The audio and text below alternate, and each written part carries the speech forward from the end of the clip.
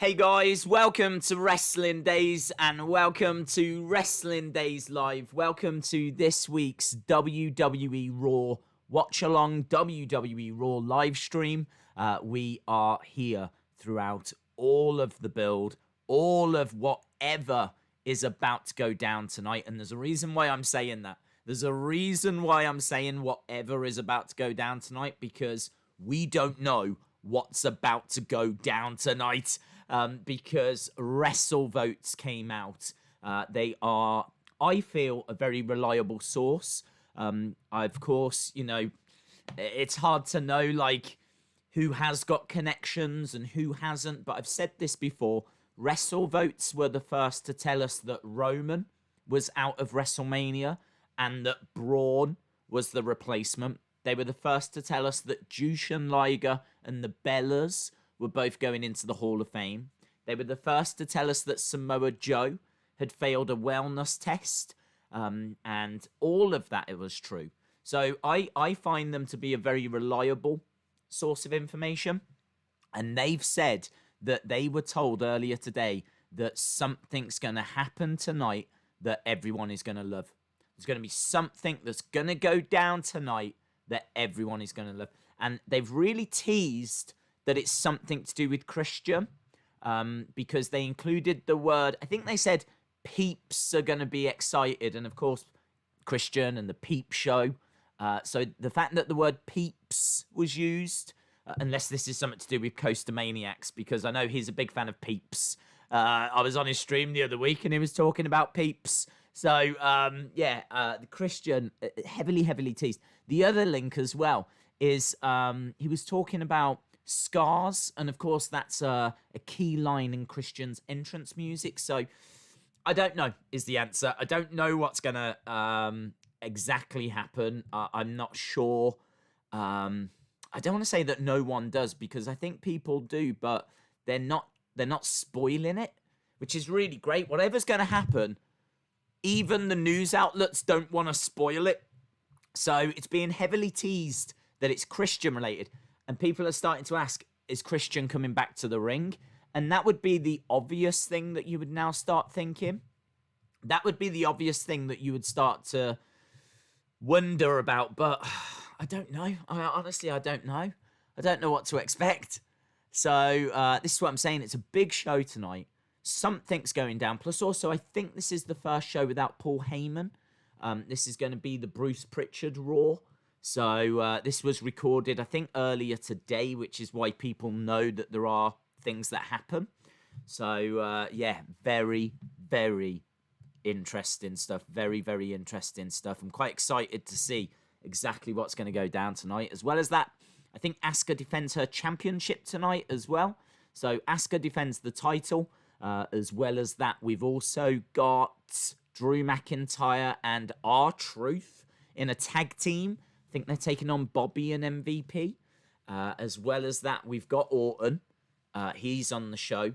And Ric Flair is on the show as well. So there's quite a few things. And we've got whatever this thing is that's going to happen. So, yeah, I would like it for WWE to announce that Christian's on the show. I don't feel that that would be a spoiler. We saw him last week. We saw him at Backlash, backstage with Ric Flair. So if Christian was on the show tonight, that wouldn't be anything like, wow, Christian is here.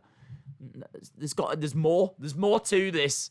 There's more to this. So, I can't figure this out. I can't figure it out, but I'm very, very excited. Let me know your thoughts, what you think is going down in Raw Town. Sean says, Raw, did it start? Not yet, bud. No, not yet. You should be able to see on screen. We're on the pre-show. This is like our little pre-show that we do. So, no, Raw hasn't begun yet. It'll start in 55 minutes, but we always have a little chat. And I always like to get your thoughts and, just kind of, talk about the latest rumors. And obviously there's so much to talk about because last night was Backlash.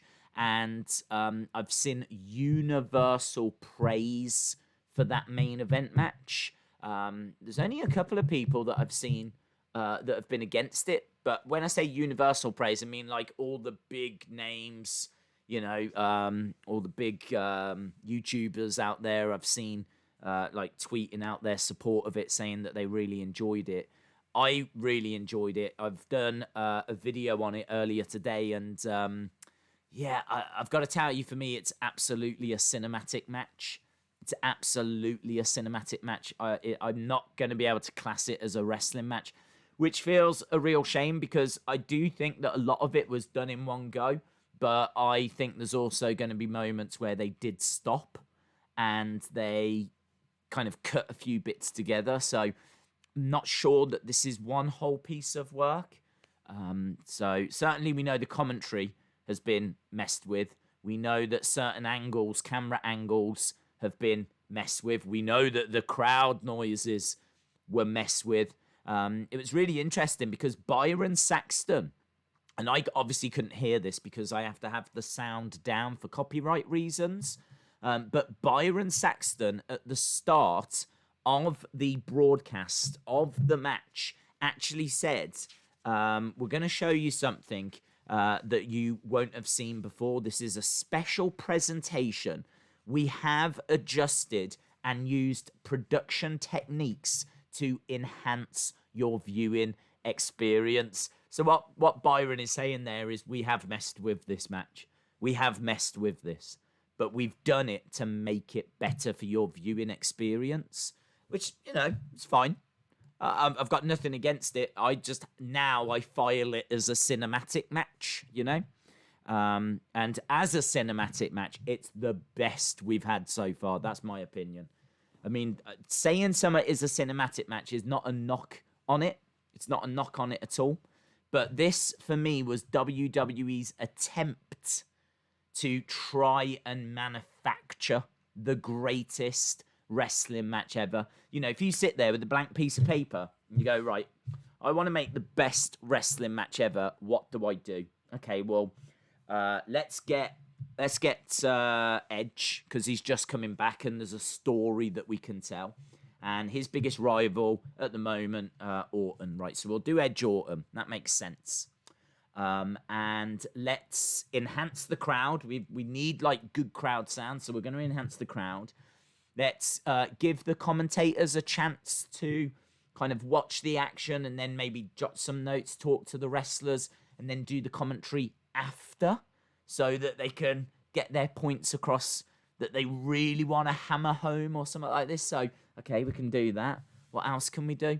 What about if we put in some special camera angle? We can go back and just film some really cool shots. We can use the Sky Cat. And I feel like they've just jotted down all these things that will help make the best wrestling match ever. And it's no knock. It's no knock to say this is a fantastic cinematic match. And they could do this with other superstars as well. I would say older superstars that are in the twilight of their careers, very similar to the Boneyard. I feel like what we saw, and I could be completely wrong on this, right? But I feel like what we saw was what happens if you do a Boneyard match in a ring. The Boneyard match is awesome, and it's great, and it's got its own setting, and it was a real, fight, and there was no, like, messing around in it. It didn't have, like, the comedy spots of the Money in the Bank match or anything like that. It was, like, it worked for the Undertaker character, and it was great. Well, okay, can we take that but put it in the ring? And I feel like that was Edge versus Orton. And as I said, as a result, it's my favourite thing they've done cinematic-wise. Cal W, shout out to you. Sean Ross Sapp said Edge had successful surgery. Well, that's great news. I can't believe he had it so fast. But there we go. Get the recovery up and running. They're saying 6 to 8 months, aren't they? Someone said 4 months. But 6 to 8 months apparently. I would imagine Royal Rumble would probably look good for a comeback. I was theorizing last night, could last night have been goodbye Edge? But I don't think so, because surely he goes out in front of a crowd. So yeah, I'm gonna say he'll be back for the Rumble. DJB Tazzy, shout out to you, my friend. How are you, DJ Tazzy DJ? is a legend. They donated $10 via Super coffee. Chat. Days. Hope you getting rest, bud. And I hope everyone is staying safe and healthy. Now who's ready for the new Monday Night Raw? New after party tonight with Coaster. Well, there we go. There we go. Shout out to DJ B Tazzy and Coaster Maniacs. We've got so much creativity in our community. It's great. DJ B Tazzy starting up his own channel. I know he's been doing a lot of recipes, cooking videos, and now starting to do like chats with Coaster chats. And so you've got a Raw, post-Raw show, an after party. Well, there we go. DJ B Tazzy says, Days, hope you're getting some rest. Hope everyone is staying safe and healthy. Who's ready for Monday Night Raw? I bet Christian is. By the way, new after party tonight with Coaster. There we go. Shout out to you, DJ B Tazzy. Thank you, my friend. Right, we've got Jim Gore. Hello, Jim Gore. How are you? Miss Clown One. Hello. Big boy Dally. I see all these wonderful people filing in. We did start a little early. Scott Turner, hello, says Edge and Orton was taped, then retaped, which caused Edge to get hurt. If they had just stuck to the first one and didn't go again, Edge would have been good. That's interesting. I never heard that. I did not hear that. So the match was taped and then it was retaped. I should imagine to get some of the shots that they wanted to mix in. I mean, this is what's heartbreaking for me. Is I take away the fake crowd noises, okay? Take away the fake commentary. Take away the added in camera shots, okay? Take away all of that. I don't know how much bell to bell that match was one solid piece of work. If that is one solid piece of work, and it was one match, then, man, they really do deserve the respect of it being marked as a match. It's kind of like you've got this piece of gold and then you cover it in, like, sellotape. I don't understand. Do you know what I mean? It's like, I understand that all the extra stuff, you know, enhances the viewing experience. But as wrestling fans, you know, we're kind of caught in a conundrum now of, do you even rate that match? Is that match a wrestling match or is it a cinematic experience? What is it? Because you can't put that up against Ric Flair and Ricky Steamboat. Because from the moment they walked out to the moment it finished, what you saw is what happened. Nothing was enhanced. Nothing was tweaked. Nothing was redone. No commentary was changed, or no fake camera shots were put in. And this is where it becomes difficult. But for me, I'm still leaning towards it being cinematic. But wow, nothing but respect for him. I absolutely don't want to get the message out there that I'm in any way down on this thing. I loved it. I've watched it 3 times. I watched it with you guys, and then as soon as we finished, I watched it again so that I could do the things you might have missed video that went on the channel. And then as I was editing it, I watched it again to make sure I didn't miss anything else. And it is a great piece of work. I really enjoyed it. I can see a few people talking about Dijakovic, and he did tweet out a picture of Paul Heyman. I think there's a good chance, yes, that you could get Dijakovic. Normally, after a pay-per-view, that's when they start building towards the next pay-per-view. So, yeah, I said, didn't I, just before Backlash, I was like, I bet we get Matt Riddle on the next SmackDown, and lo and behold, yeah, they announce it, and Matt Riddle's this week. Matt Riddle makes his SmackDown debut this Friday, and that's no surprise. That's no surprise because we've built to Backlash. We've got Backlash out the way, and now we build towards the next pay-per-view. Go on Seth's Twitter. Just what's it say, dude? Let me know. Fire it in. Just no secrets here. No secrets. We're all friends. Chalmers says, why is Dominik staring at me? Hey, we need to talk about that. Dominik and Ray sent out a couple of tweets So, well, Ray did actually. And it was of text messages between Ray and Dominik. And Ray was like, where are you? And Dominik's like, I'm just dealing with something. And Ray's like, all right, but your mum's going, like, you know, she's losing her mind here. Can you come back home? And Dominik's like, not right now. No, I'm just dealing with something. And then I think he sent him a picture of, like, Seth. And Ray's like, no, son, please, no, don't do this. And Dominik's like, he's gone too far. I'm going to get this sorted. And it's like all this series of, like, text messages that Rey Mysterio has tweeted out. And we know that Dominik's on the show tonight. He got invited by Seth. So, yeah, tasty. So, yeah, we've got that as well, haven't we? We've got the Seth segment with Ray and Dominik. I believe Ray is going to be there as well. So, plenty to look forward to. And I think you could get Dijakovic. And also there's this Christian tease. This is shaping up to be good. This feels like the Raw after Mania. Wow, I don't know. I don't know if it'd be that level. You know, let's not lose our minds too much. But it definitely feels like this is going to be a Raw that's going to have some talking points. Let's put it that way. This is not going to be the snooze fest that we've come to expect. Days, hope you're okay. Sad about the Edge news. Yes, Brad, very sad. Very sad. I feel like Dominik is looking into my side. I can't see the picture. Oh, yeah. Yeah, it is. It does look that way, doesn't it? It does look that way. I think he is very upset with you guys. He is very upset with you. I don't know why. Perhaps he's constantly looking in the chat right now to see if he can spot Seth Rollins.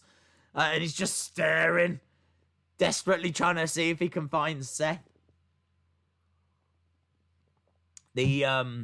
Yeah, I put him up there because of those texts, and definitely feel that something juicy is going to go down. I'm expecting him to at least throw something at Seth tonight, try and get a little bit of revenge, and then of course that's going to explode because you're going to have Austin Theory, you're going to have Murphy. Don't know. I mean, who's going to back up Dominik? Could it be Aleister Black? Could we see? Are we building towards a 4-on-4? Could we somehow get Rey Mysterio, Dominik Mysterio, or Prince Mysterio, whatever he's going to be called, Aleister Black and Humberto Carrillo, those four against Seth, Murphy, Austin Theory, and someone, Dominik Dijakovic. I don't know. Someone. 4-on-4 War Games. I'd do War Games. That'd be amazing. By the way, I'm not taking that picture down of Dominik, so just get over it. Jennifer Lockhart, shout out to you, says, I enjoyed last night's stream. Got the news today that I don't have to have neck surgery yet, and if all goes well, I can avoid it altogether. That's amazing. Shout out to you, my friend. I'm really pleased that you got positive news. Literally anyone that gets any positive news in 2020 is having a good year. Let's put it that way. If anyone gets anything positive out of 2020, you are doing very well. Yeah, because it's like getting blood out of a stone. So hold on to that. Just grip hold of it, yeah? Because it might be like some of the only positive news you can enjoy all year, judging by how the first part of 2020 has gone. So, yeah, shout out to you, Jennifer. Thank you for the kind words as well, my friend. Hope you are well. Certainly sounds like you are having a good time. WWE posted a video of Christian saying when Edge comes back, he will be better than ever. There we go. What is it? Because they've actually like put on like metal inserts and stuff. Is he going to come back like Robo Edge? Have they actually made him better than ever? Is he now like the $6 million man? That would be amazing. He probably is about a $6 million man. He's probably got more than that actually. But yeah, I mean, They haven't said what surgery went successful, did they? You know, maybe he's got like a robotic arm now or something. That'd be amazing. And a little out of character, but, you know. James Chadwick says they only redone the bits they didn't like the look of. Well, there we go. I mean, that has to be classed as a cinematic match then. You can't go bell to bell and go, oh, I didn't like that little bit, and that can we refilm that? You can't compare that to other matches then. So, I mean, look, for me, bell to bell, it's still a fantastic piece of work, an incredible piece of work. I really enjoyed it. But I do know there's a few out there that didn't, that saw it different, that hated the fake crowd noises, hated some of the false finishes and using other people's finishes and things like that. And, you know, respect. If that's how you feel, that's how you feel. If you watch... Oh, I did, John. Hello, John. Hello, Johnny. Yeah, I did watch Chapter 4, and I've got to tell you, I think it's the best episode they've done so far. And considering I think this series is one of the best things they've done so far, that is high praise indeed. You need to see Chapter 4 of The Undertaker's Last Ride. It is stunning. It is stunning, right? It is absolutely amazing. I can see we've got a super chat. Is that from... yeah, it is William. Of course it's William. I'll wait for them to read it out, William. I'll wait for them to read it out, and then I will finish talking about The Undertaker. Let me put a thank you at the top. He's taking his time, isn't he, old Reedy McGrew? Where is he? Is he on holiday? Is he run off with the hacker? Where's the guy that reads out things? What, you just cannot get the stat... William Hensey is a legend. They donated $50 via a super chat. Positive, thoughtful face. I get that every time I log into your stream days. Confetti ball, party popper, confetti ball, party popper, confetti ball, party... Confetti ball, party popper, confetti ball, party popper, confetti ball, party popper. Positive. I get that every time I log into your stream. William Hensey, shout out to you, my friend. Thank you for the support. As soon as I saw a horrific face and a dark-looking profile picture, I thought, oh, there's William. Yes. I mean, not that you've got a horrific face. I'm sure your face is beautiful. But I meant in your profile picture. It's a horrific face. So, unless that is your face, and then I'm sorry, it is bad. But, yeah, thank you for all the support. I've really messed that up. I mean, especially because you said I was really positive, and everything. So, yeah, shout out to you, dude. Thank you at the top for William Hensey. And we've got Creed saying, hey, Days, he said Dominik is in the greatest hands. Oh, okay. Interesting. Wow, I tell you, that is going to be fire. That is going to be fire. That segment is going to be fire.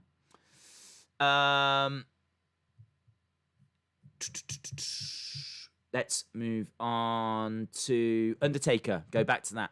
It's incredible. There's a great moment where Undertaker, he's not wrestling at WrestleMania 35, but he's there still. He's backstage, which I had no idea. So he was there all the time that we were sat at WrestleMania 35 thinking, is Undertaker going to appear? Is he going to come out? And then he never did. He was there in his normal clothes. And he had to go. They last minute decided to put him on Raw. It wasn't like planned well in advance or anything. They just like, whilst he was there, they were like trying to be on Raw. And so, but he didn't have his stuff. So he had to go from New York, get a plane to Texas just to get a jacket and some gloves. Couldn't he buy them? They've got, I mean, I don't know much about New York, but they got shops, yeah?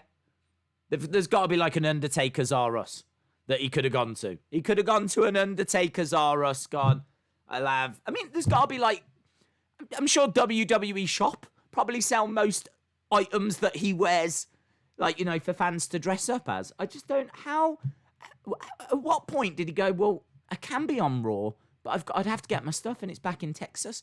At what point did Vince not just go, well, I'll get someone to buy you some new stuff? Do you know what I mean? It's going to cost $200, $300. I mean, Vince is worth billions. Do you know what I mean? Just don't worry about flying back. I'll get someone to pick you some stuff up. Yeah, or maybe we mix it up. Maybe you could go out there in like a singlet or something. Do you know what I mean? Maybe you could. I mean, I think Bayley's got some old attire if you want to put on many of Bayley's stuff, or something like this. Could you imagine? It'd be like one of those 2K entrances that people mess around with. You know, like when Brock Lesnar comes walking out to like the Iconics entrance and things like this. You could have Undertaker coming out in Bayley's wrestling gear. But he did it. He flew from New York to Texas to get his stuff so that he could be on Raw. It's amazing. But seeing him with Vince and the way they interact and just some of the stories that are in it, some of the footage that's in it, it's absolutely stunning.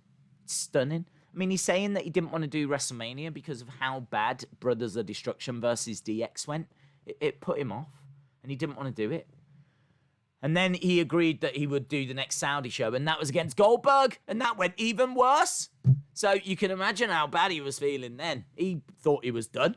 And there's even a bit where he says to Vince, I'm done.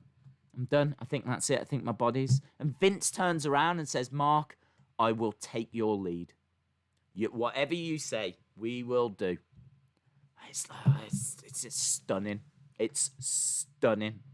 Stunning. During Undertaker's last ride post-mortem, Shane challenged Taker to a Hell in a Cell rematch. I don't know if I want that. Do I want Undertaker versus Shane McMahon again? I've seen it. So many more matches. I mean, let's say Undertaker's got, 10 matches left? Realistically, 10 matches left. Maybe not even that. I mean, we could be at the point where he's already done, but you would think that he would come back to do something. I'm expecting at least one more against AJ where AJ wins. I'm expecting that. So 10, I don't even think there's 10 left. I don't even think there's 10. There might not even be 5. But, could they get him to do a Saudi show? Could they get him to... I mean, don't forget Survivor Series is his 30-year anniversary. He's got to be at Survivor Series this year. He's got to be.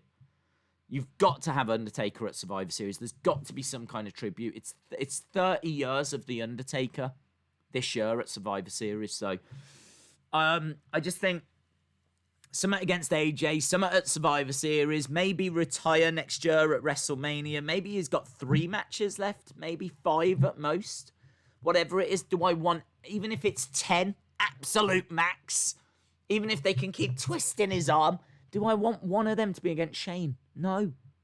I want Sting, and I want Aleister Black, and I want The Fiend, and I want, all these up-and-comers and these interesting matches, and I do want the rematch with AJ. Let AJ get his revenge. So, there's 4. Aleister Black, Fiend, AJ, someone else that I mentioned that I can't remember. There's 4. So I don't want him to. I don't want him to be going anywhere yet. I don't want Shane. As long as one of those remaining matches is against Sting, I'll be happy. Says Jim. Yes, Boneyard. Do a Boneyard against Sting. Big Boy Dally says, I wish Undertaker's streak would have never ended. Shout out to Wrestling Days fam. I don't know, Big Boy Dad. I don't know. I mean, I'm a huge Undertaker fan. I always say he's my favourite, and I've followed his whole career. So, as we all have. I just think that everything in wrestling is meant to be broken. Every record is there for someone else to break. Every streak is there for someone to end. And I think if Undertaker had, it's kind of, if you don't break the streak, no one gets the benefit of it apart from the Undertaker. But the Undertaker's already got the benefit. Undertaker's streak is legendary, and it's still legendary. We still talk about it. We still enjoy it. We still go back and talk about the matches, watch the match against Shawn and all that kind of stuff. So I kind of feel like it had already done what it needed to do for Undertaker. Now it was time to put someone over. And the argument was Brock the right person? I'm not sure he was, but I do think WrestleMania 30 was the right time, because if you look at Undertaker before WrestleMania 30 and after WrestleMania 30, you've got to say that's a turning point. You've got to say that's the moment things changed. That defeat changed everything. Changed everything, because it's been since then we've started to see the decline. The decline has become very obvious. Them 2 matches against Shawn, those 2 matches against Triple H, the match against CM Punk, he looked on point. He looked great. He looked better than ever. And then that match against Brock, I don't know what happened. Well, concussion happened. And that's why the match wasn't the best. But since then, and the Saudi shows, and he's just, I think age just caught him. And it all seemed to happen around 30. So for me, 30 was the perfect time to end it. You could have waited to 31. Maybe Bray would have been a better person. You could have waited to 31, beat Brock, got to 31, done it there. But I think people might have half expected Bray to win. No, I keep saying this. No one expected Brock, and that is so weird. I can't even explain it. I can't explain it. I can't explain to young fans right now that weren't watching wrestling at the time, why did no one expect Brock Lesnar to beat The Undertaker? And I can't explain it, but they didn't. They didn't. I mean, Brock, I think, had lost to Triple H at WrestleMania 29. And this was The Undertaker, who was undefeated at WrestleMania. There was nothing to suggest that Undertaker was losing to Brock. It was just, it felt a bit like a stopgap. It didn't, I don't think we felt that Brock was going to be the person. Brock doesn't need it. Brock doesn't need to beat the streak. So it's not going to be Brock. And then it turned out to be Brock. And but the shock was real. The shock was real. I think I went into trauma. I couldn't believe it. It was such a moment. I still think it's the most shocking moment in wrestling. If you obviously, like, you know, the passing of Owen Hart, stuff like that, I'm not counting that. I'm talking about wrestling storyline, things that happened because they were meant to happen, not people having to retire out of the blue. But storyline, I still think that's it. I think that's the most shocking thing. It's amazing. Brock wasn't as dominant back then. That's what. Yeah. I suppose he wasn't. But again, isn't that weird? They were talking a lot about that diverticulitis. I can't remember what it's actually called. But he had an illness, didn't he? He had an illness. Diverticulitis. I remember there being a lot of talk about that, and about the fact that Brock wasn't 100%. Like, he was fighting at about 80 and wasn't able to get it quite together, and there was a few question marks around his health. And so wrestling's awesome, isn't it? That's what we've learned. If you're watching this and you're in any doubt, I can actually confirm wrestling's awesome. Right, whatever you feel about the outcomes of things, if you liked the match the other day with Edge and Orton, if you thought it was too cinematic or whatever, just the fact that we're able to have these conversations means that wrestling is definitely awesome. Wrestling is awesome. Wrestling is cool when you're part of a team. Undertaker, Drew McIntyre, that would be cool. I'd be down for that. Yep. £10 podcast says, hello, by the way, says, Undertaker losing the streak blew my mind. I know, dude. Diverticulitis. Yes. Shout out to you. Empty the trash. Yes. That's what it's called. Febstar077. Days, maybe the plan is for Truth to run away mid-match, as wrestlers might come after the 24/7 title, and it would result in Drew being alone and defeated. I don't know, because I don't think the title... Well, yes. He could lose the match. He's obviously not going to lose the title. The title's not on the line. I don't know where they go from here, to be honest. I can't quite call it. Because I don't know if they're going to put the title on Bobby or if they're still sticking with Drew, or if... I mean, I don't understand the Lana storyline because I don't know where that's going either. Unless she's going to get divorced from Bobby and then go and be a wrestler, or maybe manage a different superstar. I can't quite see how it's playing out, but well, maybe we'll find out tonight. Days, what if WWE only had one brand with Raw, SmackDown, and NXT together, and we always get dream match after dream match? I don't know. I think that getting what you want on a regular basis is not always a good thing. Like having to wait, anticipation, build, teases. Do you know what I mean? All of that is a big part of wrestling, actually. And theories and things like this, you know? So, I don't know. People look forward to the drafts and the superstar shakeups because then it creates the possibility. Just people look forward to drafts and superstar shakeups just so they can potentially see some dream matches. Do you know what I mean? Like if you just had one roster, all of that goes away. So I don't know. I feel like getting dream matches is great, but if you see like them all the time, then would they start to lose their impact? I don't know. I kind of feel like you have to leave the pay-per-views for dream matches for them to, you know, be quite special. So Raw, SmackDown having a little bit of, you know, splitting up the roster, I think makes sense. Cena versus Taker, loser retires, says the unknown. Trent Howlett says, hey Days, hope all is well. Would Dijakovic be a heel or a face when he comes to Raw? I think that's open, isn't it? He could go either way. I feel like we've seen him as both down in NXT. I would guess heel. Because Vince tends to like foreigners to be heels. I don't know where Dijakovic is from, actually. Is it Croatia? I think he's got Croatian background. So yeah, I think that he'd probably be introduced as a heel, and then they'll take it from there. I need to do a quick recap before we get too stuck into anything. John says, any wrestler from any promotion to face Undertaker.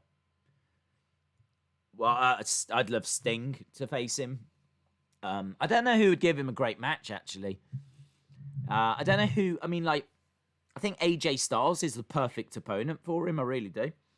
AJ Styles is just a great wrestler, great facial expressions. He can carry a match. He's going to make Undertaker look strong. He's going to do great selling. He's regarded as one of the best of this generation. I think AJ Styles is the perfect person. So, hence why Undertaker felt the same. Undertaker wanted AJ. Dijakovic does have a Croatian background. Sean says, I really hope the rematch tonight between Asuka and Nia doesn't result in a title change. If it does, it might be one of the biggest mistakes WWE has made so far this year. Yeah, I mean, same. I love Asuka. I think she's been a lot of fun. I think her dancing, her promos, just so much about her has been really enjoyable, and it was great to see her getting the reward, and the reward is another championship run. I did read somewhere that Vince was starting to think about going in a different direction, but I don't know if that's true or not. I honestly don't know. And tonight, obviously, will be a big indicator of that. So, whatever happens, Asuka's a big player. We know that. She is a big part of the women's division. Certainly now more than ever. Now there's no Becky. There's no Ronda. You know, I mean, yes, you've got Charlotte. Yes, you've got Bayley. Yes, you've got Sasha. But Asuka is right up there. So whatever happens, it's not going to, do you know what I mean, be the end of Asuka. Do you know what I mean? So we'll be all right if she does. But I really hope she doesn't. Jim says, Dominik Dijakovic is from Lunenburg, Massachusetts in the United States. Yeah, but he has got that Croatian background, hasn't he? And I think that Vince would play on that. Dijakovic. Where's it? Is it parents?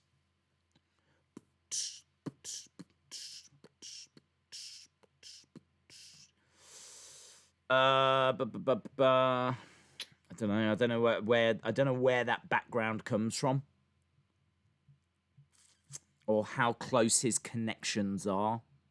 But in all fairness, I don't even think that would matter to Vince. I think Vince would just go with the fact he's got a Croatian background. He's got obviously a foreign-sounding name. Dijakovic isn't a traditional American name, and I think that Vince would play on that. And so I think you'd bring him in as a heel, and I think he works well as a heel. Actually, I think he's quite big, he's quite imposing, and I could see him kind of bullying people, pushing people around, kind of being that schoolyard bully, and I just don't know if he's going to get put with Paul Heyman. I mean, he tweeted out a picture of Paul Heyman, so I'm wondering if Paul Heyman might be his manager. Is Dijakovic going to be a Heyman guy? Are they going to do that again? Are they going to have Heyman guys, or is Heyman exclusively with Brock? I mean, maybe Heyman's been freed from his responsibilities so that now he can concentrate on being a manager and having a stable and doing all of that. Maybe that's part of the deal. I don't know. Again, we'll find out tonight. I'm excited to see. It does feel like a big show. Well, Days, do you think that Kayla lied about the handicap match to make Miz lose? That would be hilarious if that wasn't really the rules and she made it up as a prank to get them back. Oh, that would be so good. That would be really, really good. Oh, that's really clever. Well done, you. Well done. They should definitely do that. I'd love Kayla to turn around and go, guys, I've got a confession. That match the other day for the Universal title, if you'd have won it, you would have been co-champs. But I made it up because you slimed me. Lol. That would be brilliant. Matty Cliff says, Will Ospreay versus Undertaker at WrestleMania. That'd be like fly swatting for Undertaker, though. I mean, Ospreay is the aerial assassin and high flyer, and Undertaker is just going to be having to try and swat Will Ospreay out of the air. I don't know. I can't quite tell if Ospreay would be good or not. Ospreay's regarded as one of the best wrestlers, and certainly he's got more to his game than just aerial attacks. But I don't know. Is he the a perfect opponent for the Undertaker? Would it result in like a legendary match? I'm not sure. I don't know that it would be a bad match. Let's put it that way. Who are you most excited to see coming from NXT? Someone like Undisputed Era or Keith Lee or someone else? I'd love Undisputed Era. I'd love Undisputed Era to go and shake one of these shows up, dominate one of these shows. The thing is, no one is dominating a show. OC never dominated. The Monday Night Messiah's not dominating because his two minions are useless. Austin Theory and Murphy, if ever they're in a match, they lose. So, do you know what I mean? It's not helping them. I wish they would book those two stronger. I think they really need to be booked stronger than they're being booked. So, I kind of feel like Undisputed Era could come up, really bully people, push people around. And I think that'd be very, very interesting. Big Boy Dally says, my most shocking moment in wrestling is Linda coming out of a coma. I almost cried. So did I. I was so pleased. I was worried for her. Days won't be doing any flips. He weighs too much now. James M, hit him with the slogan, one time Silky Johnson. Oh, I love that. That's a great nickname, Silky Johnson. Hello. I don't even know if that's offensive. It might be offensive. What happens here happens there. I feel like it needs some. Do you know what I mean? Like another little jab at the end. What happens here happens there. Care Bear. I don't know. You see what I mean? You see what I mean? I'm not very good at slogans. James M is a legend. They donated $10 we're going to hear Silky Super Johnson. Chat. Here we go. Hit M with the slogan one time, Silky Johnson. Yeah, Silky Johnson. That would be my wrestling name. I'd be a jobber. You know, like when we play Name the Jobber? You wouldn't have to. Straight away, they'd be like, here he is. Here's Silky Johnson. Days, do you think Christian. I read that as children then. Do you think Christian might get in a fight with Orton? I do. JC Tratnik. I do. There's something about Christian. Yeah. It's the follow-up to the Something About Mary. There's Something About Christian. It's the 2020 remake. Yeah, he is going to play a part tonight. They have heavily teased it that something big's going to happen. And, I mean, look, you think Christian and you think something big's going to happen, and you have to think an in-ring return. I don't know that I'm expecting it. I don't know what to expect. But I mean, I'm expecting Christian to be on the show and for that segment to have something in it. Something juicy. Yeah? Juicy fruit. That's what I'm expecting. Coronavirus here. Days, are you sick? I am not. No. I hope you are well, Andrew. Shout out to you. 24/7 title change. Maybe.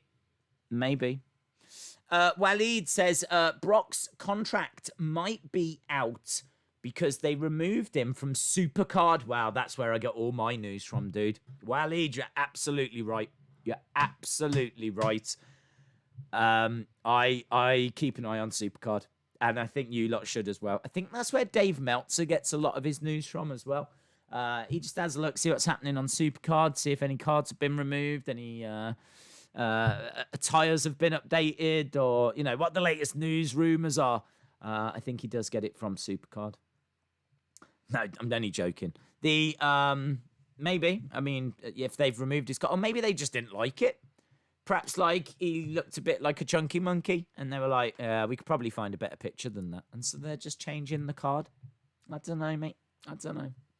£10 a podcast says, do you think children will also get in a fight with Orton?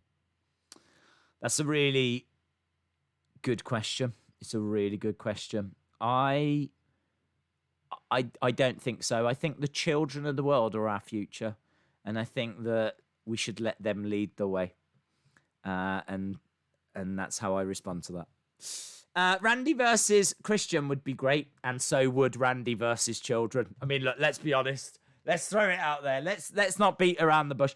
You're going to find a lot of people on the internet that are going to be too scared to speak the truth. And there's going to be a lot of people out there that are going to be too scared to say the things that need to be said. So I'm going to say them right now. Randy Orton versus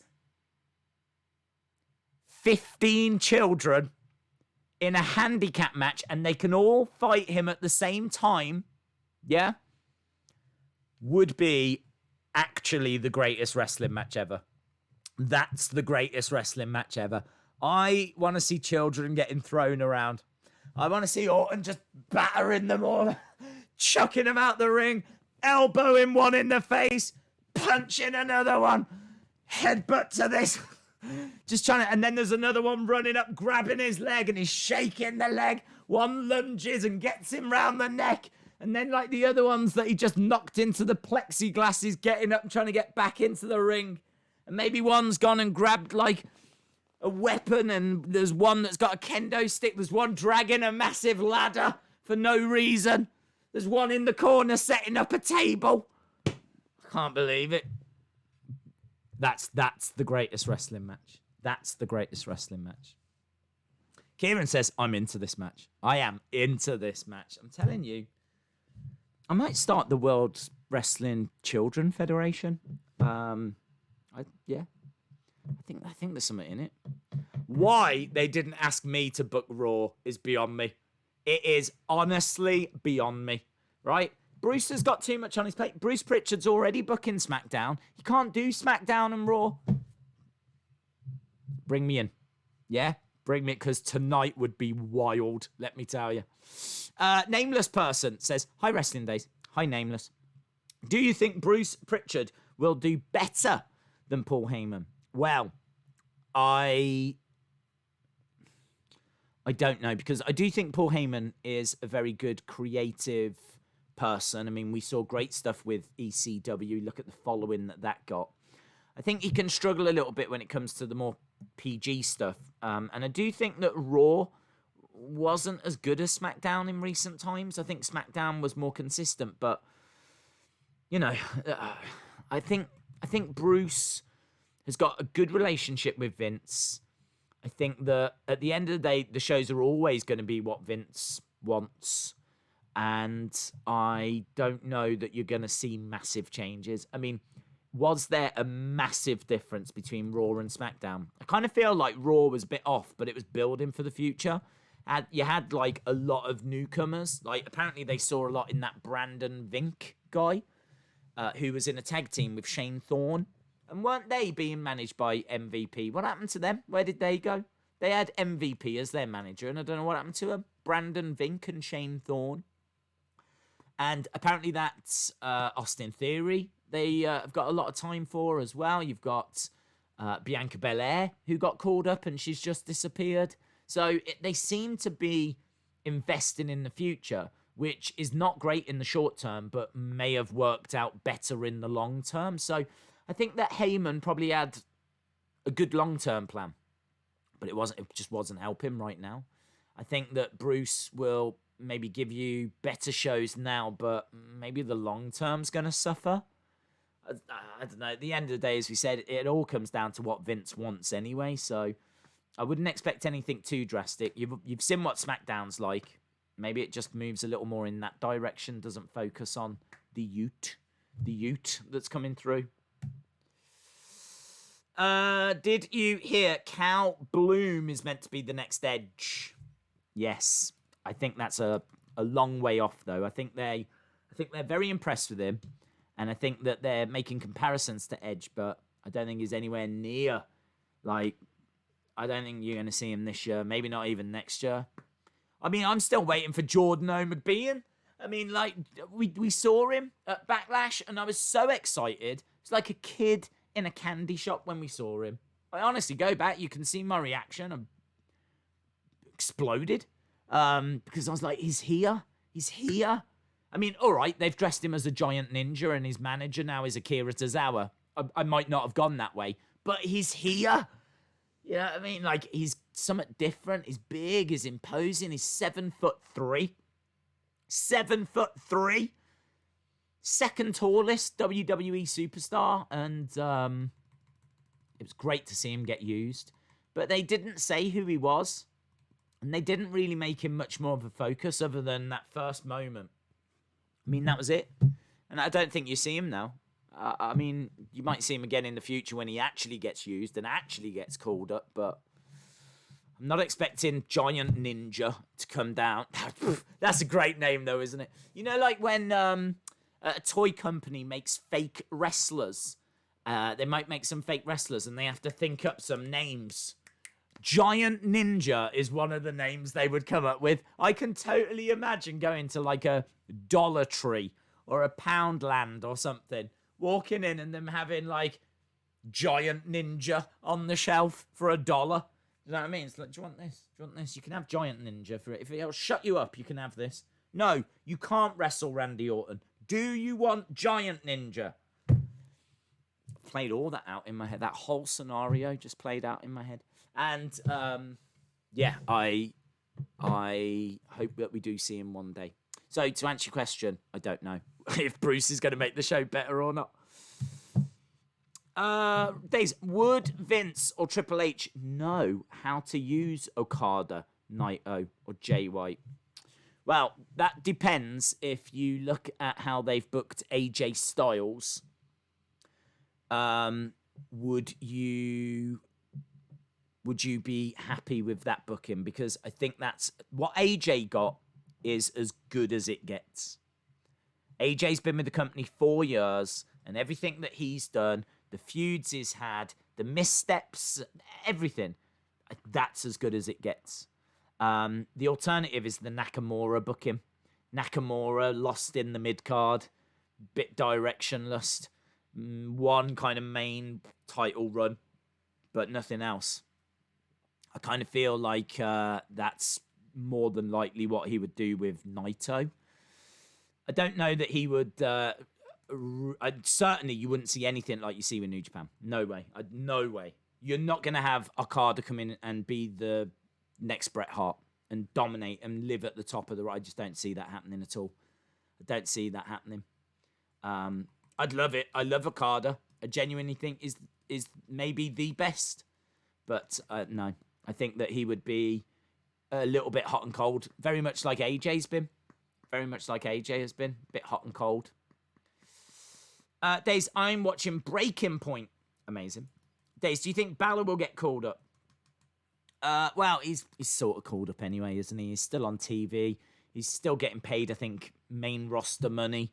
I mean, they could move him back to Raw, SmackDown, whenever. But honestly, I think he's very happy. I think he's very, very happy because he gets to spend more time with his partner and enjoy his life, and he's not on the road as much with NXT, and it's a great group of people, and he can help kind of develop some people, and I think he really likes NXT. I can't see any reason why he would want to go to Raw and SmackDown. What happens there happens here forever. Oh, James M. Okay, that's a bit better. Yeah, I can feel that. Maybe that word is what was missing for me. Interesting. Dave's random question. Who would you like to see possibly get a streak like Undertaker or a weekly one like Goldberg? Let me know. Let's throw that out. Who would you like to see now go on a really good run? Who would you like to see now go on a really good run? Drop it in the chat. And I'll read a few out because we are amazingly 3 minutes away from the start of Raw. We've been chatting away about different things for nearly an hour. It's absolutely flown by. Flown by. We've got a very sexy Raw coming up. That's right. I used the word sexy. And do I regret it? No. The Fiend, people saying The Fiend, that makes a lot of sense. Aleister Black also makes a lot of sense. I'm waiting for someone to say Liv Morgan. Big E. Drew Gulak, says Swamp Manor. Days, have you seen Rusev's YouTube channel? I haven't, no. Charlotte, Fiend, Aleister Black, Seth Rollins, Matt Riddle, says Trent. Karrion Kross, says Brady. Seth Rollins says AHR Finest. Matt Riddle. Andrew, shout out to you. Giant Ninja, yes! I want to see Giant Ninja as well. I want to see Giant Ninja go on an undefeated run. Damian Priest, Aleister Black. Liv Morgan, says Wrestling Days fan. Here come the Liv Morgan clan. The Liv Morgan group. The Liv Morgan club. Eva Marie. Kalisto, says Matty Cliff. Eva Marie. Nick Storm, shout out to you. If you're a fan of wrestling action figures, check out Nick Storm's channel. It is wonderful. Obvious choice Fiend, but I would love to see Cesaro get a proper push. Fella, says Trent. Yes, Fella. We need to push Fella. Fella!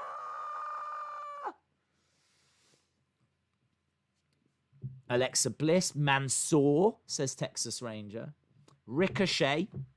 Alexander, shout out to you. Linda McMahon, yeah! Linda.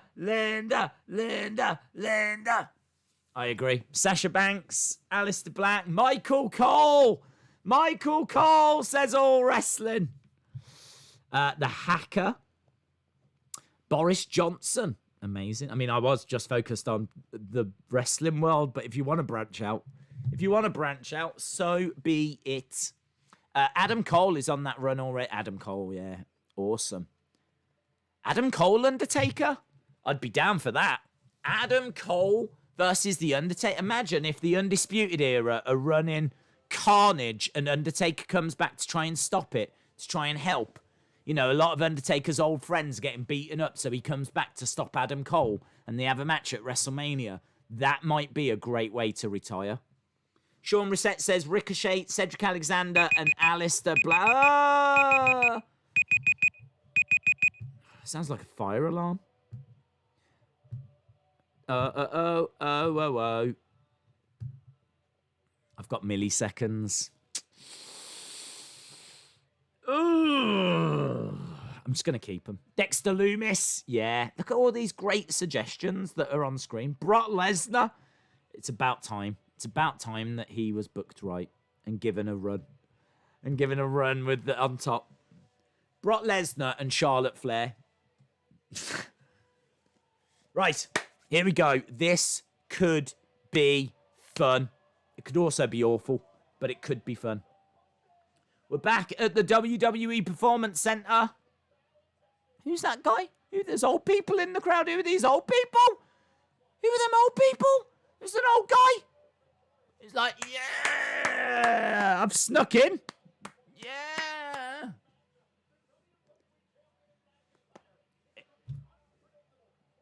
Here we go. R-Truth, Drew McIntyre versus Bobby Lashley and MVP. Nia Jax and Asuka. Days, on a scale of 1 to 10, how excited are you for the Fiend figure? 8. 7.5. 8.75. I'm right up there. I'd be more excited for an Elite Funhouse Bray with the puppets, if I'm being honest. Dominik, Mysterio accepts Seth's invitation.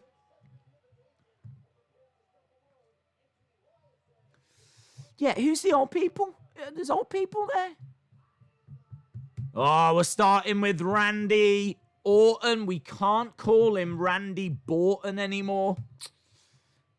After last night, giving us that match, we need to sprinkle a little bit of respect on the name. A little bit of respect.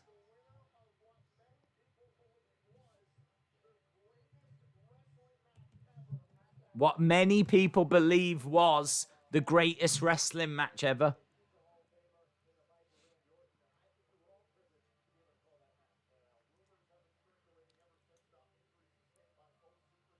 Yeah, Tom Phillips says there's been rumours about injuries to both superstars.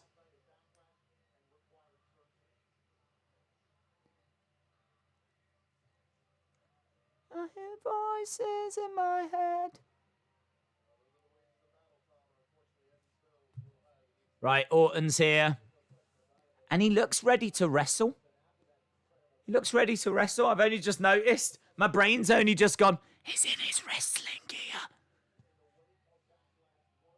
He's wearing the same attire that he was wearing the other day. Who's the old people and the young people? There's like kids. The children are there. The children are there for Orton. They're coming for you, Orton. They're coming. Right, this better be big. This needs to be big. Last night at Backlash, I did exactly what I said I was going to do. I embarrassed Edge. This is interesting already. I gave him closure.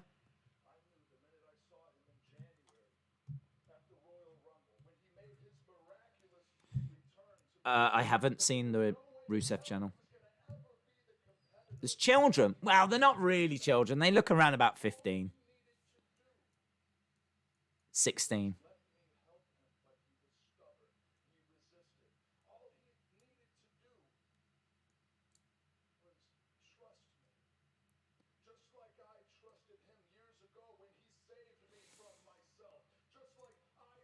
This is a good promo. Passionate. He says that Edge had saved. Edge had saved him.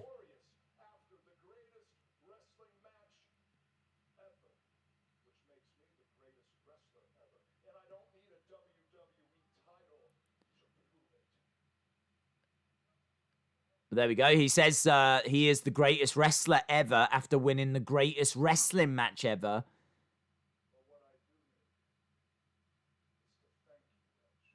But what I need to do is I need to thank Edge.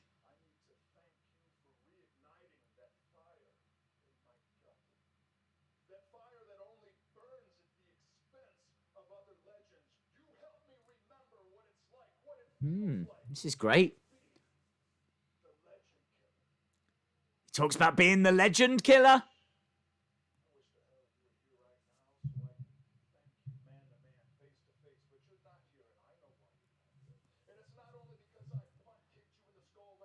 This is good. This is good.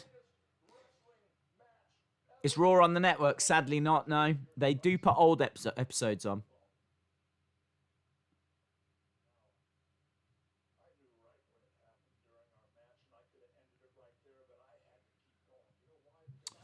Orton says he knows when the injury happened.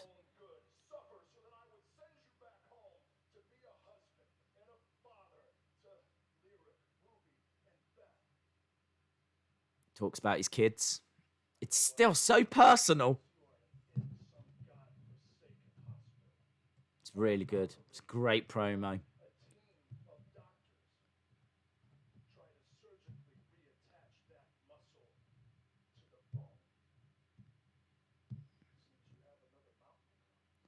Orton says it seems like you've got another mountain to climb.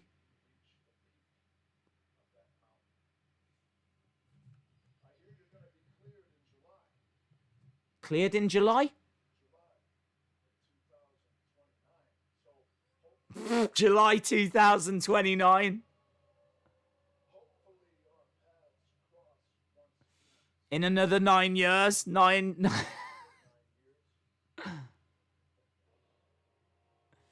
Right, here's Christian. So Christian comes out. Now, Christian's not in wrestling gear. This is interesting. This is interesting. So they didn't announce that Christian would be on this show, but there's been a lot of teases that Christian would be on this show. Great promo from Orton. Brilliant promo. So passionate, so personal. Saying that, talking about feeling like the legend killer again. Christian is here, steps into the ring, and Orton looks confused. Yeah, Christian a little bit apprehensive, but let's see what he's got to say. Look at you gloating.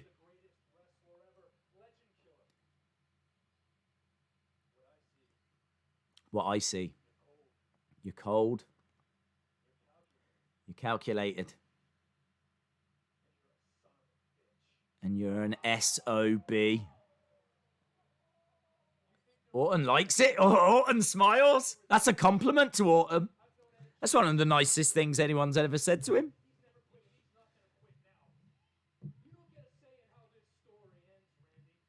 Christian says, you don't get a say with how this story ends. Edge will get his closure on his terms.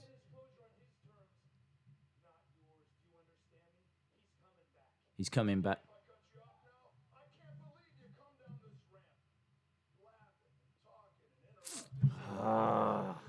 He swore in front of the children. I can see them in tears in the background, actually. They've gone to the adults that are there. Very upset.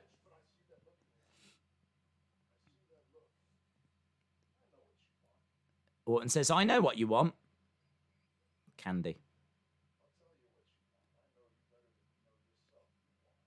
You want one more match. Christian says no. No, that's not what I want.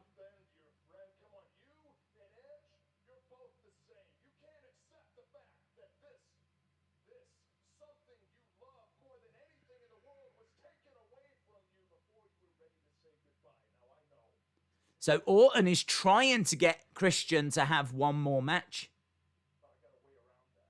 Oh, he's got to wait. Tonight.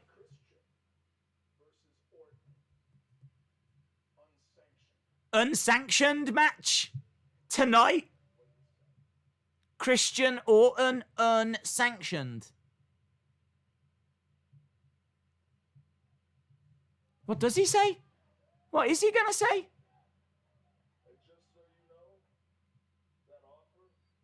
That offer. The offer expires.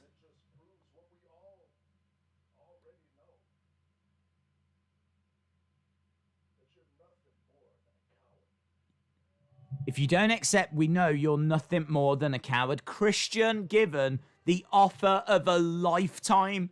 Christian given the offer of a lifetime. That is huge. He says, I know you're not medically cleared, so let's do an unsanctioned match. There's a way around it. You versus me later tonight, unsanctioned. WWE bears no responsibility for whatever happens in that match. It is not done in their name. I mean, they're still going to show it and benefit from it and get the views, and it'll probably be on YouTube, but they don't want anything to do with it, right? It's nothing to do with us. This is nothing to do with us, but here it is.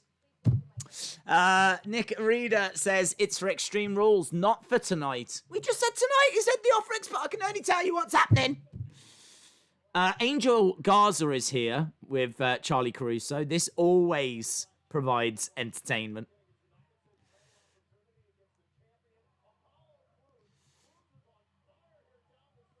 Okay, we're just seeing a replay from Backlash. Raw, SmackDown, Cinematic. Wrestling Days fan says that was great. Was great.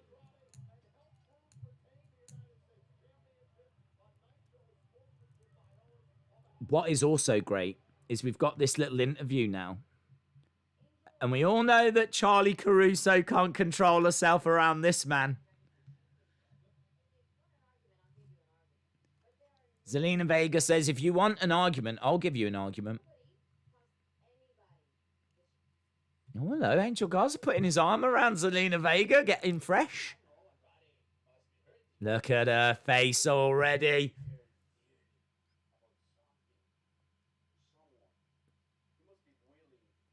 Zelina Vega rolling her eyes.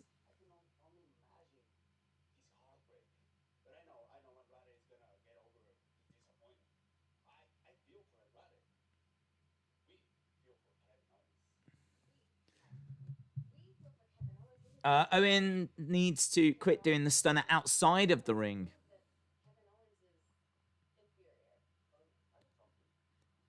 They're talking about Kevin Owens being inferior.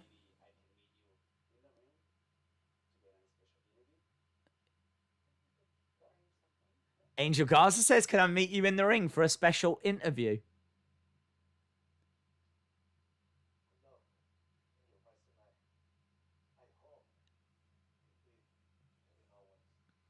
Andrade shakes Angel Garza's hand and he says, good luck.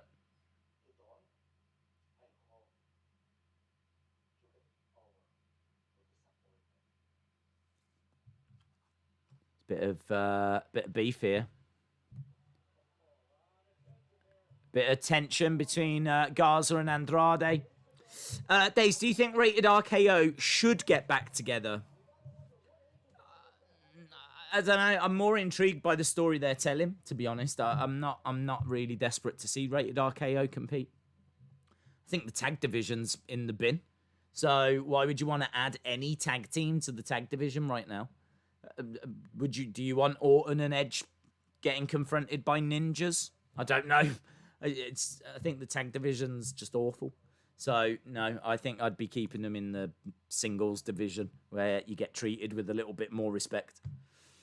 Days, apparently Otis is diabetes personified. I don't know what that means. Days, who's winning so far? There's been no match, but it has been announced Orton has offered Christian a chance to have an unsanctioned match. He needs to reply. The offer is going to expire by the end of tonight. So this is huge. I do love this. This is something WWE don't do really enough of. There's so many stories that have gone in the past that they could pick up again and finish off, you know? So many old feuds that they could go back and revisit. And there's so much, like, they've got 50 years of history. So you've got a wrestler there that had to retire and didn't want to. Isn't medically cleared, you know, and now they're starting to find a way of giving him a story and something to do, you know. I don't know why it's took this long for them to come up with this story. I mean, I suppose it's because Edge has now returned, and so Christian, you know, has now got a purpose to come back. But yeah, I wish we would see more of this. I think this is excellent. I think it's intriguing. I think Christian's going to agree to it. They're not going to dangle that carrot and then Christian will go, nah, I'm all right. So I think we're going to get it. I think we're going to get this unsanctioned match. And I don't know how it's going to be presented. And I don't think it's a very good idea for Christian. I mean, Christian must have surely seen that match yesterday and seen what Edge went through. You know, Christian's not even cleared in storyline. So it doesn't make a great deal of sense for him to turn around and go, yes. That seems like a perfectly good idea. Someone that suffered from horrific concussions and has been told not to wrestle again, otherwise might suffer long-term damage. Yes, I think an unsanctioned match against you, Randy Orton, is just what I need right now. So, yeah, I don't know. You're still going to say yes, but... right, please, Christian, don't accept this match. Orton will hurt you real bad and will try to end your career, says Donnell. I hear you, Donnell. That's what I was just thinking. This match should be at Extreme Rules. Extreme Rules quite a way off, isn't it? Isn't it like 4 weeks or so? I think it's like about 4 weeks away. Although, I suppose if they do book it for there and promote it week after week, be all right. Christian is cleared in real life, says Noah. Christian could maybe feud with Edge if what Orton said was true. Well, we're about to go back. Days, on a scale of 1 to 10, how excited are you for the fit? I answered that, Ben, about 8.75. The second greatest wrestling match ever, says WWE Freak Official. Yes. The second greatest wrestling match ever. Kevin Owens on his way down. He's going to be facing Angel Garza.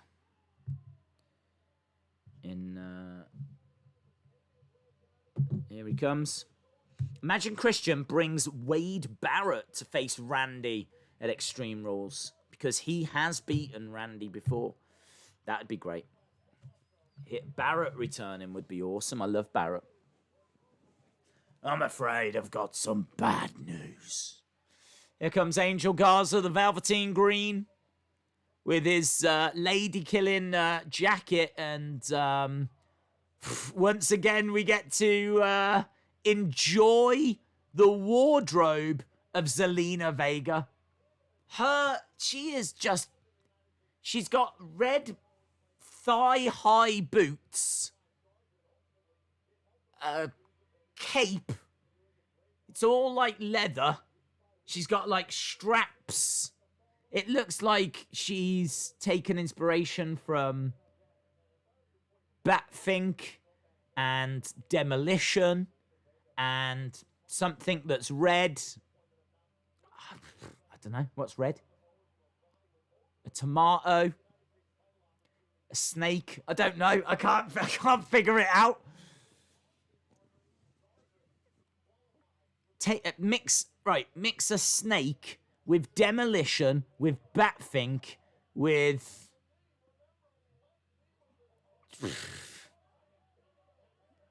Vivian Westwood. I don't know. It's wild. Her wardrobe is so insane. Here comes Andrade. Bum, bum, bum, bum, bum, bum, bum. Zelina has got a cape. We need more capes in wrestling. Jack says, I love Zelina's outfit.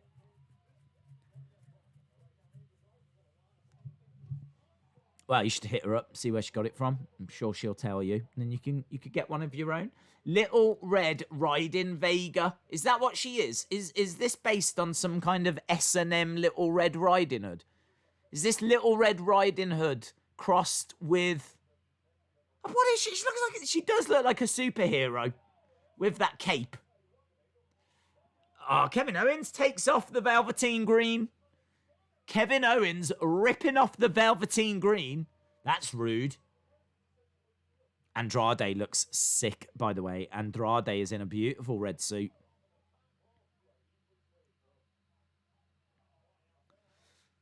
Do you think, like, when there's, like, a fan convention, an anime convention, a Comic-Con, or something like this, do you think Zelina Vega cosplays as someone normal?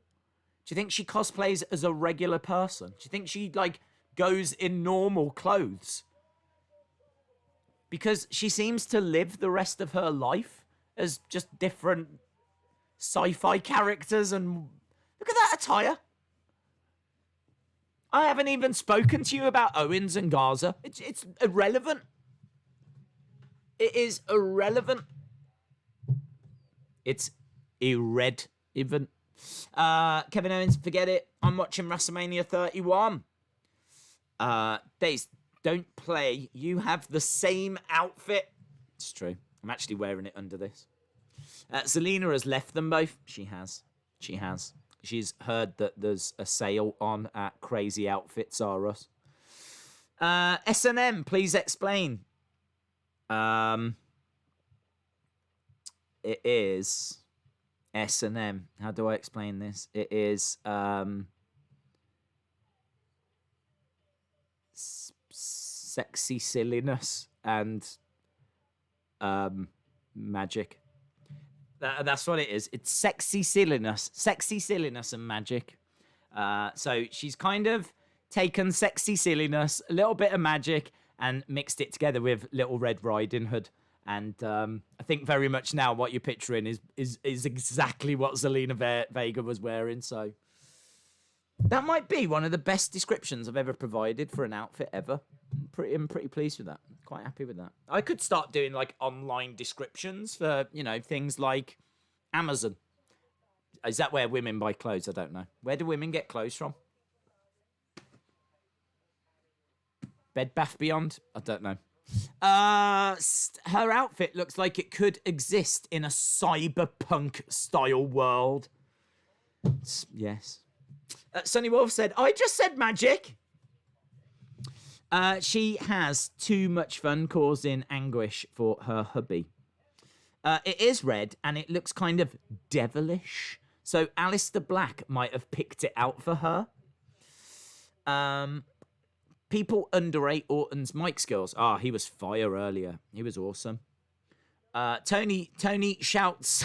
Tony is shouting the word dominatrix. Now, I'm not sure if that's a chocolate bar, but Tony seems to be a big fan. So many ads. Dude, you turn off from it. You get used to it.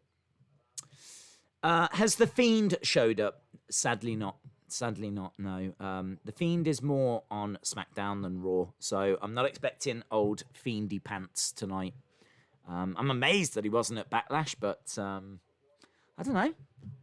Maybe The Fiend is the hacker, and that's why they've both been away for so long. I don't know. Or maybe The Fiend's good friends with a hacker and they've been on holiday. I don't know. Days, it's 2 years ago today, a masterpiece, and my match of the year took place. Ricochet versus Velveteen Dream. Takeover Chicago. Days, your outfit looks very nouvelle chic. Thank you. I think that's a compliment. I'm not too sure. Right. Zelina Vega has left. And so, unfortunately, we can't have our weekly fashion conversation has ended.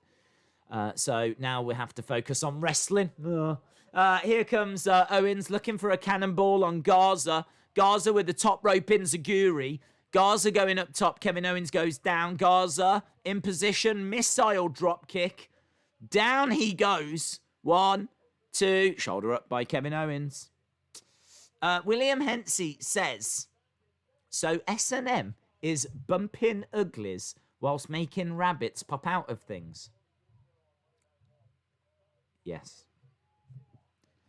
You get two ugly people and you just smash them together. That's S&M. It's brutal, actually. Right, here we go. Owens grabbing the rope.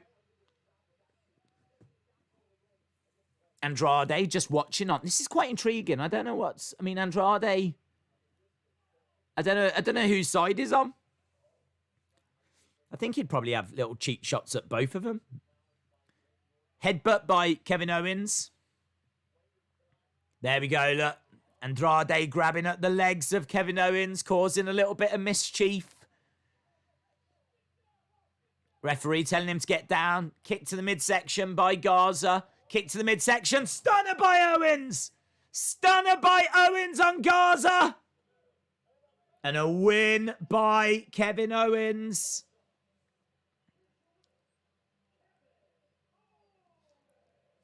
Kevin Owens beats Angel Garza.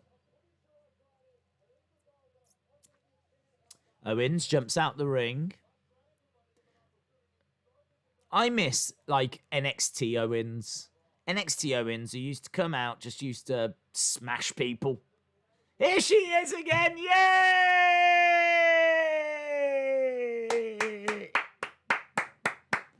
Oh, God, I love her. I hope that Mattel just make a whole series of Zelina Vega figures. Just in her various different outfits. Here we go. You both look at me. Stop fighting against each other. It's so hard to take her serious in that. She's got straps dangling down by her knees.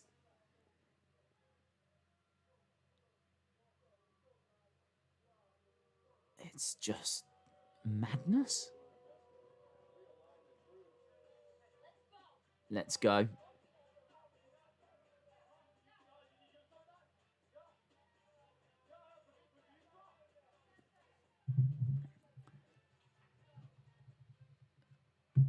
Wild. Just wild. She looks like a devil.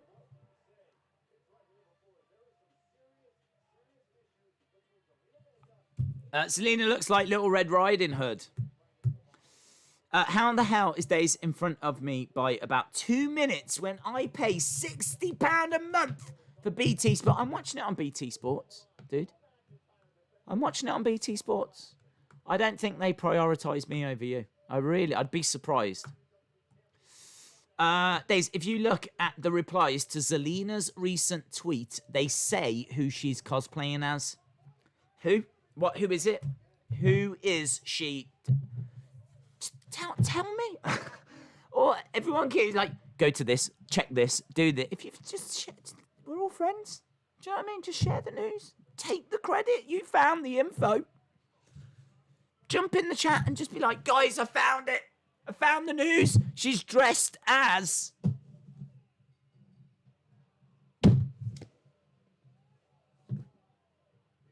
Melania Trump? I don't know. Kill, Steen, kill. Oh, yeah. The greatest wrestling match and the greatest outfit description. What a week, says Kim. Yes, it's been a riot. She looks like Lady Lucifer. Lady Lucifer. Nice. I'm a demon. I'm a happy demon, though, says William.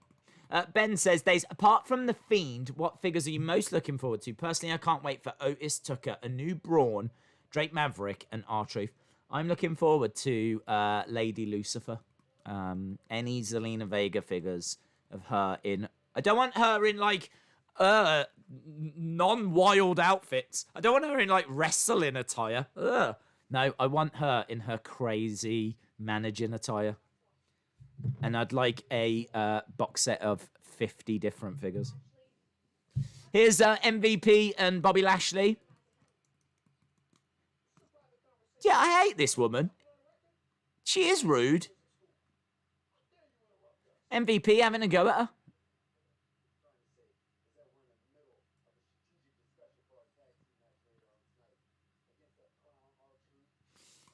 So Bobby Lashley says, look, what he's trying to say is we are having a private conversation.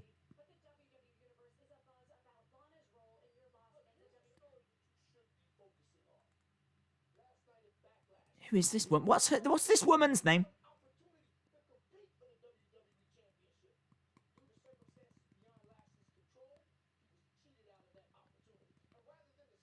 I used to be a store manager at a place that sells outfits like that.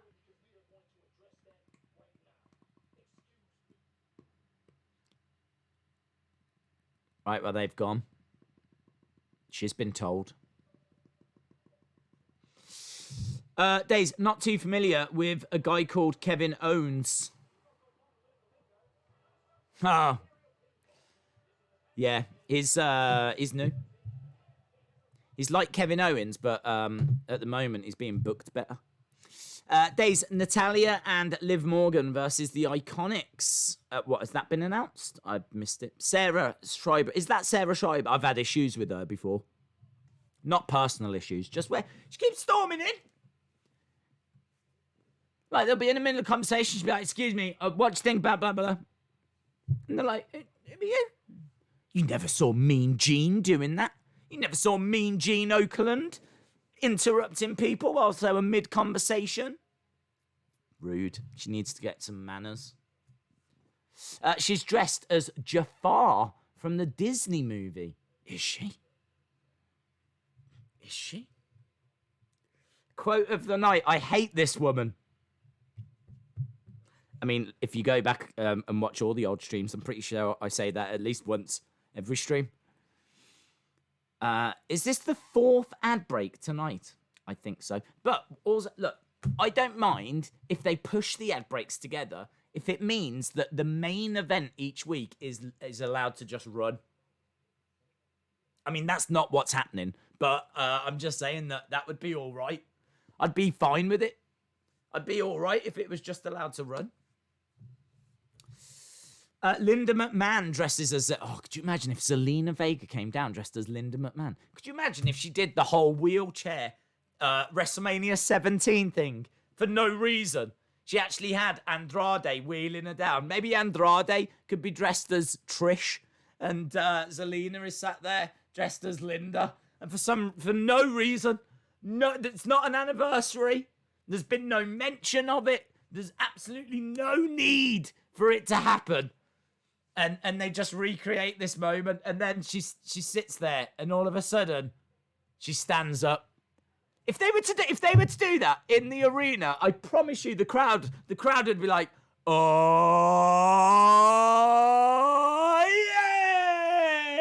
yay!" When she stood up, people would get into that, and they could just keep doing little things from previous ones. Ah, now there's a gimmick. There's a gimmick. They should do that. Go back. Just, if she wants to cosplay, don't cosplay as Little Red Batfink. Cosplay as, like, you know, previous wrestling things. That'd be what, they could come down as Kamala. Ah! Like, one could be Kimchi, the handler, and the other one. Oh, that would be... I've got carried away now. I'm so into this idea. I'm now looking at figures, trying to get inspiration for other things that they could do. It doesn't even have to be Zelina Vega that does it, but, you know, that could be a gimmick for anyone, but if she wants to dress up, let her dress up. You know what I mean? Oh, you could be Macho and Elizabeth. Oh yeah, dig it. And she could come down as Miss Elizabeth. This is, I think this is the greatest idea ever. I think it might be the greatest idea ever. Which means it will never make it to WWE. Vince would never accept it. They should make a figure set of Liv and Zelina, both in their leather-strapped outfits. Wow. I think it would sell. Here comes Lashley and Mbop. MVP versus McIntyre and R-Truth. People over there, what's up? There we go. When you see Zelina, always say it's got to be Vega. Just like, it's gotta be Kane. How is Raw going so far? It's been a riot. It's been fun. If you're going to start with that big bombshell of Christian. Hang on, MVP's not ready to wrestle. What's this? Hang on. What's this? I didn't even notice. I didn't see that Orton was in wrestling gear, but he didn't wrestle a match. And MVP's meant to be wrestling a match, and he's in a suit. What is going on? Oh, Bobby Lashley's sad. Look how sad Bobby Lashley is. Oh, the pain of Bobby Lashley. Oh, he's got his head down.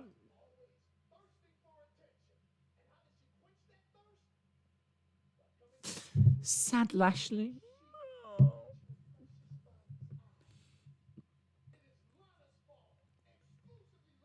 It's Lana's fault. It's exclusively Lana's fault.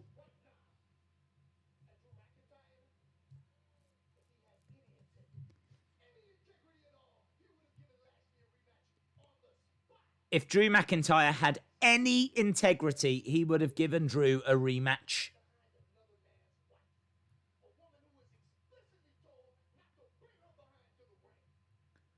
A woman that was... Oh, here she comes! Bum, bum, bum, bum, bum. Wow, things are about to pick up now, aren't they? Dun, dun, dun, dun, dun. I wonder how she feels about being upstaged every week by Zelina. It was your stupid idea to banish me. My Bobby.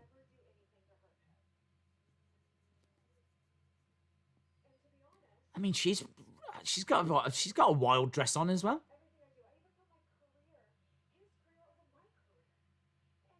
Lana says, I put his career over my career. Is that like a slit that goes up to about here? Or is that like just the colour on the dress? This is wild. Big Boy Dally says, Lana is such a good person.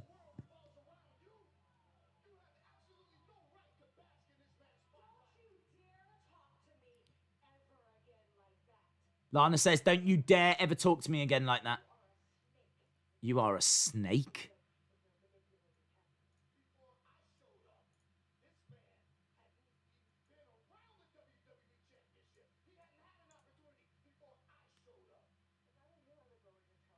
If I was you, I would lower your tone. I'm a woman, thank you very much. You are the problem. This is good, man. We were on a hot streak. When was the last time you laced up a pair of boots?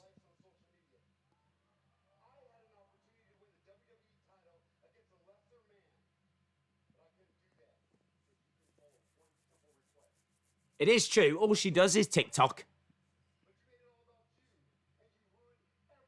Bobby says you ruined everything.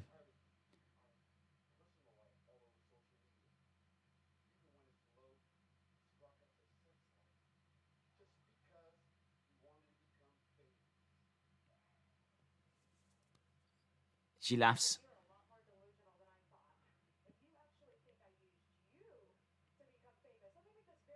Let me make this clear.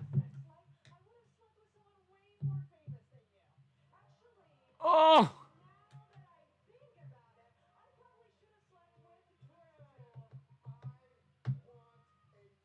I want a divorce.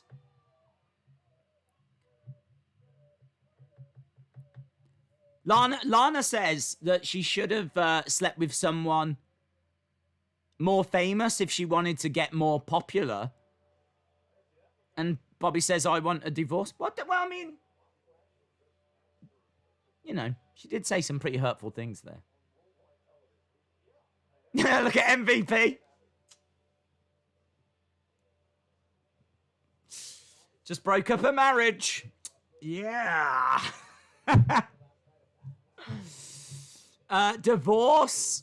Good promo. Jerry.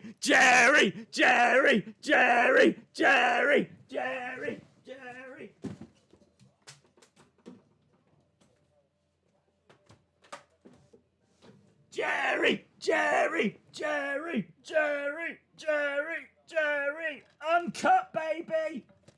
Uncut. Yeah. 11 episodes.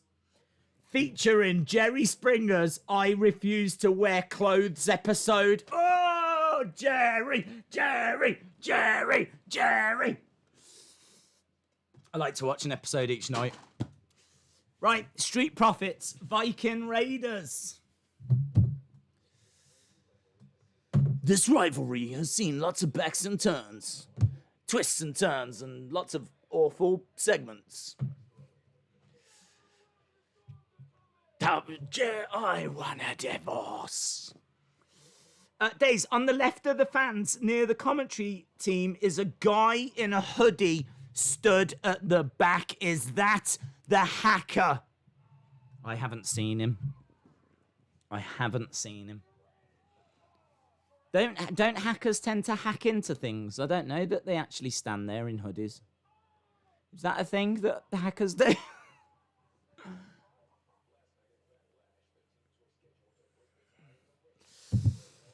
They're reviewing the Street Profits awful segment.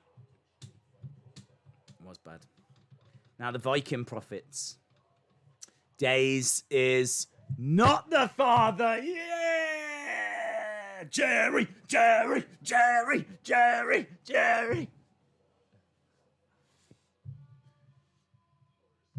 It was basically largely the same episode each week, wasn't it? From what I saw.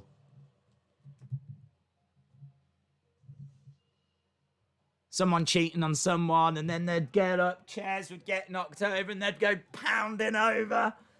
And then Steve would have to get up, and he'd be like trying to separate them. And oh, she's back again. Boo!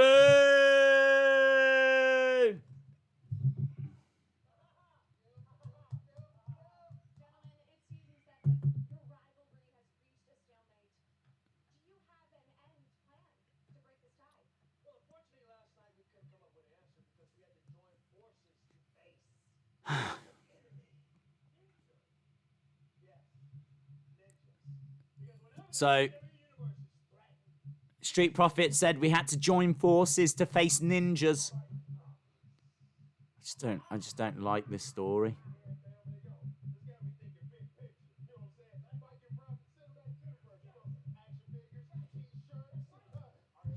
Who gets the custody of Lana's ego?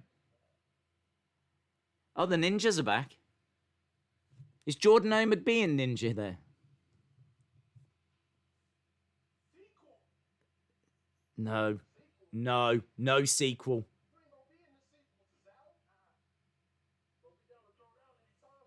No sequel. Anytime.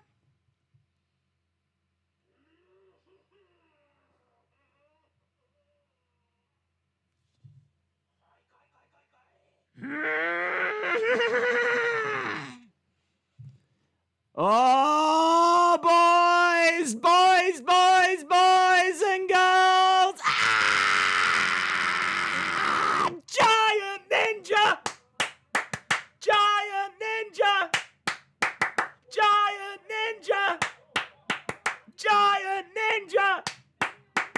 Yeah!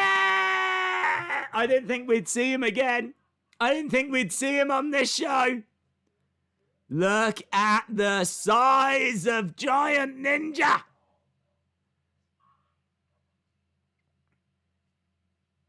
Wow, are they building? I don't want him to be in stupid comedy segments. I don't want them to use him that way. Like, they better make him a badass. They better make him a badass. Do you know what I mean?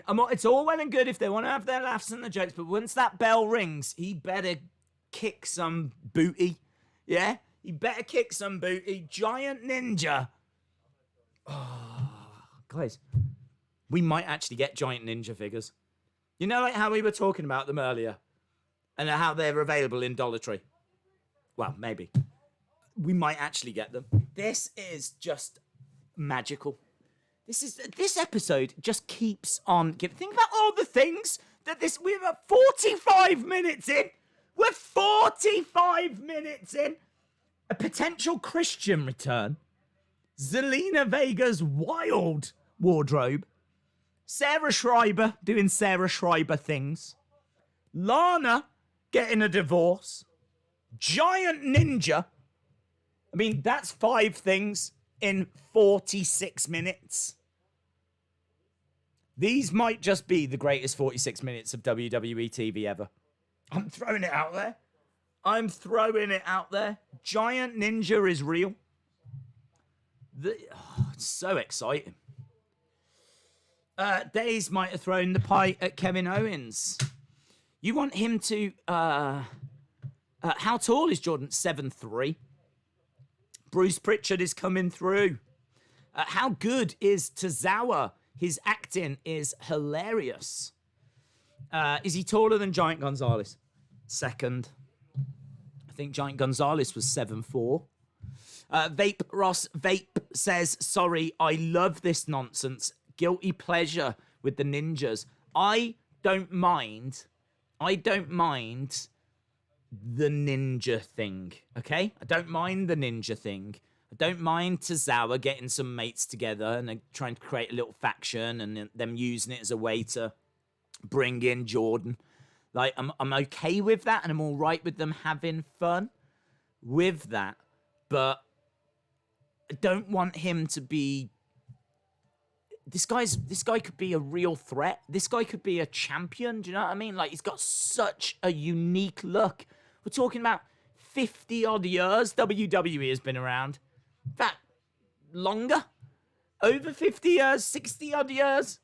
So, are we really saying that the second tallest superstar they've ever had, this is the best way to use him? As dress him up as a ninja and put him into a comedy segment? Is that what we're saying? I think that's what we're saying. I think that's what's being said. So, let's be careful. Let's tread careful. Let's think this through. Is there a long-term plan? Yeah? Where are we trying to get to? How are we going to make this guy a star? And not a ninja star. But that's what they're trying to make him at the moment. They're trying to make him a ninja star. I want a bigger, normal star. Right. Are we going to see him in action? Now, we've got Street Profits coming out. This is wild. Are we about to see Giant Ninja? Here we go. Street Profits. Bum, bum, ba-dum, bum. Oh, hello.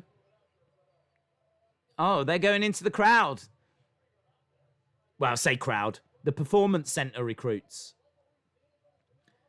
Here we go. Look, they're going into the middle and they're having a little dance with some of the Performance Center recruits. Bum, bum, bum. Bum, bum, bum, bum, bum, bum, bum, bum. Who's that guy? He's not at the Performance Center. I'm not being rude, but do you know what I mean? He's a little bit older. He's got a bit of a... You know what I mean? All I'm saying is he's not skipped lunch in a while, but he's not a Performance Center recruit, unless their recruiting has gone really wrong. You know, we keep bringing in these 20-year-olds that are athletic. What about if we go for like this 50-year-old guy that's got a beer belly? No, let's try it. Let's give it a go. I never thought about that. The ring announcer is sitting down when he's announcing. I always thought he stood up. He sat his chair and, ladies and gentlemen, we got the Street Profit. Stand up. Stop being lazy.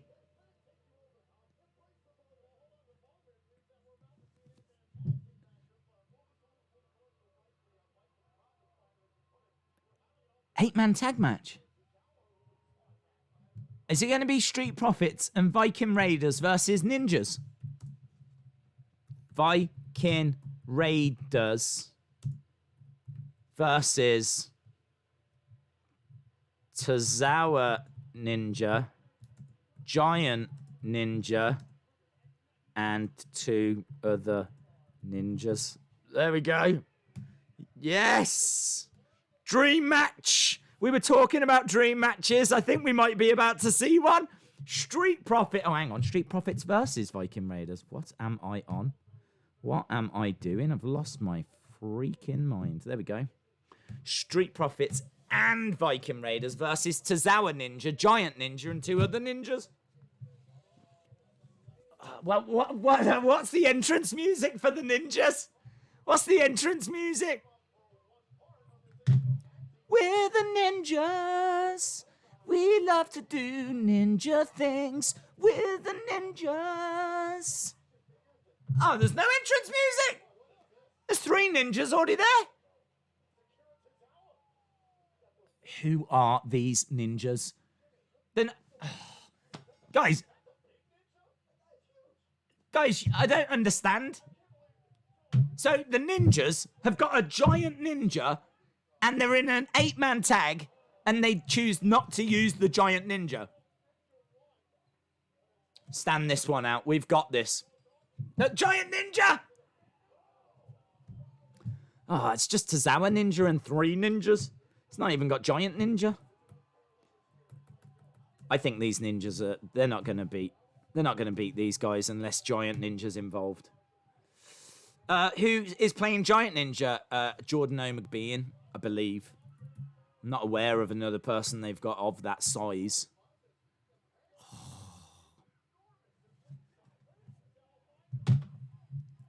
What a way to debut him as well. Couldn't you have put him in the Rumble? Do you know what I mean? Countdown and then... Boom, boom. Whose music's this? Boom, boom. Oh my God, look at this guy! Down he comes. Boom, boom. Something like that'd be sick. No, let's put him in a ninja costume and put him in a comedy segment.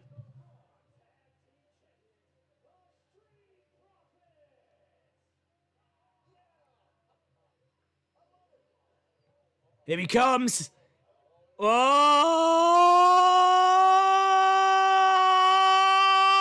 baby! Ta-da!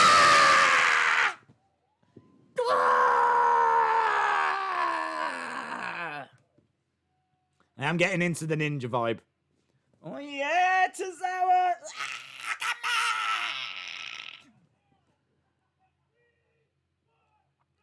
We want the smoke. It's the Big Show. Big Show's coming out. What is this, Raw? What is this, Raw? Big Show's here.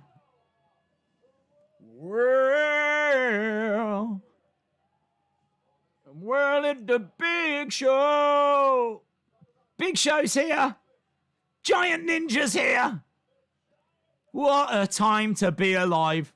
What a treat. Look. Why is Tozawa upset?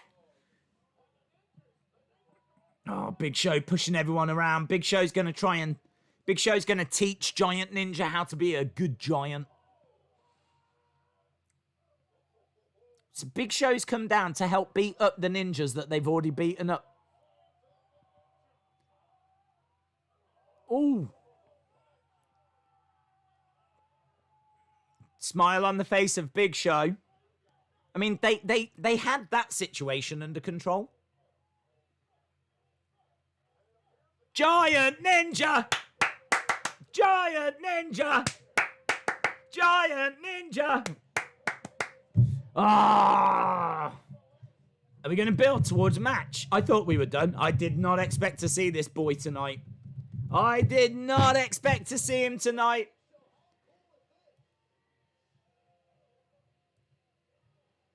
I didn't expect to see him. I didn't expect to see Big Show. I didn't expect to see Tozawa. I didn't expect to see the Ninjas.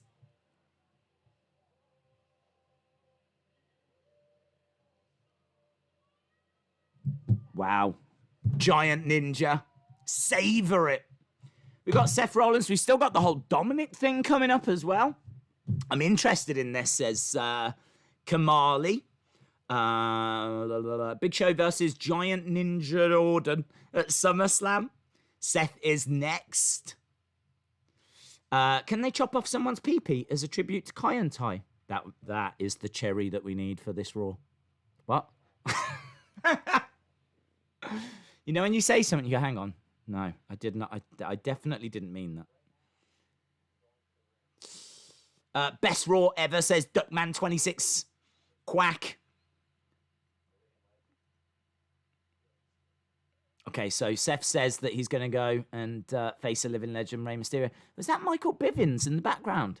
I think Bivins was in the background.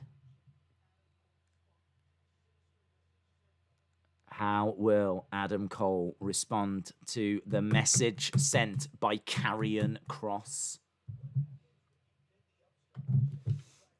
Tegan Nox and Shotzi against Bayley and Sasha.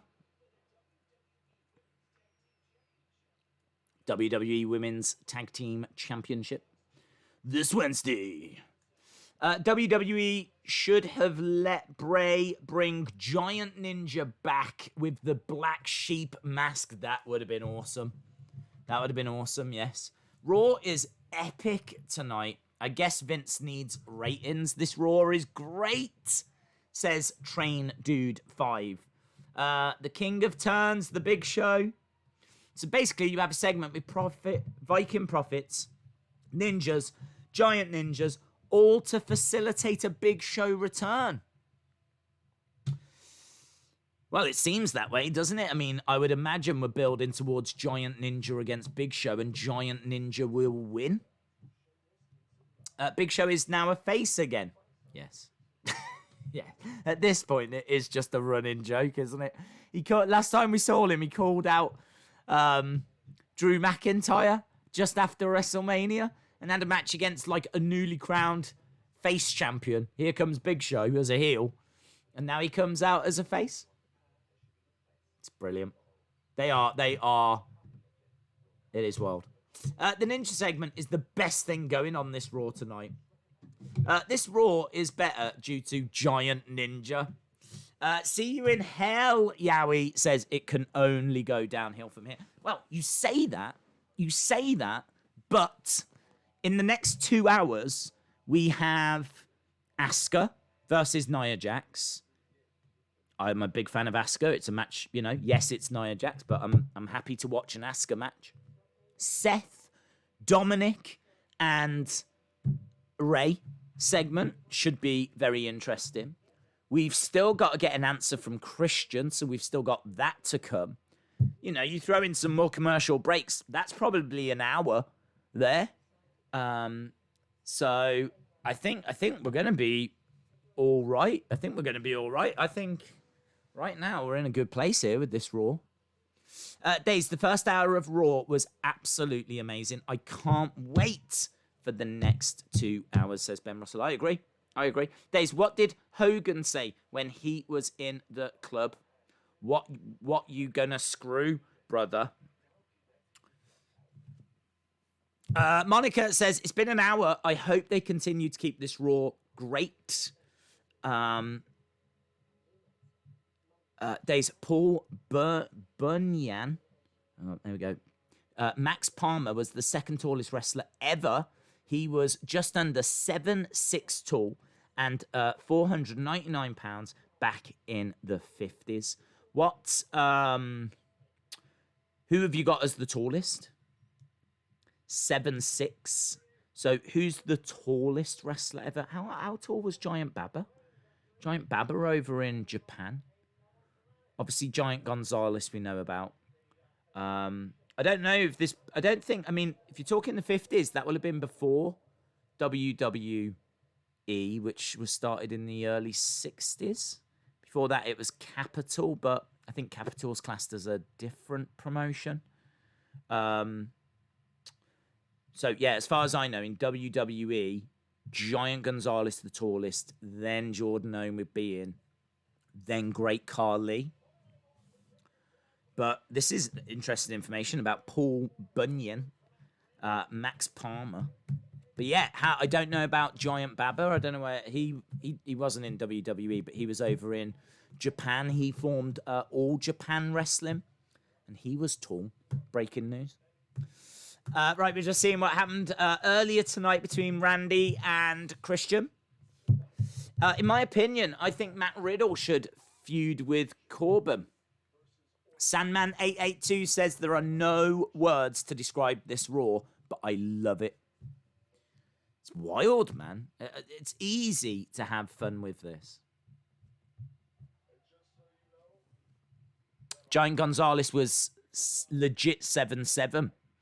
Someone now saying Giant Gonzalez was 8. Yeah, Giant Gonzalez is the tallest as far as I know.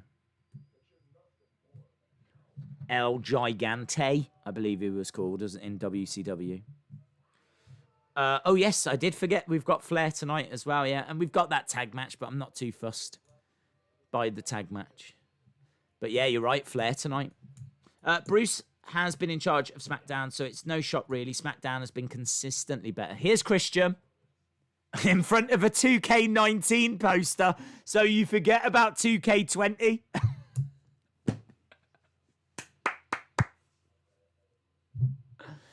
Christian says, I don't know what to do.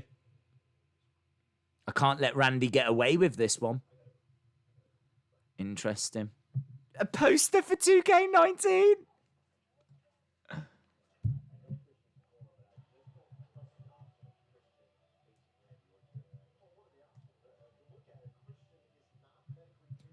Christian is not medically cleared to compete. There are genuine fans in attendance tonight. Oh, no. Now I feel bad. Now I feel bad if I've been insulting genuine fans. Those old people I was talking about earlier, they are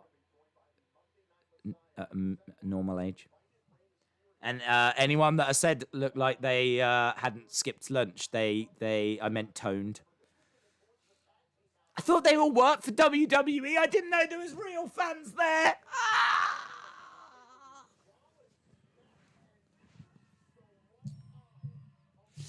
Right, we're looking at Rey Mysterio getting his eye injured. And here comes the Monday Night Messiah. Not Zelina Vega. Seth Rollins. Days has turned heel. No, I feel bad about that. I honestly did not know that there was real fans in attendance. I wouldn't have commented. Sorry, everyone.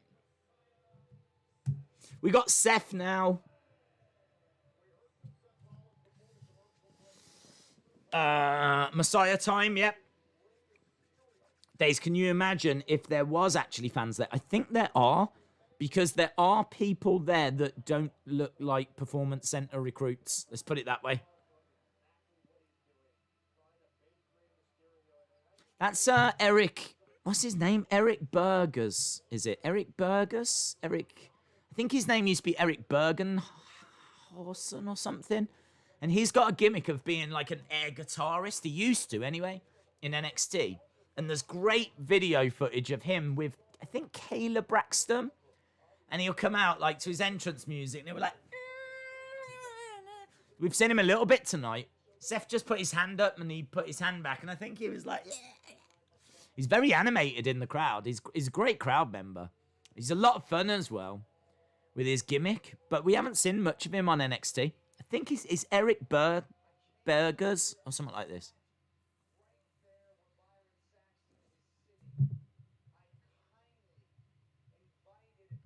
Okay, here we go. This should be a good segment. Should be a good segment.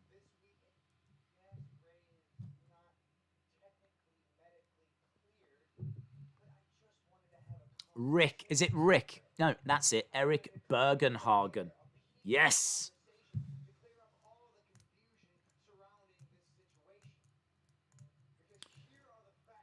So Seth once again looking like he's going to a funeral.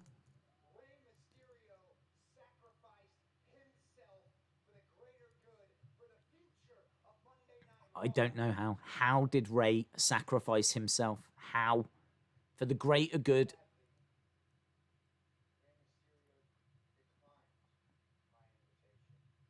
Seth says, sadly, Ray declined.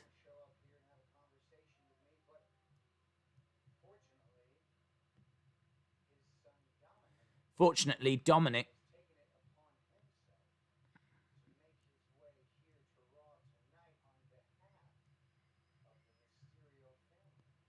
okay. Here we go. There's, right, Ray. Via satellite. Why satellite? What, just zoom? Just zoom in.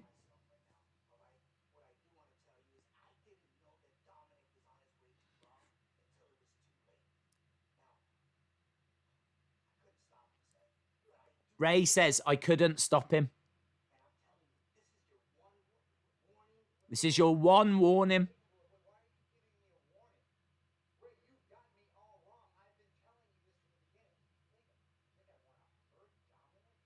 You think I want to hurt Dominik? I want to help Dominik.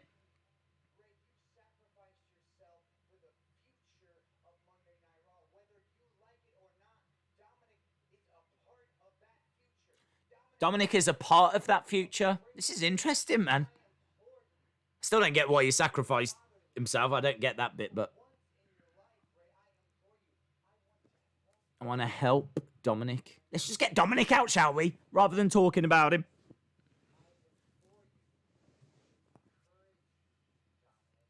Seth says you should encourage Dominik to join me.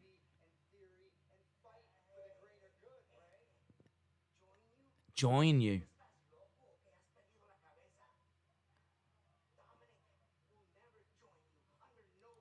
Dominik will never join you. You're leaving me with few options then?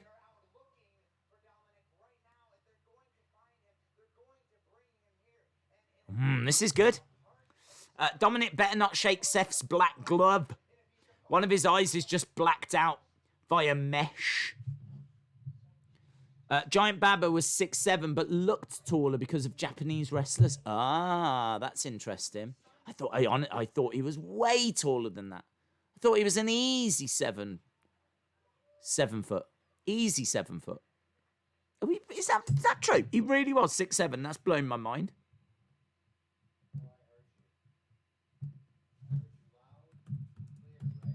I don't disbelieve you, but I am checking it. 6'10" on Wikipedia. Still blowing my mind. Yeah, I would have said an easy 7 foot. Easy 7 foot.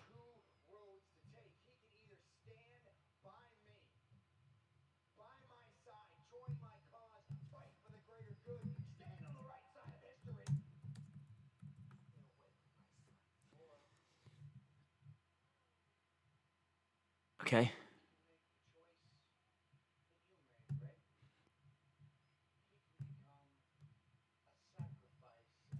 Seth's on his knees. Oh, hello. Is he behind him? Yeah, there we go. Dominik in a blue t-shirt. Seth's on his knees. Clothesline from behind Dominik. Dominik unloading on Seth. Dominik jumps Seth from behind. Dominik hurls Seth into the ring steps. Dominik is here. And he knew that Murphy and Theory would arrive. Oh, dear. Okay, Dominik manages to avoid Murphy. God, it really does make these two look like idiots, doesn't it? It makes... Look, he's ducked underneath that. This makes Murphy and Theory look like Laurel and Hardy. Look at that, Seth. The Disciples. God, they're just bumbling idiots. Seth needs to get rid of them. There was one Dominik. One Dominik. That's all they had to get was one Dominik. Yeah, have a go at him. Have a go at him, Seth. That segment just needed a little bit of Benny Hill music on it. God. He's not small. Do you know what I mean? Unbelievable. Right, we're backstage with MB. I thought it was going to be that Sarah Schreiber again, I swear. R-Truth.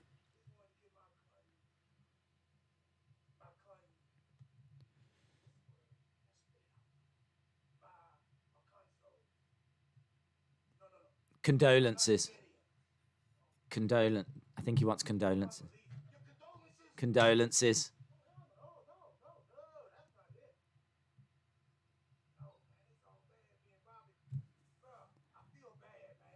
Our chief says he feels bad. I heard you got sent to Claymore Country. You must be jet lagged. And now you're getting a divorce.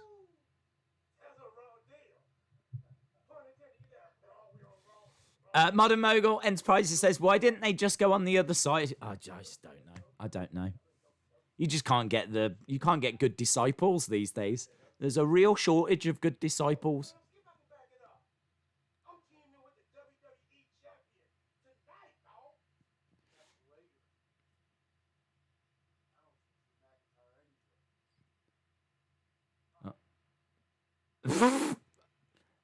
R-Truth leaves. Right, there we go. Oh. Hey? This Friday!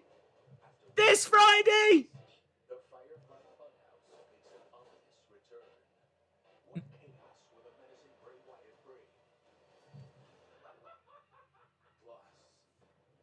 An ominous return?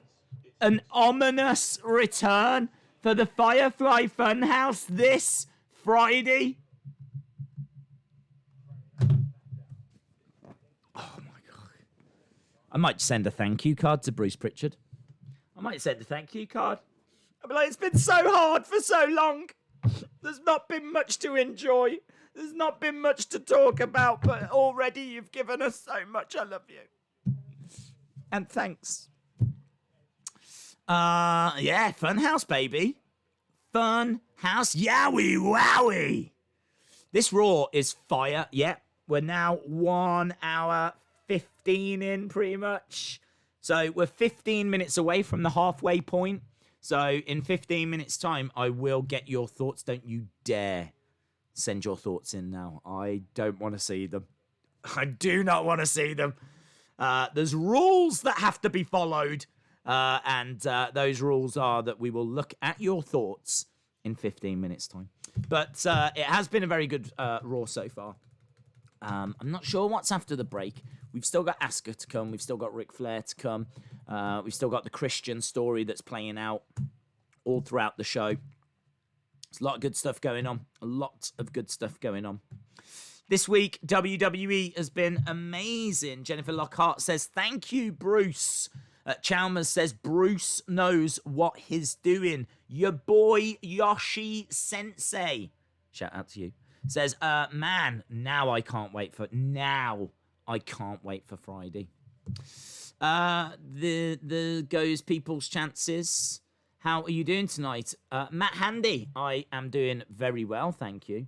Very well. Having a really good night, really fun Raw, really enjoyable to watch. Completely different to what we normally get. So, yeah. very good. Very much enjoying it. Hope you are well. Hope you are all well. And yes, I don't know what we've got coming after the break, as I said. Don't know what is to come. Right. Let's go back. So good, isn't it? Really enjoyable. Let's see what Liam is saying. Liam says, I swear by the moon and the stars in your sky. I don't even know who sings that. Where's that come from? I don't know where that's come from. I swear. This is turning into one of the best Raws of the year so far. Seth will make Dominik look good in the ring and hopefully gets him over as well. I think he will. We all know that Seth is very competent in the ring. I think that's a good way of introducing Dominik. I hope they do go with the Prince Mysterio name. I think it's a great name, and I hope they use it. There was rumours a long time ago that they had actually copyrighted and trademarked that as a name. So, interesting. Days, I'm sad that your Backlash stream wasn't called the greatest stream ever. Well, it's not for me to say, is it? But it was. Right, here we are. Why is there a ring set up backstage? Why is that ring there? Why is that ring there?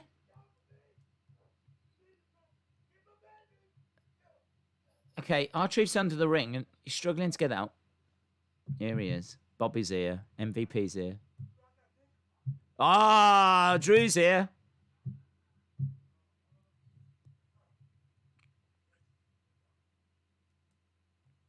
Okay, they're all looking at each other.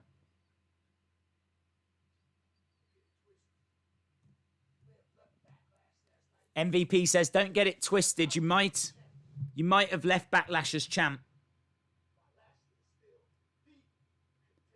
But Lashley is still the contender.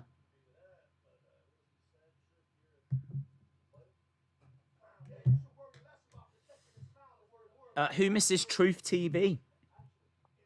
It's going to be an Abby reveal.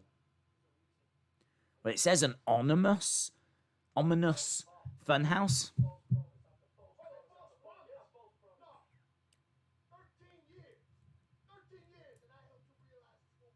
13 years, and I've helped him realize his full potential.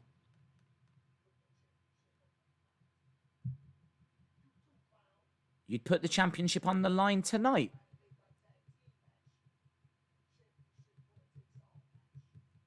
Championship winner takes all?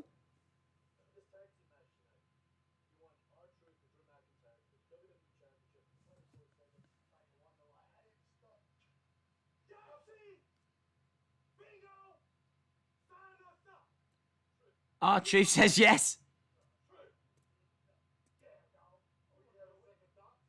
Okay, good. So this tag match that I didn't care about, I care about now because the title is on the line. Winner takes all.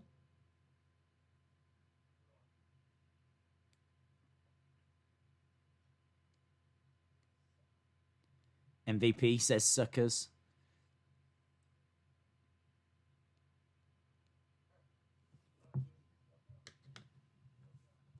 Wow. Yeah, Drew's not happy.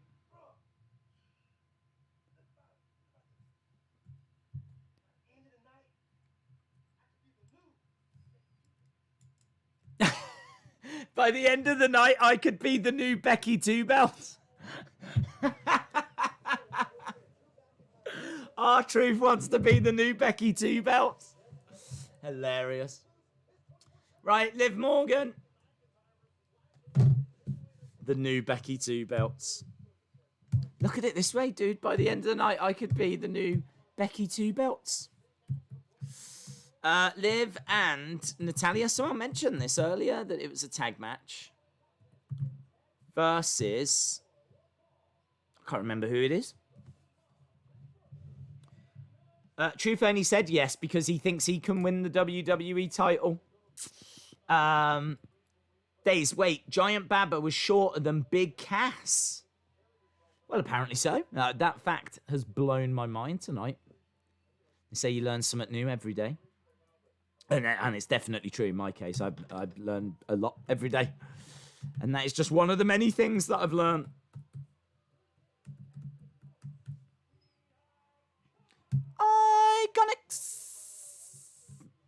Iconics in red. It's a real red theme tonight.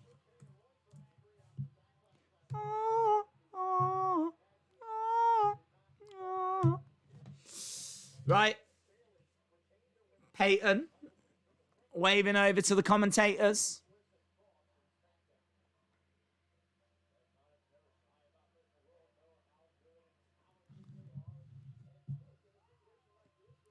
R-Truth will try and roll up Drew. Dominik has got his dad's talent. Oh, well, that remains to be seen. We know that he's very skilled. We saw him at Survivor Series against Brock. So we know that he's not hopeless in the ring. He can hit a 619. He can hit a frog splash. Natalya tags herself in. So Natalya starts us off against Peyton. Iconics doing their best Eva Marie impression. No. I've still got to research for tomorrow's Wrestling Escape Pod. Wrestling Escape Pod this week is all about Eva Marie. It's what you guys voted for. And I just don't even want to start. We record it on a Tuesday and then it gets shown on a Friday.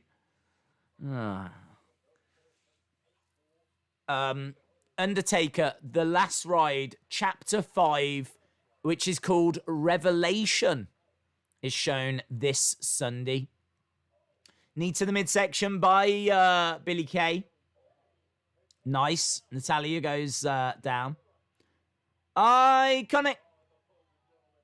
It's been Liv Morgan and Natalya. Do you know what I mean? The iComics. iComics. Liv in the corner, back elbow. On the middle. Missile drop kick. Billy Kay goes down. Liv going for the pin. Peyton Royce comes in. Natalya's in the ring. Natalya grabbing Peyton. Peyton hurls Natalya out. Nice reversal. Liv trying to roll up Billy. One. Only gets a 1 in the end, the referee. Here we go. Gets the ropes. Peyton tags herself in. Liv goes for a clothesline. Iconics. Plant her down. Roll her over. 1, 2, 3. Iconics win. It's the right result. The Iconics are a proper tag team. Liv Morgan and Natalya are only just teaming for the first time. But if they're going to keep them together, then have them in the same attire. I'd give them a tag team name. You know, I'd go the full hog. Magic Killer. Face first. Iconics win, yep. We're about 7 minutes away from the halfway point.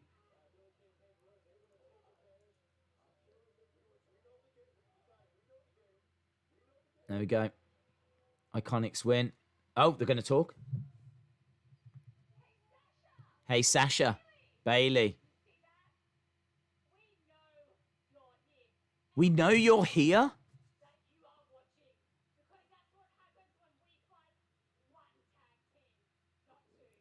That's what happens when we fight one tag team, not two.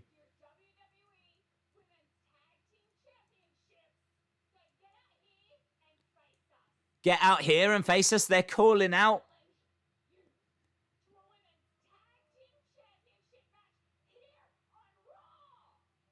Peyton can't really cut promos, can she? They're calling out Sasha and Bailey. Are they going to come out?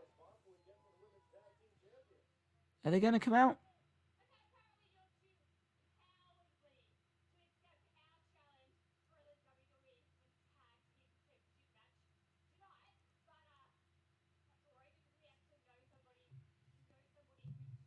Okay.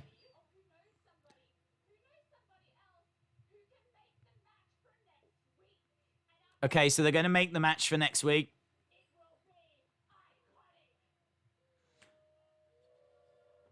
Okay, so it's going to be Iconics against whoever the champions are. Man, these women's tag titles are getting defended a lot.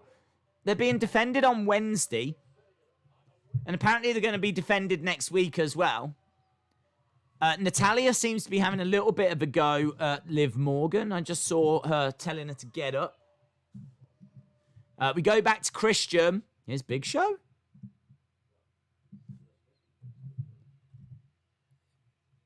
Big Show says, good to see that thinking face still works.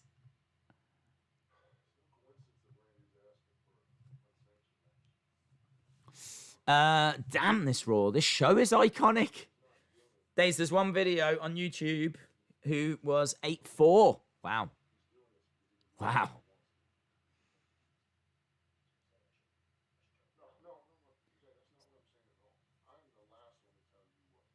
Big Show.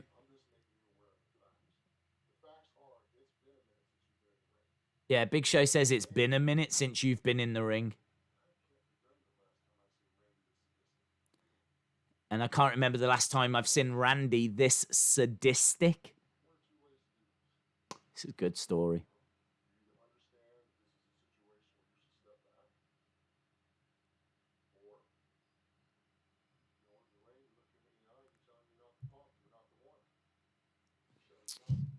Angry Iconics, says Madupt. I like it. These girls actually have a bit of moxie now. Oh, okay. Christian says, thanks for the advice. I know what I've got to do. So there we go. Commercial break. This'll do. Get your thoughts in. Let's make this the halfway point. Get your thoughts in of the show so far. Are you happy? Are you sad? If you are happy, how happy are you? If you're sad, how sad are you? Out of 10, what do you think of Raw? Get your thoughts in. Let's get those numbers on the board. What do you think of Raw? Been a lot of praise for the show so far, but put it into number form. Train Dude 5 is going to start us off with a 9. Young Astro with an 8. Scott Turner with a 9. Short Flagstaff, 8.6. Look at this. 9, 9, 7, 10, 8, 9, 9, 8, 9, 9, 8.5, 8.5, 7.5, 9.75. Swamp Manor with a 3. That's the lowest we've seen so far. 7.5. High scores. We're in the 7s, 8s, 9s. I don't know that I've seen anything other than that 3 that's under a 7. A 6. I saw a 6 there. So 1 3, 1 6, £10 a podcast with a 7. Monica King with an 8.75. Show is great, 7.5. Fiend this week, 10 out of 10, says Travante. 6 from Connor, 9.9 from Kevin, 9 from Matt, 6.5 from Jake, 6.45 from William, a 2. I saw a 2. A 1. Now we're getting some lower scores in. It was high. I think that the average is around about an 8. I think the average is around about an 8, which is very, very good. Very, very good. 7 to 9 seems reasonable, says Walid. Yes. And I just said I think the average is about an 8, so I think we're kind of in agreement there. The Iconics had a one-on-one match for the titles a couple of weeks ago, but it was terrible. No Sasha, never mind, 0. I bet it was a 3 because they announced the return of Bray. Why? Would people have preferred it to have been a... I don't know, it's difficult, isn't it? Because you need to get viewers. Do you know what I mean? They need ratings. So anything they can do to get people to tune in. So they're always going to choose the option of announcing stuff to try and get the viewers. There'll be times where they will spring surprises, but they're always going to be few and far between. I'm surprised that they didn't bring him back at Backlash as a surprise. and then do the announcement for Friday. Perhaps that was the plan and it didn't quite work. Okay. Natalia says, Liv, you made rookie mistakes. You lack vision, you lack discipline.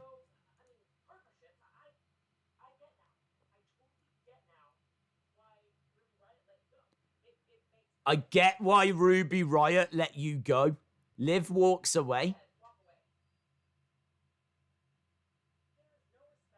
No respect.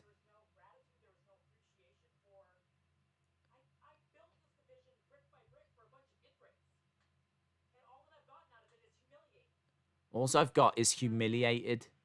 Who's here? Lana's here?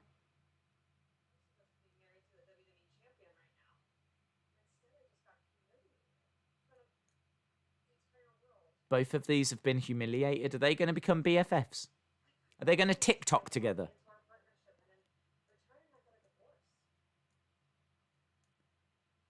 What's happening? Lana says, I'm tired of being blamed for everyone's shortcomings.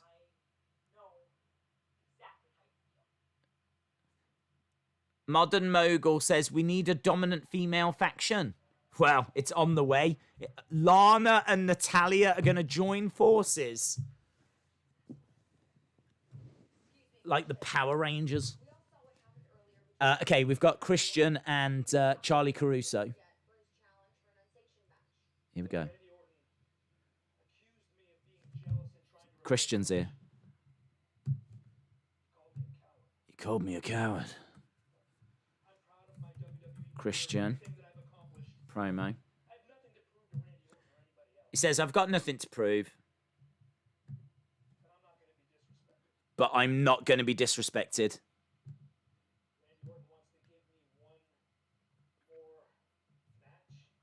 If Randy wants to give me one more match. Oh, he's taking his coat off.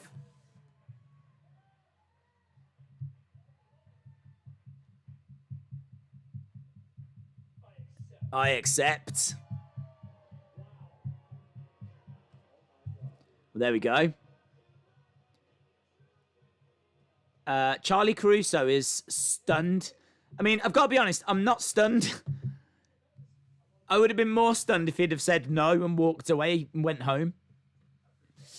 Christian said yes. He accepted. Yeah, amazing. I don't know how they're going to present it or what it's going to be like.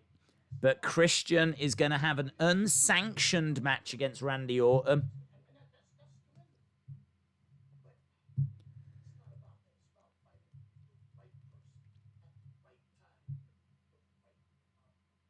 MVP says it's about fighting the right person at the right time for the right amount of money. He's talking to Apollo right now.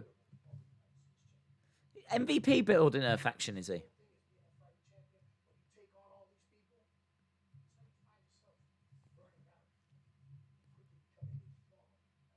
He says when you take on all these people, you burn out and you become a former champion.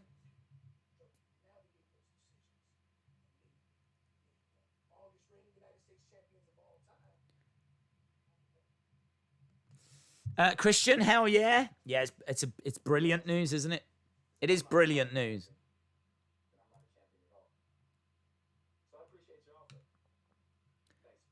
Apollo turns him down.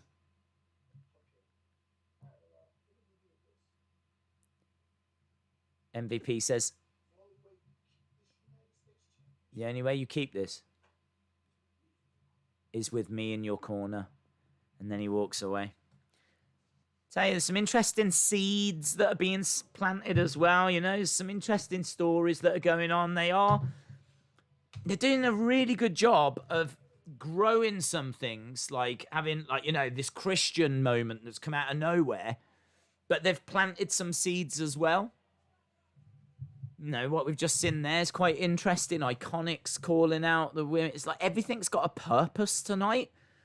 There's nothing that we've seen tonight that's meaningless. There's nothing that we've seen tonight that feels like it's meant to kill time. Everything we've seen tonight seems to be designed for a bigger purpose. And that is such a different way of booking. How many matches have we seen where we've sat there and gone, what does this match matter? What's who even cares about this match? It's just, who cares? Who wins? Do you know what I mean? I mean, maybe you could say that about Kevin Owens and Angel Garza earlier, but in all fairness, there's something going on with Andrade there. As well as that, you've got Zelina and an amazing wardrobe. So there was more than enough to keep us entertained during that part. But yeah, everything that's going on has got like a greater good. And I think that's such a positive thing that they're bringing now. What's an unsanctioned match? It means that WWE take no responsibility for it. They'll have it on the show, and they'll probably show YouTube clips of it, and it's gonna have their name all over it, but they're not responsible for whatever happens. It's unsanctioned. It's nothing to do with them. Where the hell is Lars Sullivan? I have no idea. Negative Nigel, shout out to you, my friend. Hope you are well. W says, hey Days, how are you? What has happened so far? How do you even answer that question? I've got no idea how I even begin to answer that. Christian is going to be returning in an unsanctioned match against Randy Orton. That's the big news. Lana's getting a divorce. Dominik Mysterio has attacked Seth Rollins. The WWE Championship's going to be on the line in a tag match tonight. Zelina Vega's fashion range continues to blow our mind. I mean, there's been so much.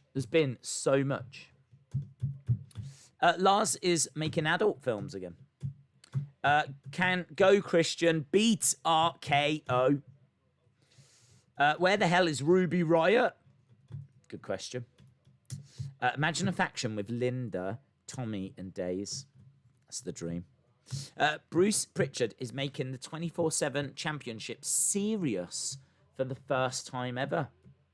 Ronda, Shayna, Liv, Ruby join forces to be that dominant faction. Ronda and Shayna become Raw and SmackDown champs. Liv and Ruby tag champs. That would be epic. You don't need Liv and Ruby. You can just do Ronda, Shayna, Jessamine Duke, and Marina Shafir, which makes more sense because they're known as the 4 MMA horsewomen. So that faction already exists. You just need Ronda back. Ah, Charlotte and Rick.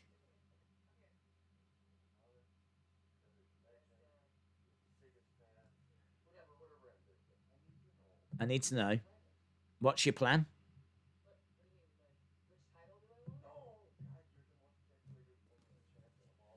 Ric Flair. I want to know. Someone's got under your skin.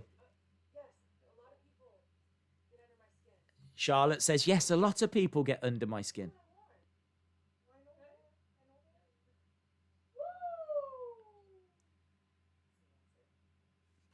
Woo, that's the answer. So, Apollo! Woo, woo, woo, woo, woo. There was that lady that was just woo, woo, woo, woo. That was Marina Shafir.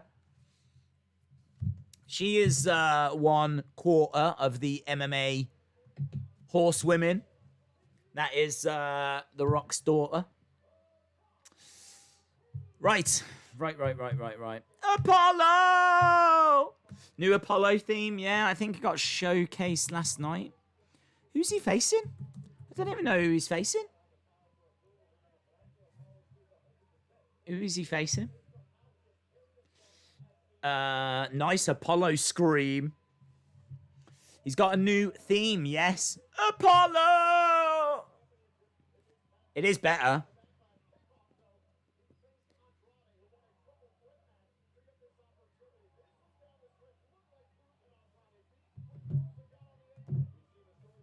Gail Kim return. There's even Liv and Natalia getting squashed, set off a storyline and made way for Iconics to prove a point to the champions.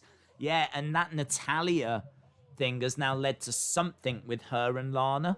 I don't know what that's going to be, but yeah, yeah, you're right. Even that makes sense. It's got a purpose. Right, I'm really intrigued here. Who is it? Dijakovic? Shelton Benjamin? Shelton Benjamin? Okay, we'll give him something to do. Shelton Benjamin. Benjamin. There we go. Shelton Benjamin versus Apollo Crews. Oh, I like this little promo in the corner during the entrance. Shelton, hello. It's a good background.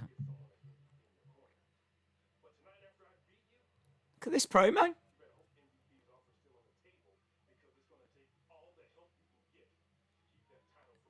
This is great.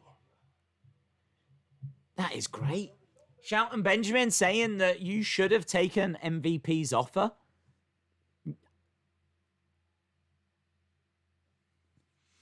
Both Marina and Jasmine are much more accomplished MMA fighters than Sonya Deville ever was. That's true. You already forgot he was facing Shelton. A little short-term memory loss. I don't even know that I knew. Was it a graphic at the start? I don't know. Yes, it absolutely left my head. Absolutely left my head.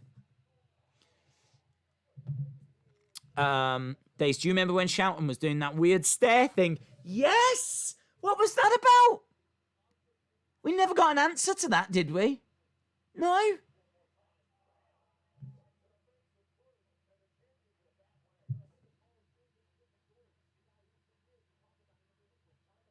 He's just doing that, weren't he? Just looking around. Oh, that was... I wear contact lenses. That's not great when you do that, actually. Did Sasha and Bailey come out? No, they did not. Shelton is mad underrated. 5 out of 5 on the mic. 5 out of 5 in ring. Nice back elbow by Apollo. Well, they might give this match a little bit of time. We'll have to see. You know, might give it like 10 minutes or something. Volta needs to be on SmackDown, says Lee. If I ever meet Shelton, I'm going to ask him about that stare. Yes. Oh, man, I just did a quick recap of Raw. I never once mentioned Giant Ninja or Big Show's return. There's been so much on this show. There's been so much on this show. Shelton getting in the face of the referee. Apollo rolling up Shelton. Grabbing the ropes. Apollo grabbed the ropes. For extra leverage. Cheaty McGrew. Apollo, man.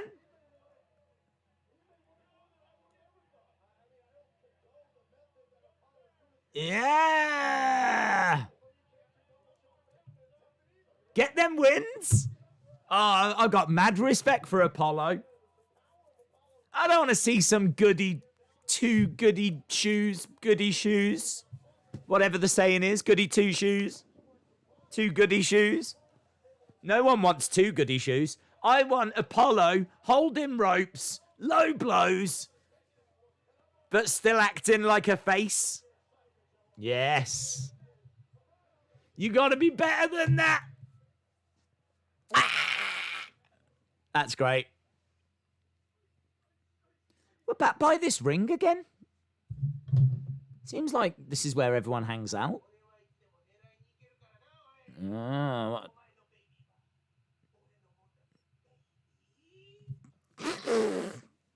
Tozawa, baby! Oh, look, we got referee ninja.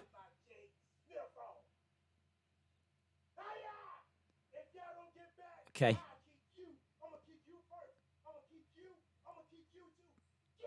Drew McIntyre arrives. The ninjas go away.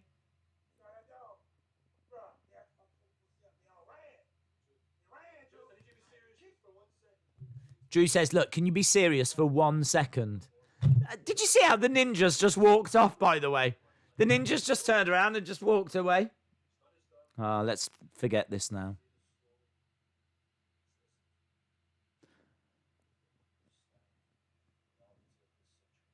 Drew says, you don't understand the gravity of this situation.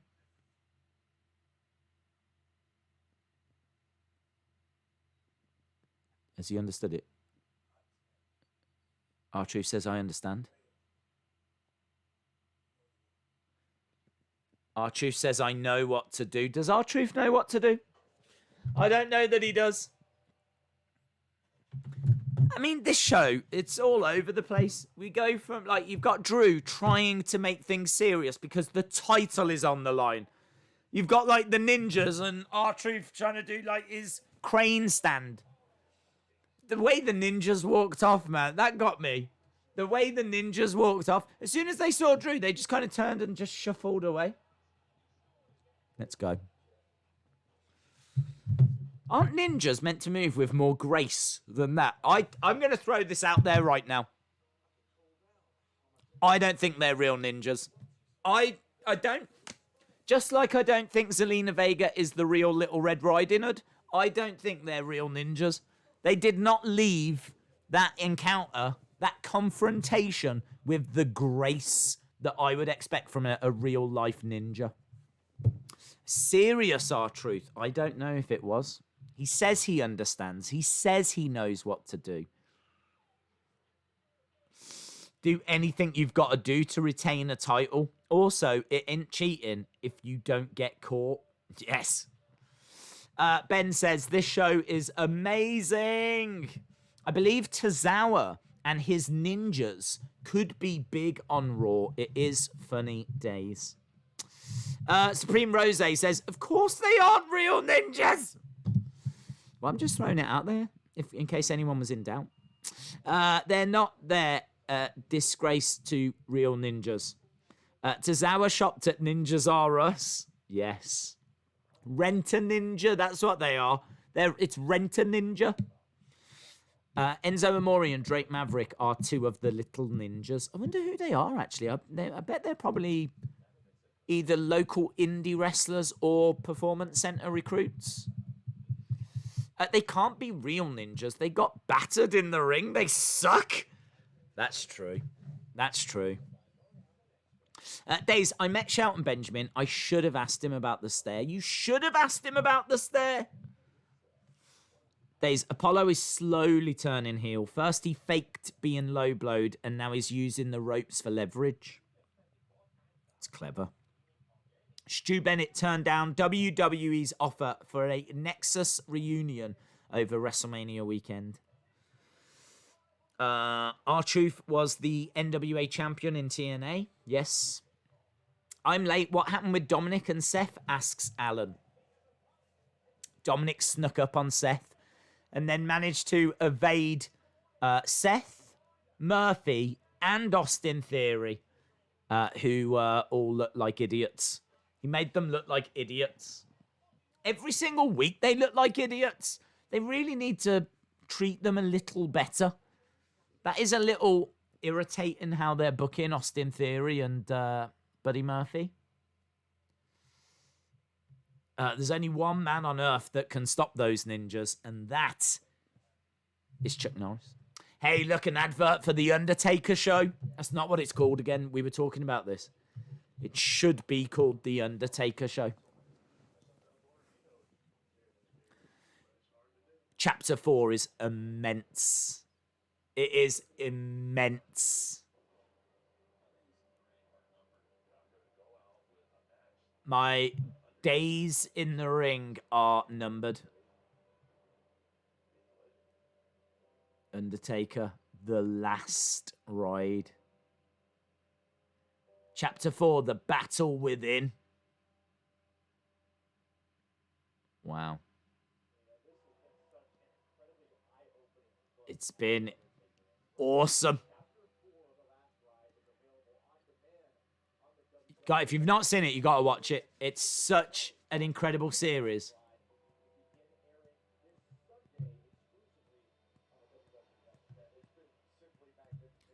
Yeah, I totally agree. I like Apollo using the rope. So do I.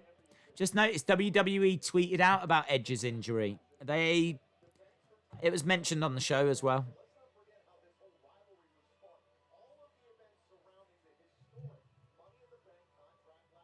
Okay. Are we going to Asuka?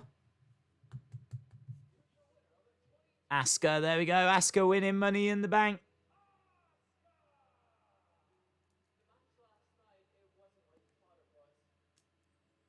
That was a great moment. You have been the best wrestler in the world for a long time. You beat me when no one else could. And this is why I'm so glad this has happened. And there's the championship. Yeah!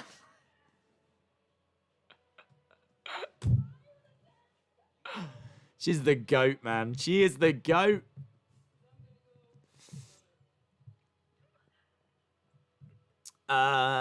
This is an interesting addition to my evening. Days, in all fairness to R-Truth, the crane kick is almost undefendable. Won 1984 All Valley Karate Tournament with that move. Days is happy. I'm very happy. Oh, I'm very happy. Well, we'll find out if I'm still happy in about 15 minutes, shall we? When Botchasaurus gets her hands on Asuka. Right. So, last night was a draw.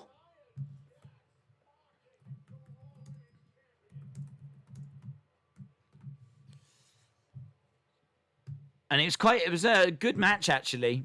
Asuka trying to find a way to overcome the size of Nia Jax, but kept getting caught. Managed to get her outside. That move on the outside, that armbar, that takedown is just, it's incredible. The octopus as well. There's some really great wrestling in this match.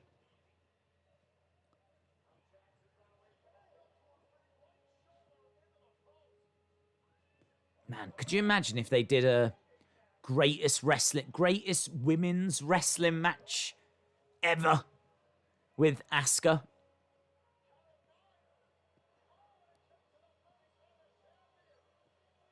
It'd have to be like Asuka and Becky, wouldn't it? Oh, Botchasaurus, yep. I bet there's another double count out, says WWE Boy. Benjamin is a jobber now. He beat Triple H 3 times clean, and look at him now. Okay. Asuka with Charlie. Here we go. Let's see what she's got to say. Is Nia too menacing and too dominant? Moto.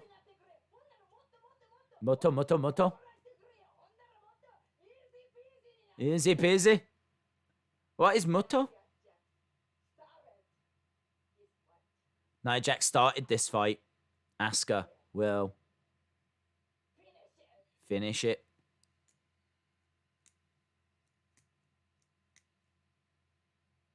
She calls herself Asuka. She talks in like that third person, same way The Rock used to. You know how The Rock used to call himself The Rock? Asuka calls herself Asuka. It's not I will finish it, it's Asuka will finish it.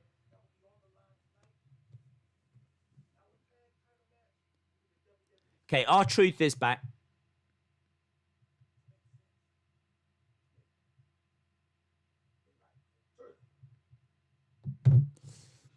Days, when do you think Roman will return? Not until we're very sure coronavirus is under control.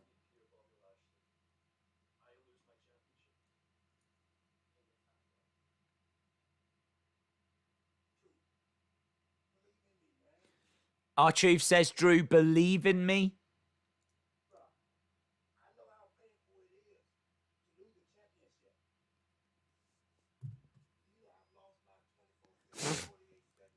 He says, I know how painful.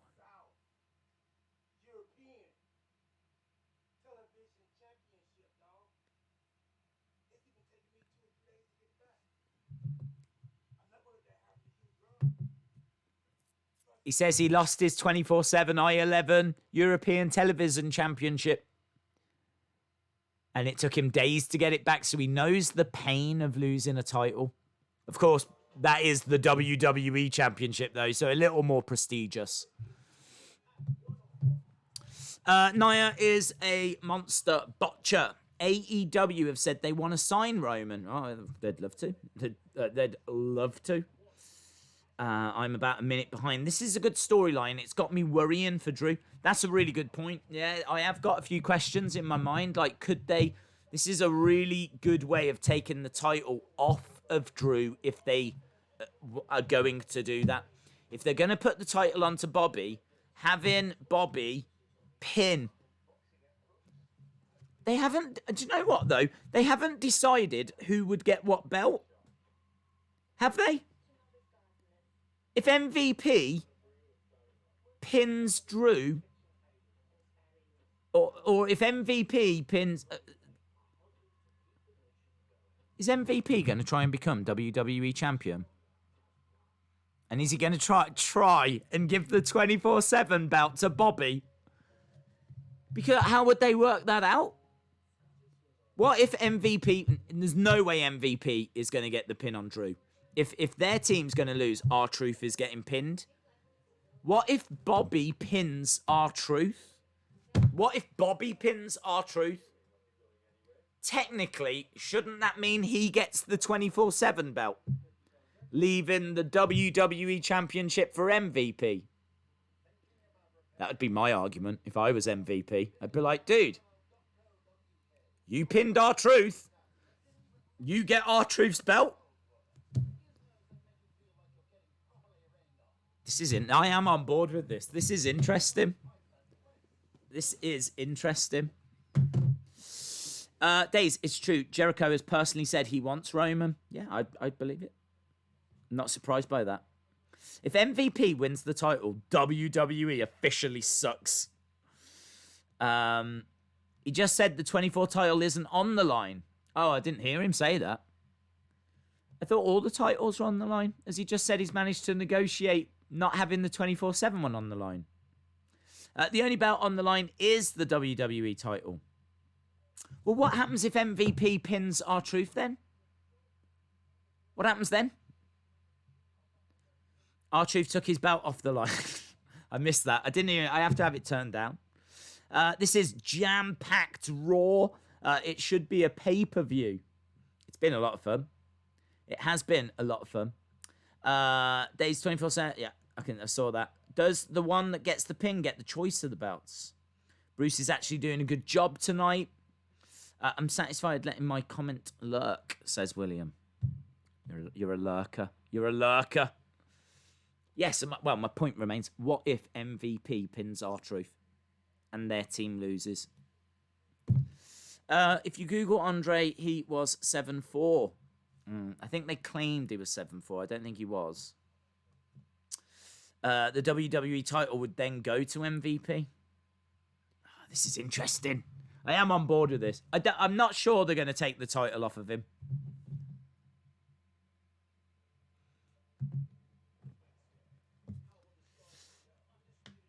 Bobby gets the title even if our MVP gets the pin. Oh, I'm getting confused. Right, a little advert for NXT. Best Raw in a long time, says Connor. I agree.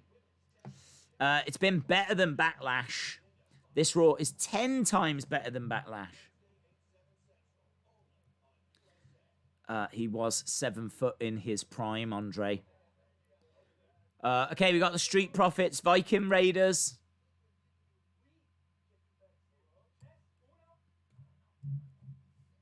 What, they're looking to do another...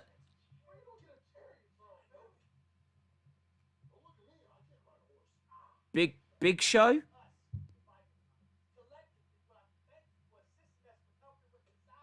Big Show's here, and he's got a Viking Raiders shirt on.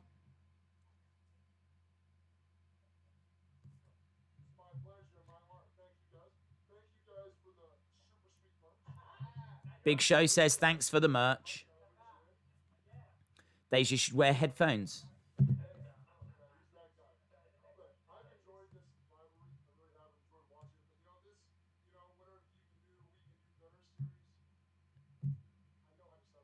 Big Show says he knows how to settle this.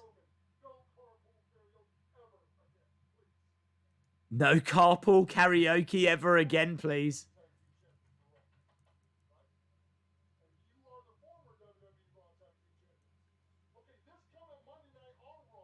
Yeah.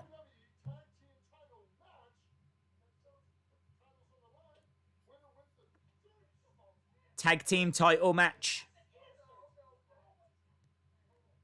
Montez Ford says, yes, he's got the answers. Okay, so Street Profits versus Viking Raiders for the championships.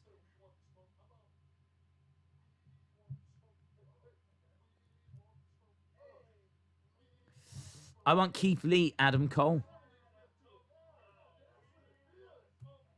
I'll tell you what, Ivar's got some moves. Ivar's got some. I can see why the ladies like Ivar now. I really can. I think I'm feeling something for Ivar. Christian, Randy Orton.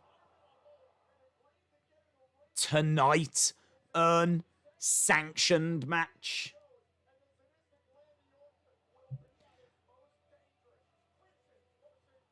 I no idea what's happening in that.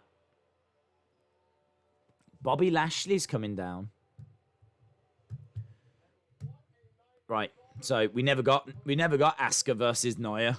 It was just the video package. Bobby Lashley, an MVP versus McIntyre and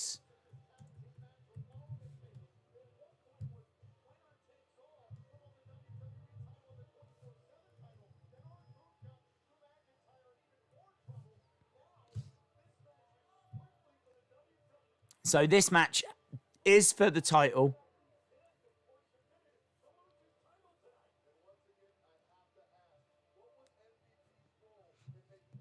Captain of Charisma versus Legend Killer. Lashley and MVP versus Truth and McIntyre now, yes.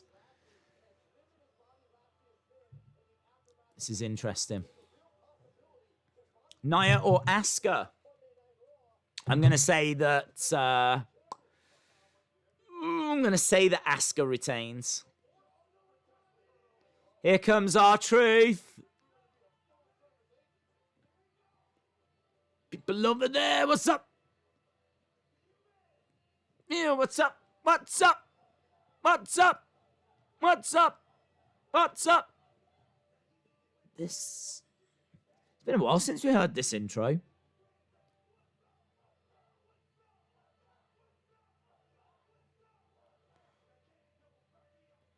Who are you going for? I think R-Truth Drew will retain.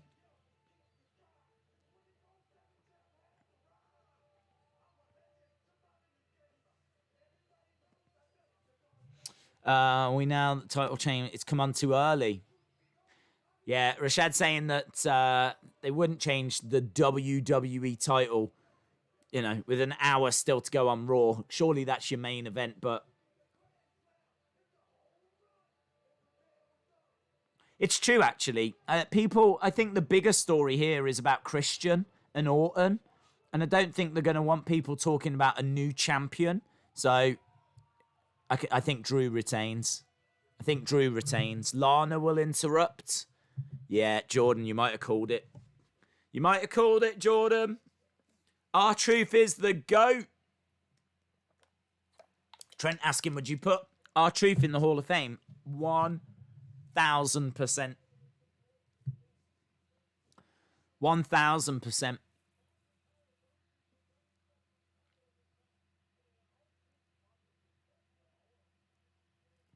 Layla, shout out to you. Claymore Country, what's up? Drew has new side trons. Oh, yeah. Just got like, I don't know what you would call them. Were they skulls? Skull with a sword going through it just on the screens on the side. And then it says Drew McIntyre on the center screen. I don't know why I did this. Okay. R-Truth. Smirking, smiling. R-Truth has got Drew McIntyre into a lot of bother here.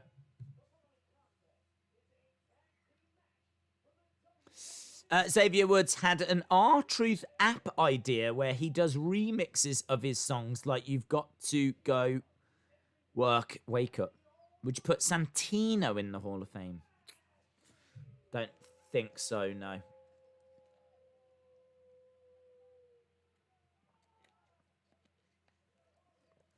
I think you've got to have a lot of success to go in the Hall of Fame. If you've not got lots of championship reigns and things like that, then you need longevity. You need to have had like a real impact. And R-Truth has been with WWE for so long now. I think if you're going to be clocking up like 10 years or so, then you've got to be in the running.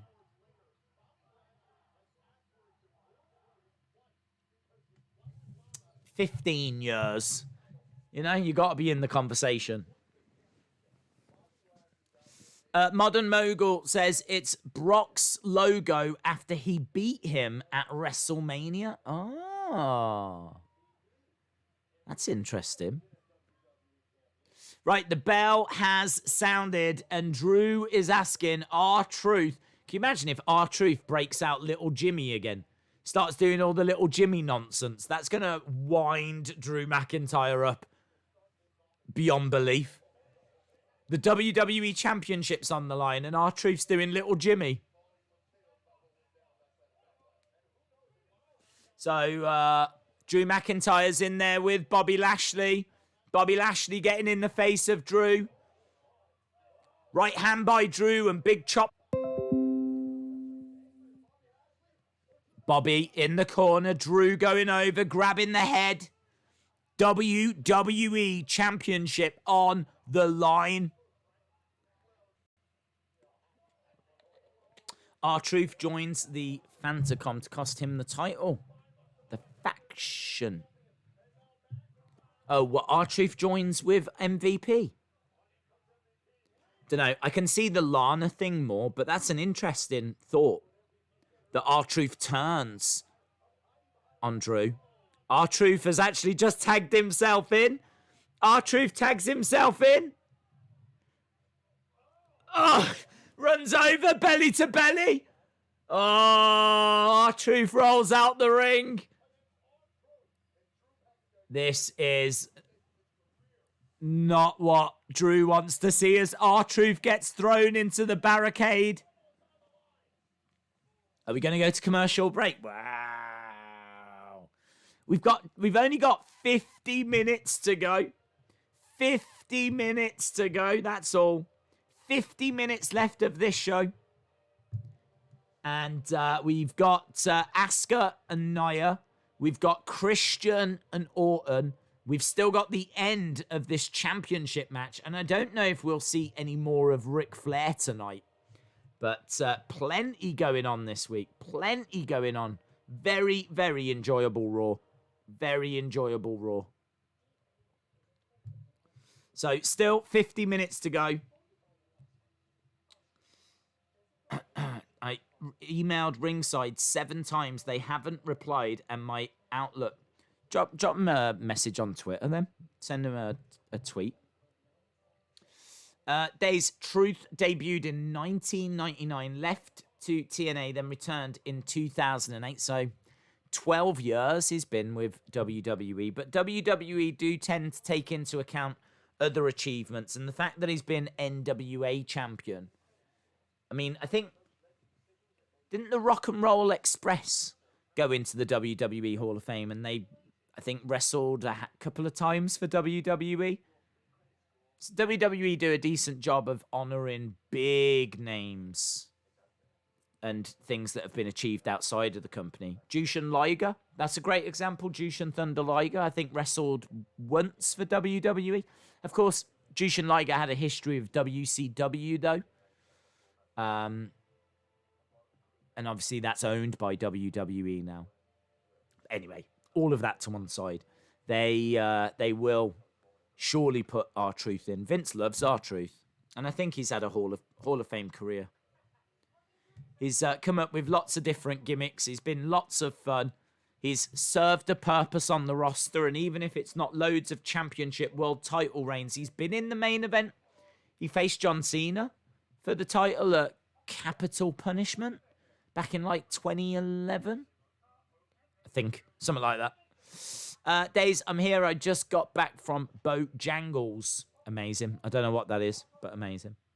Drew is a bit moody tonight, says Waleed. Well, yes. R-Truth has messed up his evening. Do you think Mickie James should go in the Hall of Fame? Is she not in the Hall of Fame? Is Mickie James not in the Hall of Fame? 100% she should go in the Hall of Fame. Is she not? I can't remember her induction speech, but in my head she's in. Have a look. She is not in? No? Yeah. How is she not in? Wow. She is a 5-time women's champion and a 1-time Divas champion. She was Woman of the Year for Pro Wrestling Illustrated in 2009 and 2011. 3-time TNA Knockouts champion as well. I mean, just loads of indie promotions that she's been a champion in as well. So, yeah, 5-time WWE Women's Champion. Yes. She should go in. Right, R-Truth in the ring. Bobby Lashley against the rope. Spear to the midsection. MVP gets tagged in. MVP charging over. Big boot. Down goes R-Truth, and Drew is watching, and he is nervous. Who is the giant with Tozawa? I believe it to be Jordan O'McBean from NXT. James N says, drop that fat slogan 2-time on them, Silky Johnson. What happens there happens here forever. That does work better, James. That does definitely work better. Here we go. R-Truth, a little bit confused. Looking to make the tag. Trying to go over. In he comes. Bobby's in with Drew. Clothesline by Drew. Another clothesline. Against the ropes goes Bobby. Belly to belly. Drew. Nice. Double underhook. No. Reverse back elbow by Bobby. Bobby working on the arm. Goes over. Tags in MVP. MVP going up. Belly to belly again by Drew. MVP gets back down. MVP goes to the outside. Drew grabbing MVP, hurling him into the barricade. Throwing him into the ring. Is Drew going to try and get the pin on MVP? Drew going up top. Drew up top comes crashing down with a big chop. Kip up. Kip up by Drew McIntyre. MVP is down. Bobby on the outside. Drew's going to look to put him away. Double underhook. Nice. DDT going for the pin. 1, 2. Lashley makes the save. In comes R-Truth. Kick to the midsection. R-Truth thrown out the ring. Lashley. Oh, that's good from R-Truth. Roll up by MVP. Oh, that would have been sick. Claymore. 1. Hey?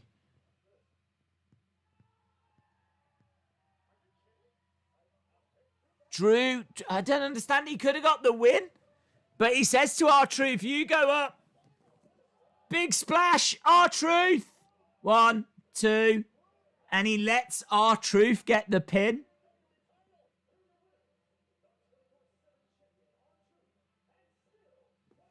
So, there we go. Drew McIntyre retains. R-Truth gets the win. And the pin.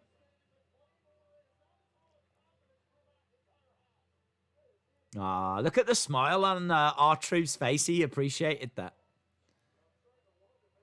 No Lana. Just a clean win for Drew. Truth and Drew win. That was booked so much better than how I thought. I thought it was just going to be a rubbish tag match that didn't mean anything. But they did a lot to make that actually important. They did a lot to actually make it feel like it was important. So, fair play. There's a little thing that's just popped up with BT Sport. Has anyone else got this problem where it says there is a problem with BT Sport?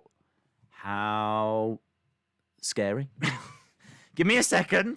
Let me see if I can sort out this issue, this problem.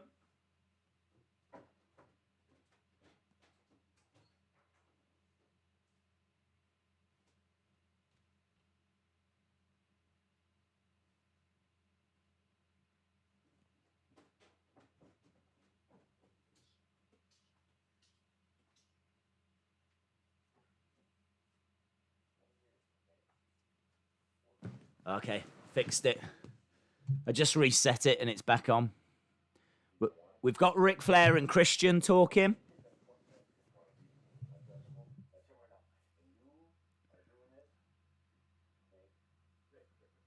Okay. Christian says, I respect you.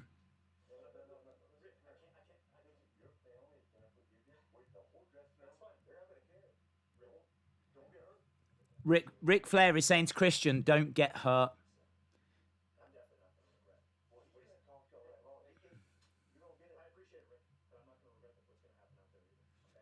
Christian says, I appreciate it, Rick, but I won't regret what's going to happen out there. So Rick trying to talk some sense into Christian.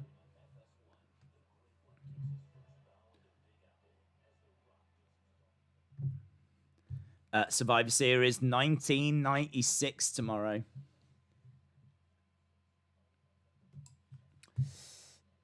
Rick knows, yes. It's crazy. Jake the Snake never won a title in WWE. Right, 40 odd minutes to go. Really enjoyable Raw. I would say the last half an hour or so kind of settled down a little bit. Like we had so much at the start. But so maybe there's been a slight lull. But at least that last match still had a bit of intrigue about it. The title was on the line. R-Truth doing a lot of R-Truthery by having both titles on the line. Then it was only one title, not his. And in the end, they won clean anyway. So it is what it is. But at least they gave us something to kind of get our teeth into, something to make it intriguing. We've still got Asuka Nia. We've still got Christian, Randy Orton. So, yeah, I mean, I completely agree. It's been a very, very enjoyable Raw. If they can give us this kind of quality each week, I'll be a very, very happy boy. Very happy boy. I feel like Ric Flair is going to cost Christian, says Young Astro. There are still so many superstars that need to go into the Hall of Fame. Undertaker, Cena, Rock, Orton, Hardys. Well, Christian is one that people really want to see go in the Hall of Fame. I think Vader. Big Van Vader is someone that deserves to go in. We just saw that Mickey James hadn't gone into the Hall of Fame either. So, I mean, just off the top of my head, there's another 3. So, yeah, I do agree that there's still a lot of people. The stuff with Christian is amazing storytelling, says James Chadwick. He let R-Truth get the win because he took Bobby out of the equation, so he showed respect. Hornswoggle needs to go into the Hall of Fame. Should R-Truth be in the Hall of Fame? Yes. That's what started this whole conversation. Giant Silver was 7-3, says Paul Barnes. So, any new with 8 stream on Thursday? You said that you might do after this stream. I suppose I could do a quick one after this stream. I don't know. I know that DJ B Tazzy is doing a stream. I know that... Well, I don't know, actually. I don't know if the Insider's got anything after this. I don't know. Could I do a quick little one to get a quick part? I don't know. Might do it tomorrow, actually. Might do it tomorrow. Might move it to tomorrow. Might do it before the NWA one or something. Oh, £10 podcast it then. Oh, I don't know. We'll find a way. We'll find a way.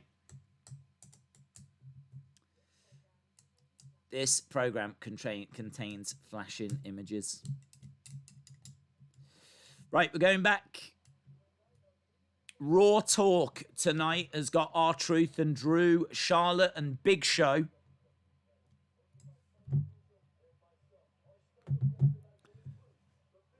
So R-Truth, Drew, Charlotte, Big Show. Modern Mogul says, should Gangrel get in for managing both broods?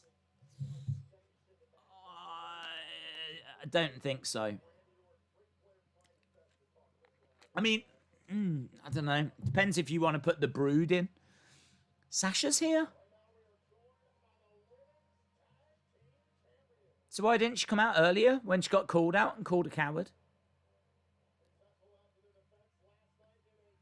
She's in civilian attire. And here's Bailey. So Sasha and Bailey are here. The birthday girl. All right, Bailey's birthday.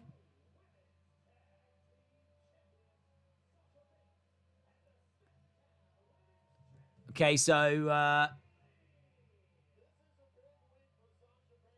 Sasha and Bailey. Bailey 2 belts. I do love Bailey. Skipping around, showing off her titles. Little promotion for the fact that they're going to be defending against Shotzi Blackheart and Tegan Nox on Wednesday on NXT. Now, they're not in wrestling attire. I wonder if we get the poem. I still want Bailey's poem. She started to read a poem on SmackDown and we never actually got it. Bailey and I have got the same birthday. Leon White was his name. Vader. Right.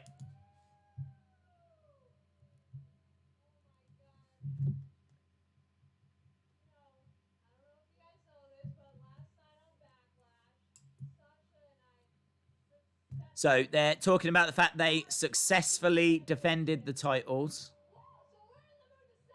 So we're in the mood to celebrate.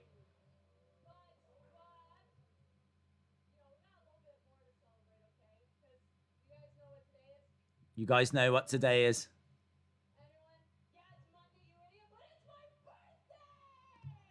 It's my birthday. She's got a cake on her head. What?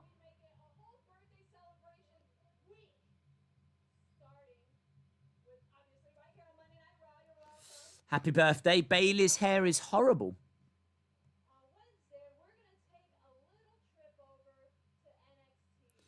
So they're talking about going to NXT.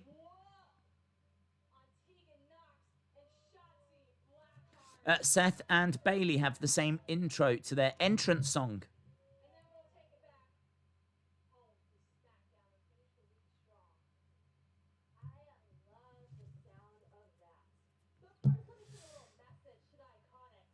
Okay, Sasha's got a message for the Iconics.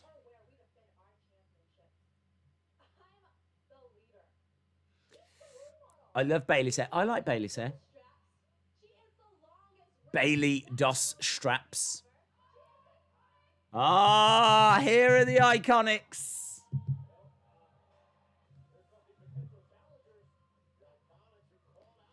So the Iconics wanted Bailey and Sasha earlier. They wouldn't come out. So Iconics have come out.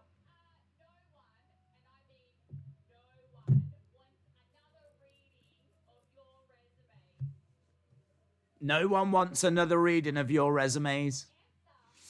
Xavier Woods' theme is Drake Maverick's old one. Yeah, the Iconics are here.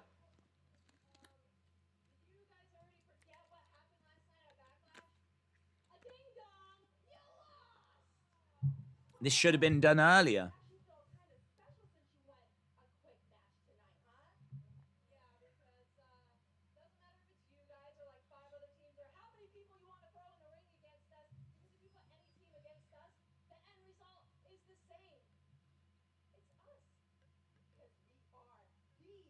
Okay, so they're just a standard promo. There's not really much to get excited about.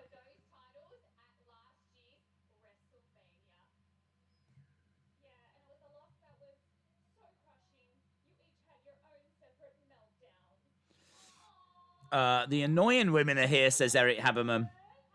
It's not my birthday. Bomb channel. It's Bailey's. How long we got? We got half an hour to go. Half an hour to go. We've still got Christian and Randy. Asuka, Nia, slapped by Peyton to Sasha. Sasha goes down to one knee.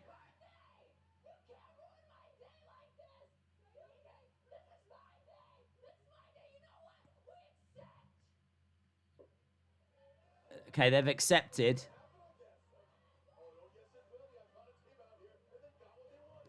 So they've got a title match for next week.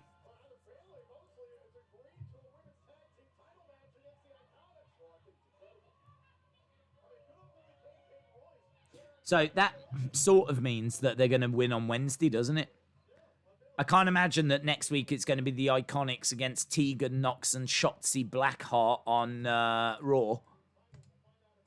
I do agree that was a bit strange to do it here and not do it earlier. I do agree with that. Like, why didn't they just come out when they called them out?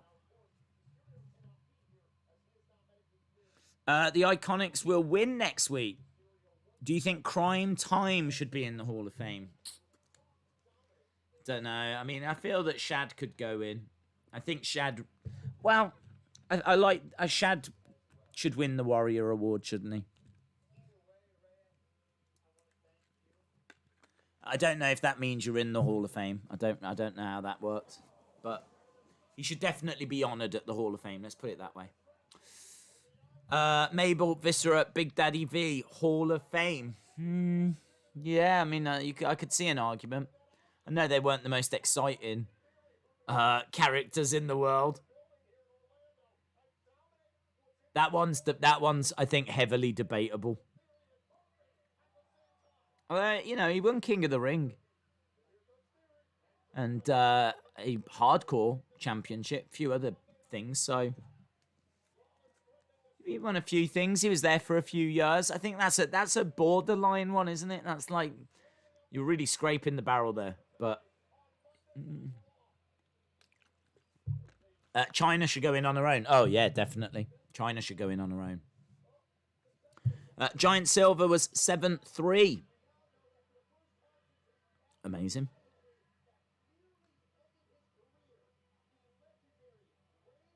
Rey Mysterio returns next week.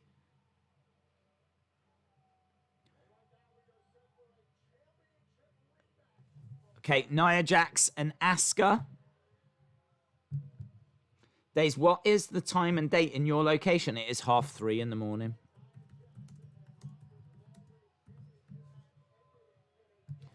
I can't figure out the pacing of this.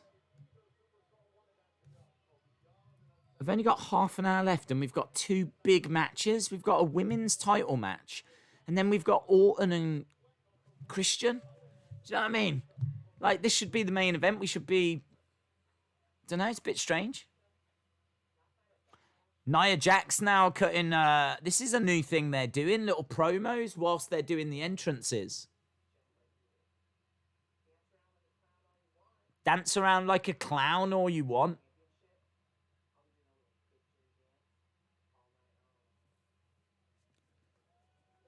But after tonight, I'll be doing a victory dance of my own as we go to another commercial break. I mean, this match, it's not going to go long. It can't go long. Firefly Funhouse back this Friday as well. Botches are going to be happening. Days, is there going to be a Christian Orton 30-minute? No, well, no. No, I mean, this match will take up 10 minutes. Then you've got entrances. I mean, it's going to be, 15 minutes left? And then you've got a commercial break. You're going to get 10 minutes or something out of Christian Orton. Kind of feel like something's going to happen and then it's going to move, isn't it?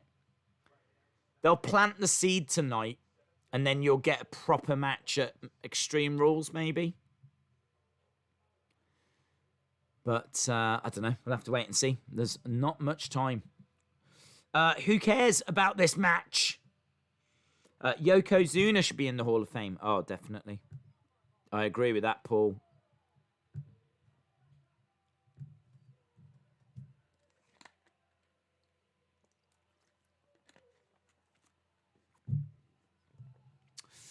Right.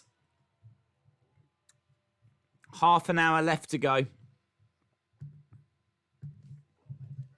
Guys, WWE Network is in Spanish for me. I want it in English. You have to click on the little cog that's on screen, which is like the settings thing. And then you can change the language there. It's always going to Spanish for me as well. I'm glad I'm not alone. I'm glad I'm not alone. The Christian match will be short. Christian doesn't have the stamina. Coco Beware is in the Hall of Fame. Yeah. That was an eye-opener. I wouldn't have said Coco Beware. Although, to be honest, I don't know how long he was with the company for. As I said, if he had have done 10 years, I don't think he did, though. I don't think he did 10 years.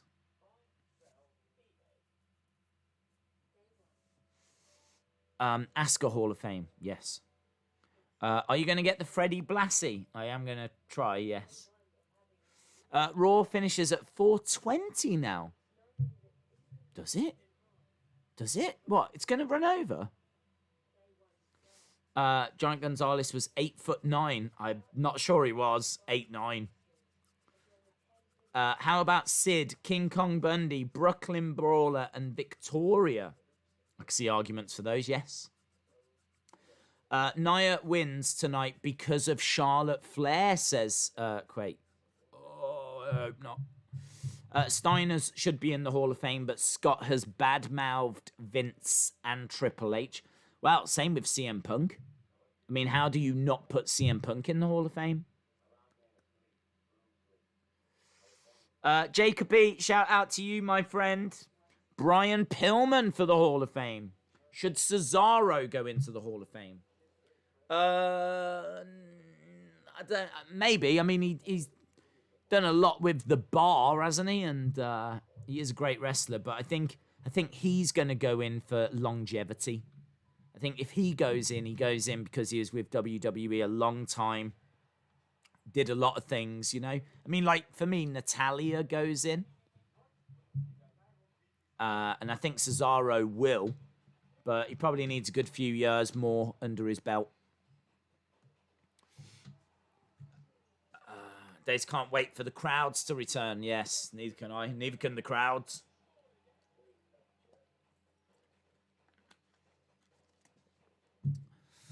Haku Meng is the toughest wrestler ever. He should be in the Hall of Fame. Right, well, look, we're going back. I think you're right about Charlotte interfering in something.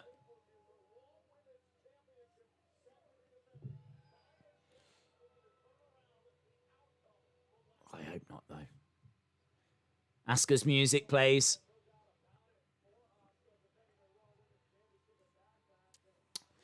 Right, here she comes, Asuka, making her way down. We've got 25 minutes to go.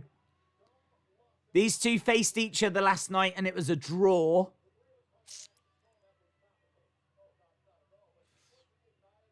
Little worried about this now. Little bit worried.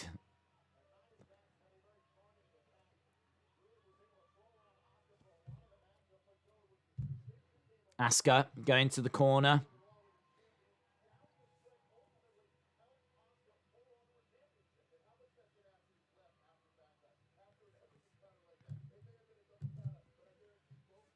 I still love the MVP called Lana a thought. Days, I would love to see Randy Orton in the title picture. I don't think he's bothered. I mean, that sounds really strange, but I think he, if the opportunity is there, then he'll do it. He'll go for the title, but I don't think he necessarily seeks it out. But I know Drew wants the match. Charlotte Hogan running wild.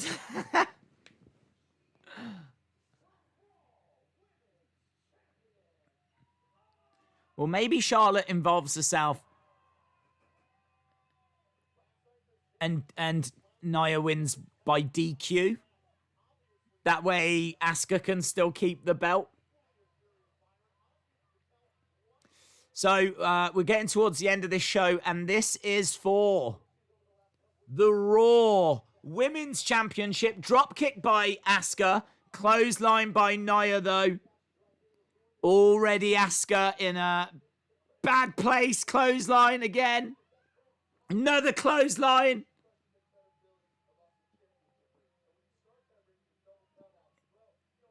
Asuka up on her feet.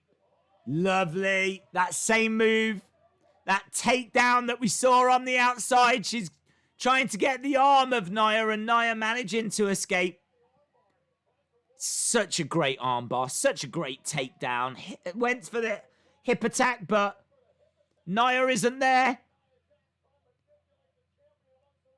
Nia trying to pick up Asuka. She's got her on her shoulders. Asuka, oh, look at that. Great into a sleeper. That was vicious. Asuka was really pulling back on the neck of Nia there.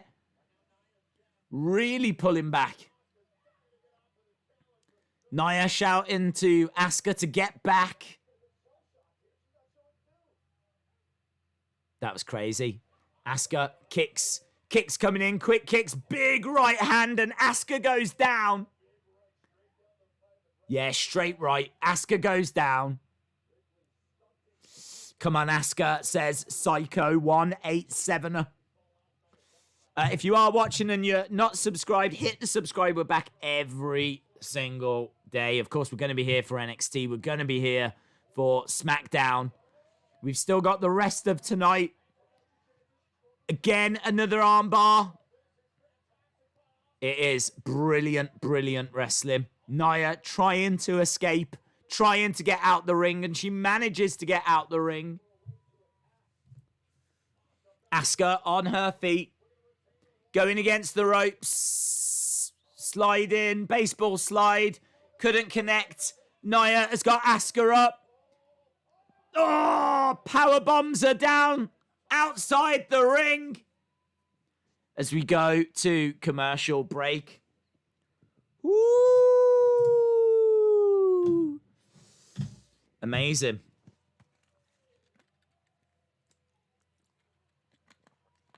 Beth Phoenix will help Christian tonight.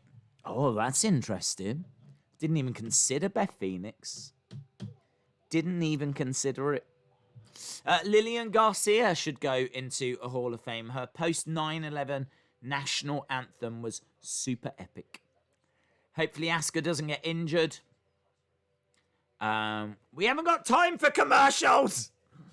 Well, there'll be this. There'll be another one after this as well. There'll be one in about 10 minutes time. I think that'll be it then. Days, you should do Undertaker Chapter 5 watch along. Well, that'll be difficult to do because I don't know when it drops. I don't know when it's first shown. Those kind of watch-alongs are difficult. But yeah, that's not a bad idea. It's not a bad idea at all because it's on Sunday and I don't think we've got anything Sunday. Days, Christian will be on a stretcher tonight. Mark my words. Dangerous Danny Davis. No, not for me. Yokozuna has been in the Hall of Fame since 2012. There we go. Asuka has the best theme song. I love Asuka's theme song. I love her entrance. Do you think Jushin Thunder Liger should go in? 100%. One of the most important wrestlers. Yeah. I just don't see any argument against it. Even if you don't think he should go in because he didn't wrestle in WWE, he wrestled in WCW. And they own WCW now, so... Do you know what I mean? They put Sting in. And Sting only wrestled a couple of times. If you're all right with Sting going in, you've got to be all right with Jushin going in. Days, do you remember the Sex Bots? I do. They should Bull Nakano go in. 1,000,000% yes. Again, she didn't wrestle loads with WWE, but she did have a fair few matches with WCW. Coaster Maniacs. Shout out to Coaster Maniacs. Shout out to you, my friend. We put a thank you at the top to you. We'll wait for... Here he is. Coaster Maniacs is a legend. They donated $50 via a super chat. Please let Asuka win. I really don't want to see her win the title again, and Beth makes sense. Last time we saw her, she took in Rico. Maybe someone else returns. Hype is real. Yeah, please let Asuka win. I don't want to see Nia win. See her win the title again. And Beth makes sense. Beth does make sense because of the RKO. It's a good point. Good point. Shout out to you, Coaster Maniacs. Thank you for the support. Really appreciate it. I've dropped a thank you at the top to you, dude. Ronda needs to be in the UFC and WWE. She's in the UFC, Ronda. She went in.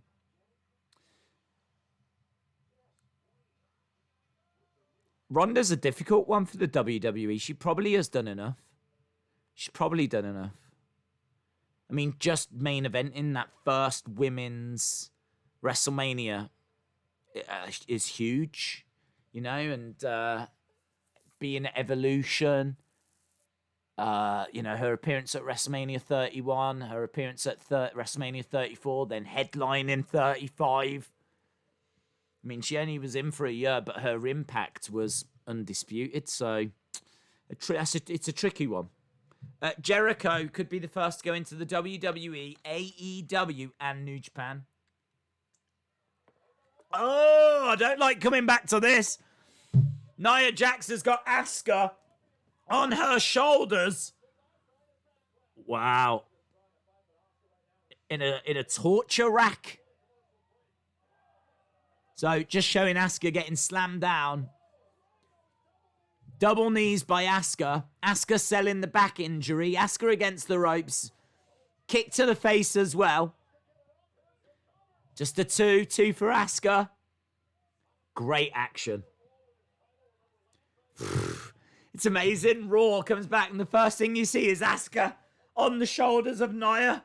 Being stretched out, going, ah! Welcome back to Raw. Big strike by Nia. Asuka felt that. Nia going up top. She's got Asuka up on the shoulders. Asuka trying to get a power bomb. No, couldn't do it. Oh, kick to the legs. Wow. Look how Nia fell. Then she had to catch that top rope. Double stomp. Double stomp. Asuka. 1, 2. Stupid ref. Took him a second to slide. You see that slide by the ref? The ref wasted time. He was like, shh. 1, 2. Could have counted. Could have got another second in there. Ah, this official is a disgrace. He's trying to cost Asuka the title. Who does he think he is? Kicks coming into the chest by Asuka. Oh, Nia blocking it. Headbutt. Asuka goes down. Here we go. Oh, Samoan drop. Samoan drop. Asuka has got her foot under the rope. Ooh. Yes. Nia pushes the ref. You've crossed the line. Asuka rolling up Nia. Asuka. That was quite a quick count, actually. As soon as she got pushed. Oh, there's so much to talk about. Nia pushes the ref. The ref's about to disqualify, but Asuka rolls up Nia, and his count then. There's no sliding. There's no... Shh. 1, 2... No, he went bang, bang, bang. Yeah. Oh, she's got a problem with the ref now. I had a problem with the ref, but I got over it. I had a problem with the ref, but then he proved himself to me. He proved himself to me. He saw the light. The ref saw the light. Look at this. 1, 2, 3. Yeah, it wasn't a fast count. It was, but 1, 2, 3. He was gonna call the match anyway. He was calling the match anyway. He was over there. It's like, DQ Botchasaurus. She just pushed me over.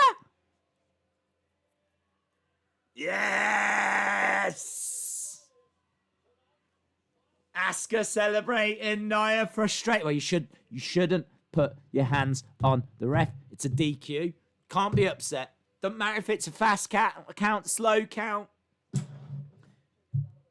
He could have slid and counted 7, 8, 9. Do you know what I mean? He could have done anything. Doesn't matter. You don't put your hands on the ref. And do you know, I was full of praise for that ref all night long. All night long, all throughout. I was like, this ref knows his stuff. This ref is so good. I'm so upset that Nia did that to him. Right, here's Randy Orton. There's no rules. There's no regulations.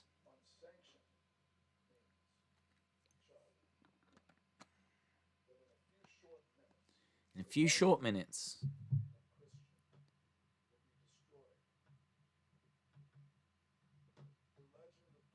The legend of Christian will be destroyed.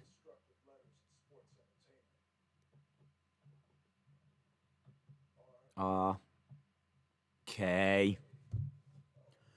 Oh. Coaster Maniac says, isn't that the same ref that Kevin Owens and Sammy had problems with in the past? It's John Cone, isn't it? John Cone's been there for a long, long time. Jonathan Wilberding says, my favourite finisher of Nia is the Flapjacks. I'm a big fan of Nia's finisher where it's called the ref push. And what she does is she pushes the ref and then the match ends. That's my favourite Nia finisher. It was a fast count. Delanio, she was about to get DQ'd, so it don't matter. Don't matter if it's a fast count. Don't matter if he's there. He might have just gone salt, vinegar, and oregano. Right? He could have said anything. He could have said bar, black sheep. Yeah, he could have done anything. It's irrelevant. She should have been DQ'd.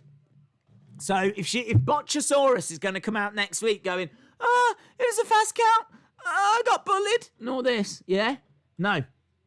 You don't touch the ref. And that is such a great referee as well. Stand-up guy, pillar of the community. Yeah? He'll go into the referee wing of the Hall of Fame. He's a really good guy. I've never said anything against him. He's never put a foot wrong. And you do not put your hands on the ref. So there we go. I'm glad that we're all sorted and on the same page again. Let's be clear. Sonny Wolf says, salt, vinegar, and oregano. What are you cooking? I don't know. I was just trying to think of spices. I couldn't think of anything. Do you know what I mean? I mean, salt and vinegar is pretty easy. But what else do you have? I went down a road, yeah, and I instantly regretted it. I was like, salt, vinegar. I could have said pepper. Hang on, I could have said, what did I say? I don't even know what I said. I should have said salt, vinegar, and pepper. That makes so much more sense. Where did I get oregano from? I don't even know what it is. Isn't it the paper thing? Isn't that when you fold the paper? What's that got to do with anything? Oh, I just don't know. I don't know. Look what she's done. Look what Botchasaurus has done. I'm blaming her for this. But there we go. I enjoyed that match. I enjoyed the fact that Asuka's still champion. So, winning. Yeah, we're going to move on to Edge. Oh, I should change this, shouldn't I? Edge versus no one, because it's Christian. Christian versus Orton. Will Christian bring the children that we were talking about earlier? DJ B Tazzy, shout out to you. If anyone knows about cooking, it's not me. It's you. I might make myself a plate of salt, pepper, and oregano as soon as this is done. Might treat myself. Something to snack on. Next week, we've got Street Profits versus Viking Raiders for the Tag Team Championships. Tag Team Championships on the line. It's not bowling. It's not axe throwing. It's not ninja fighting. It's a wrestling match. Amazing. Talking of amazing, here comes Christian. Christian wearing his Mr. McMahon attire. Christian dressed like Mr. He's got like black top, black shirt. Look at this. It's like Mr. McMahon. You've got no chance. Yeah, I mean, literally, no chance at all.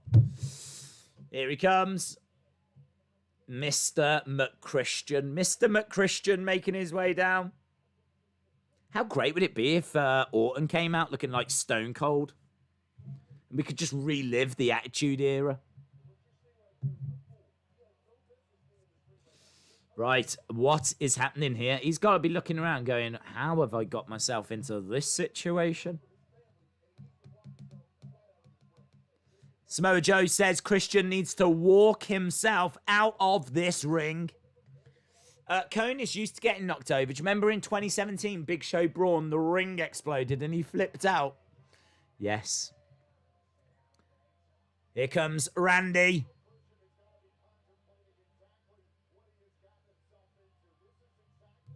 Here comes Randy.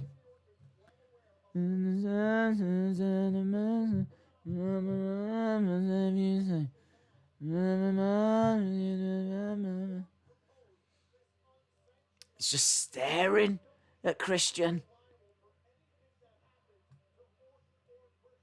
He does look like a snake, in all fairness. Right.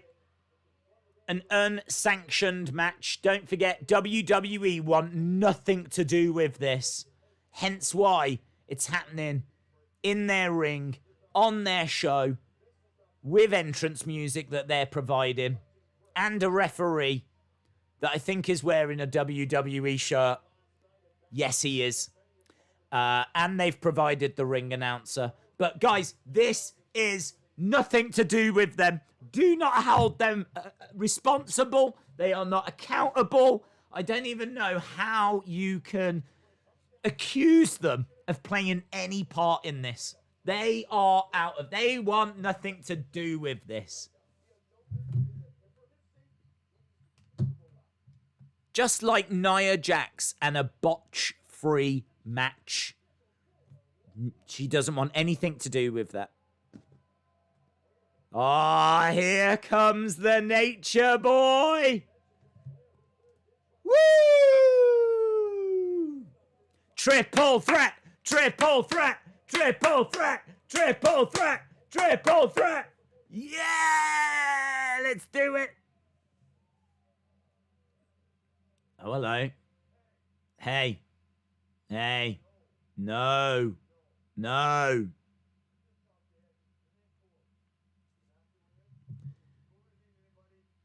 You're not doing this. Let it go. Let it go. Let it go. Christian says, Rick, I have to do this. got to do it, guys. He's got to do it. Ring the bell. Well, there we go. The bell has sounded. Oh! Low blow by Ric Flair. Low blow by Ric Flair. Oh, the dirtiest player in the game. Against the ropes. Oh, punt. Punt by Orton. A punt by Orton to Christian after a low blow. Wow, Christian's out. Christian's out. There is no match. He's out. It's just like he's out. I don't. Does Randy even know what to do? Is he going to roll him over and pin him? He does know what to do. Straightening the head, and he lies on him for the win. 2. It's the end. So there we go. And Randy Orton just stares at Christian, and Randy seems frustrated. He says, I'm sorry. I'm sorry I did this to you.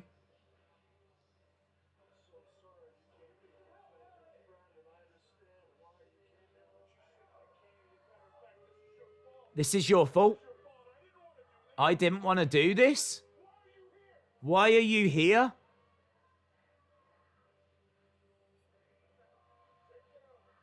Take care of him. He's losing his mind. Randy is in such an interesting place right now.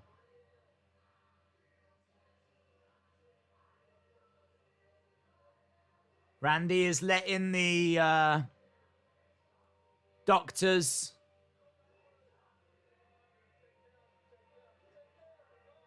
Randy saying take care of him. Take care of him. Christian's motionless. We've got the stretcher.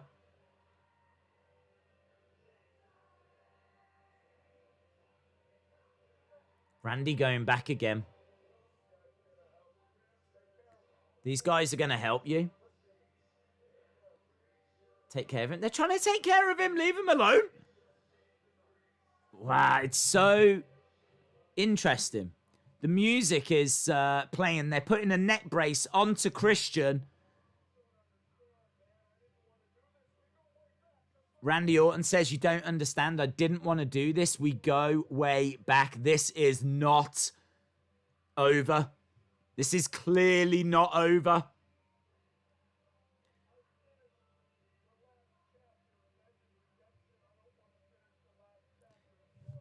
I finished the last chapter of Edge's redemption. I didn't want to finish the last chapter of yours.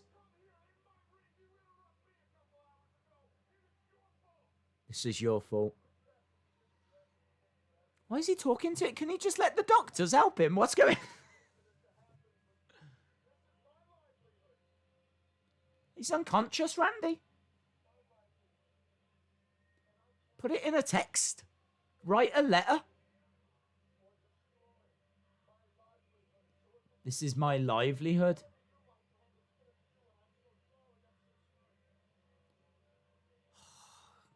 Didn't need to do all that. You could have just waited for the video to have uploaded on YouTube and then put it as a comment. Well, there we go. An explosive way to end the show. I did not expect that turn by Ric Flair. And this is far from over. That was good. That was good. The legend killer is back, says Coaster Maniacs. Yes. It seems that way. Orton is the best in the business.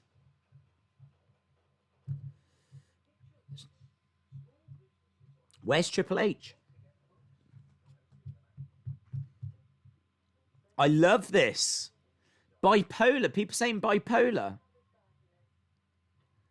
Don't know. I can't quite. He's definitely got something going on.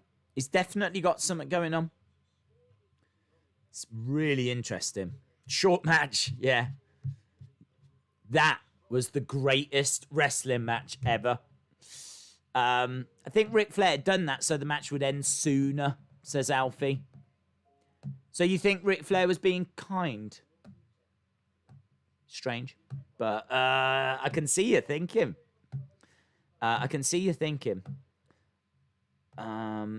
Days, what is Jordan's last name?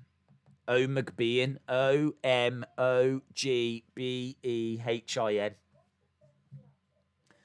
Great Raw. Oh, yeah, get your scores in. Get your scores in for Raw, baby. What did you think of this Raw?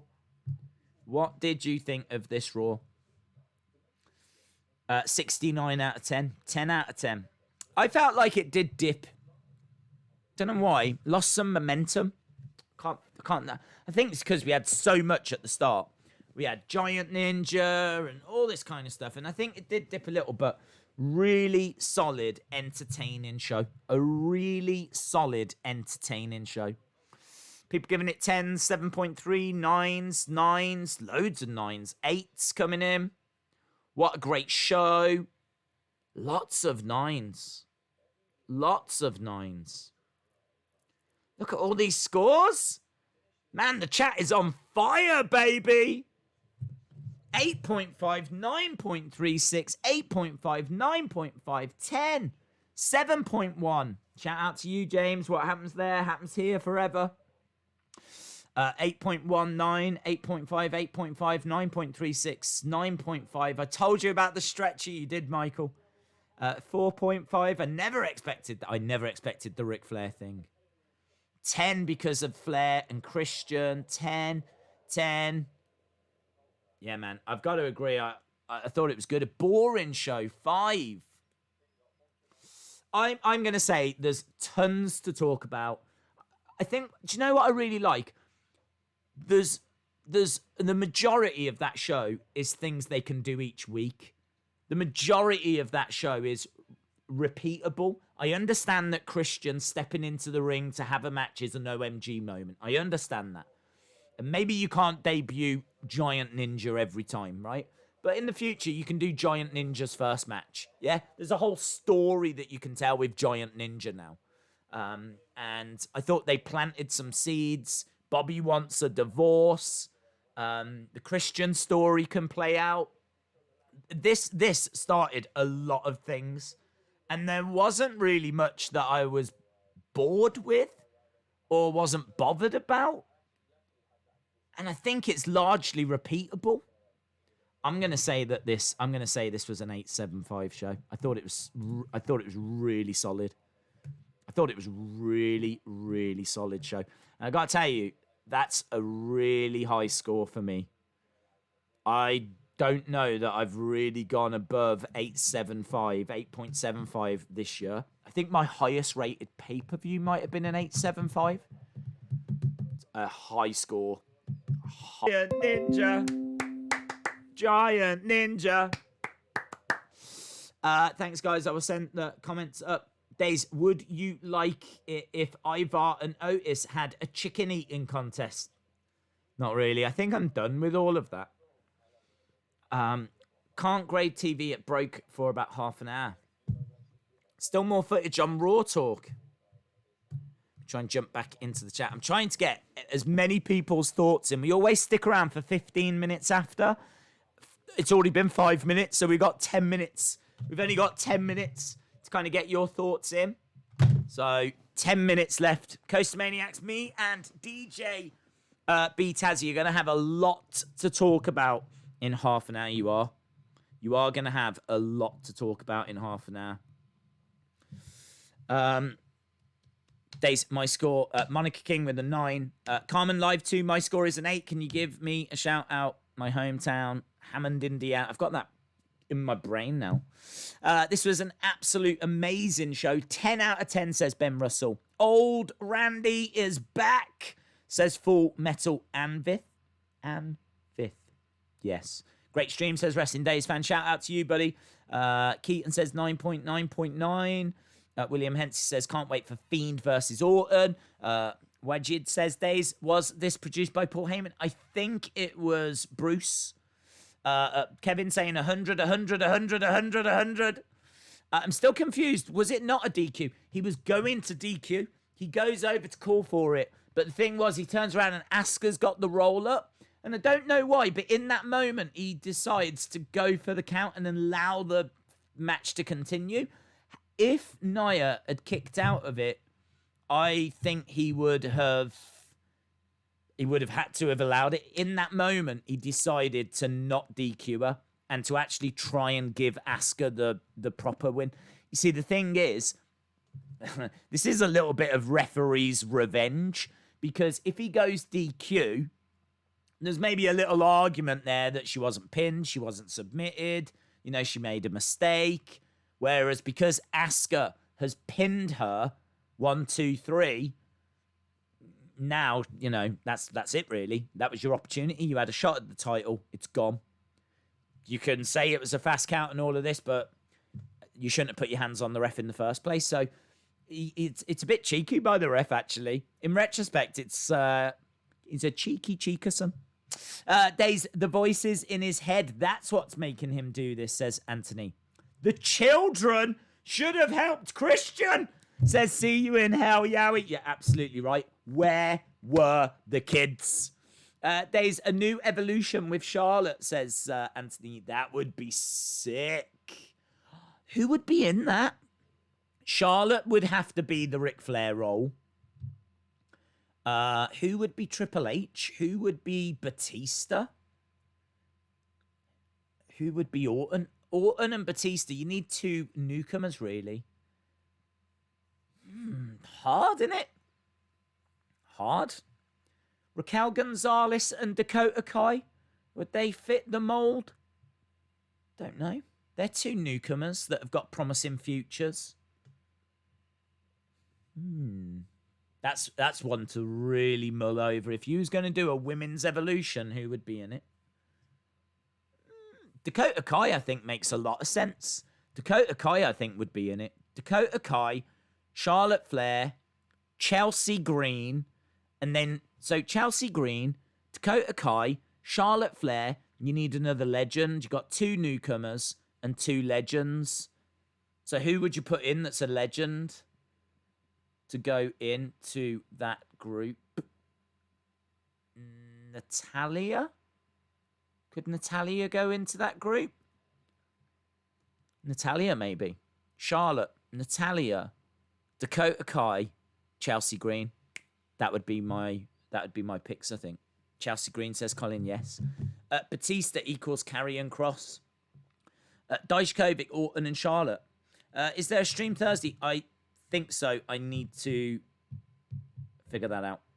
Dijakovic, Orton, Charlotte. Charlotte, Trish, Dakota, Chelsea. Trish coming back would be amazing. Refs are not allowed the fast count, no matter what. The ref shouldn't screw a wrestler. I know she pushed him, but he didn't disqualify her, so it's his fault, says Chris. Yes, but Chris, what you're forgetting is that he might have screwed her, maybe might have, but it was Nia. Do you know what I mean?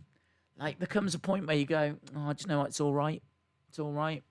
You've allowed Asuka to keep the title. That's the most important thing. So I support what the referee did. And if I have to support him with legal action, then I will. Chelsea Green is not a legend. Oh, no, Chelsea Green isn't a legend. She would be one of the newcomers. When it comes to Evolution, you had like 2 legends with Rick and Triple H, and then you had 2 newcomers with Batista and Orton at the time. And so Chelsea Green, Dakota Kai would be my newcomers. Night Days, I am shattered. See you for NWA. Yeah, see you tomorrow, James. Shout out to you. Is there a stream Thursday? I believe so. Charlotte, Chelsea Green, Lacey Evans, and Candice LeRae, says Chalmers.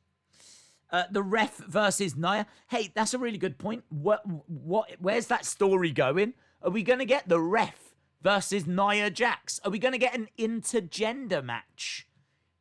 Man, that would be cool. Like the ref versus Nia Jax. Would you want that? Would you want to see that match? a ref versus Nia Jax. I don't know. Would I want to see that? Would I want to see that? I think I would. I think I would want to see that.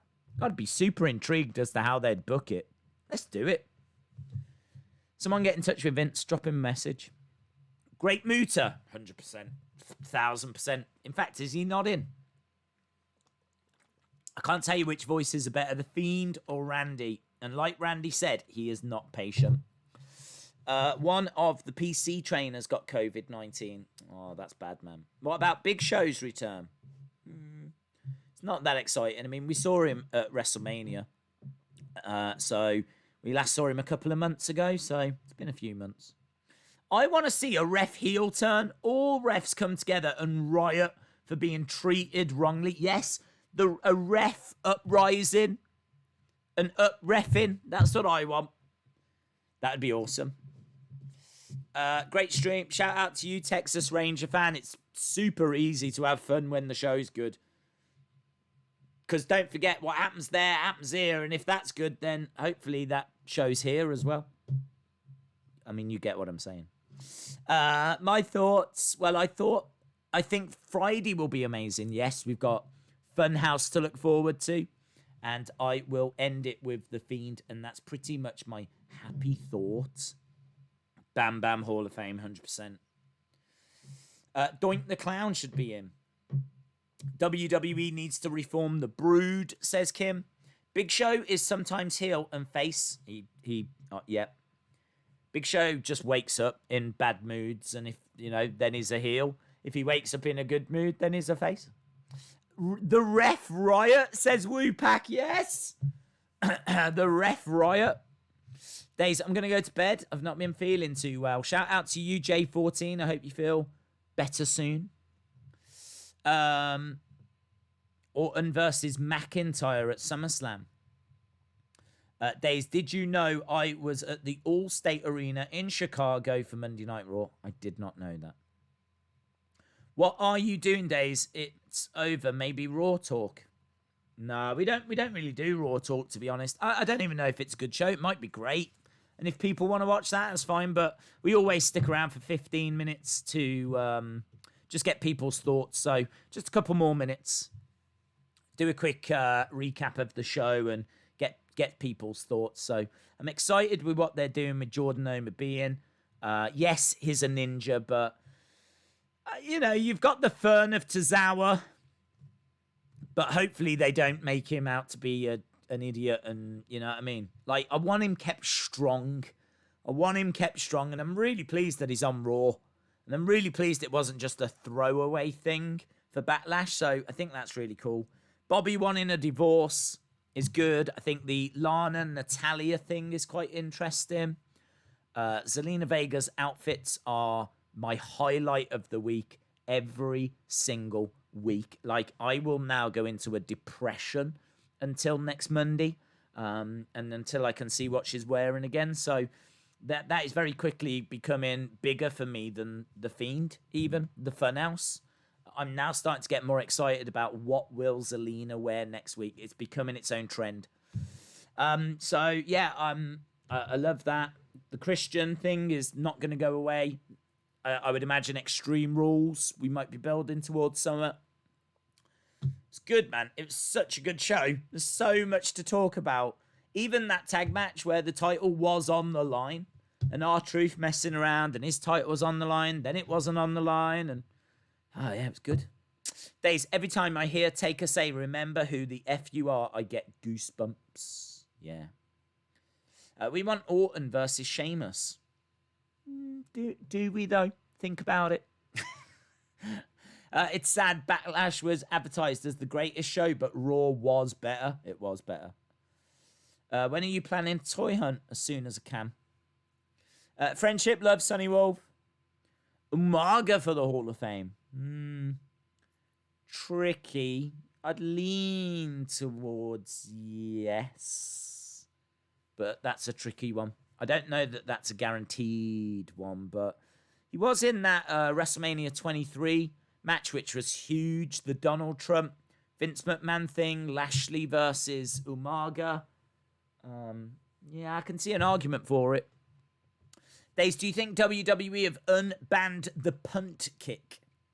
I don't know. I think they're going to use it sparingly. I'm not sure you'll see it all the time. I don't think it's come back like the curb stomp has. But, yeah, I think you'll see it sparingly. Do you do NXT streams? Yes. We watch NXT and we have to watch AEW at the same time. And I've said time and time again, Wednesdays are not my favourite streams. I mean, we try to have fun with it, but trying to watch 2 shows and keep eyes on the comments is tricky. So I'll be the first to admit Wednesdays are my least favourite streams. But the wrestling's good.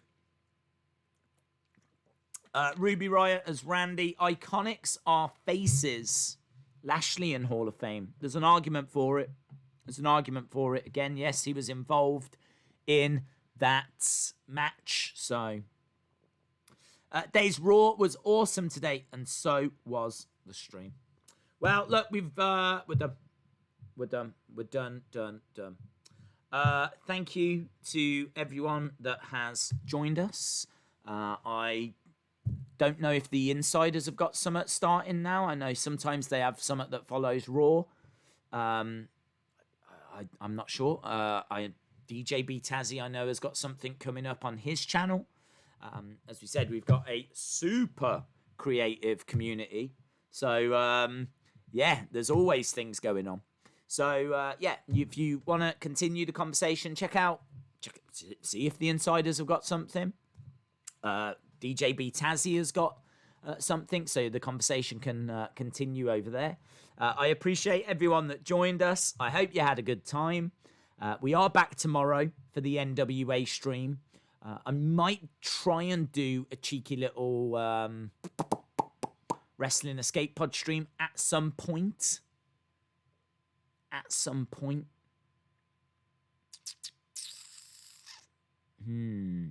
I don't know. I'll have a think. I'll try and mull it over and see what I can do. So that's tomorrow. NXT and AEW on Wednesday. I don't know what we're doing Thursday. We'll probably try and watch something that's on the network. And then Friday SmackDown. UFC on Saturday. And then I do like the idea of watching the final episode of The Undertaker show, just because I feel like there could be something in it. There could be an OMG moment. There could be a big revelation. Could be. Might not be. But there could be. I mean, it might be revealed Boneyard was his last match, or I don't know. We'll have to see. Awesome. Right. James M. Shout out to you, says my man. Bye, says William Hensey. MTS, shout out to you. Shout out to everyone that's joined us. Thanks a lot for watching. And hopefully, see you again next time. Bye for now.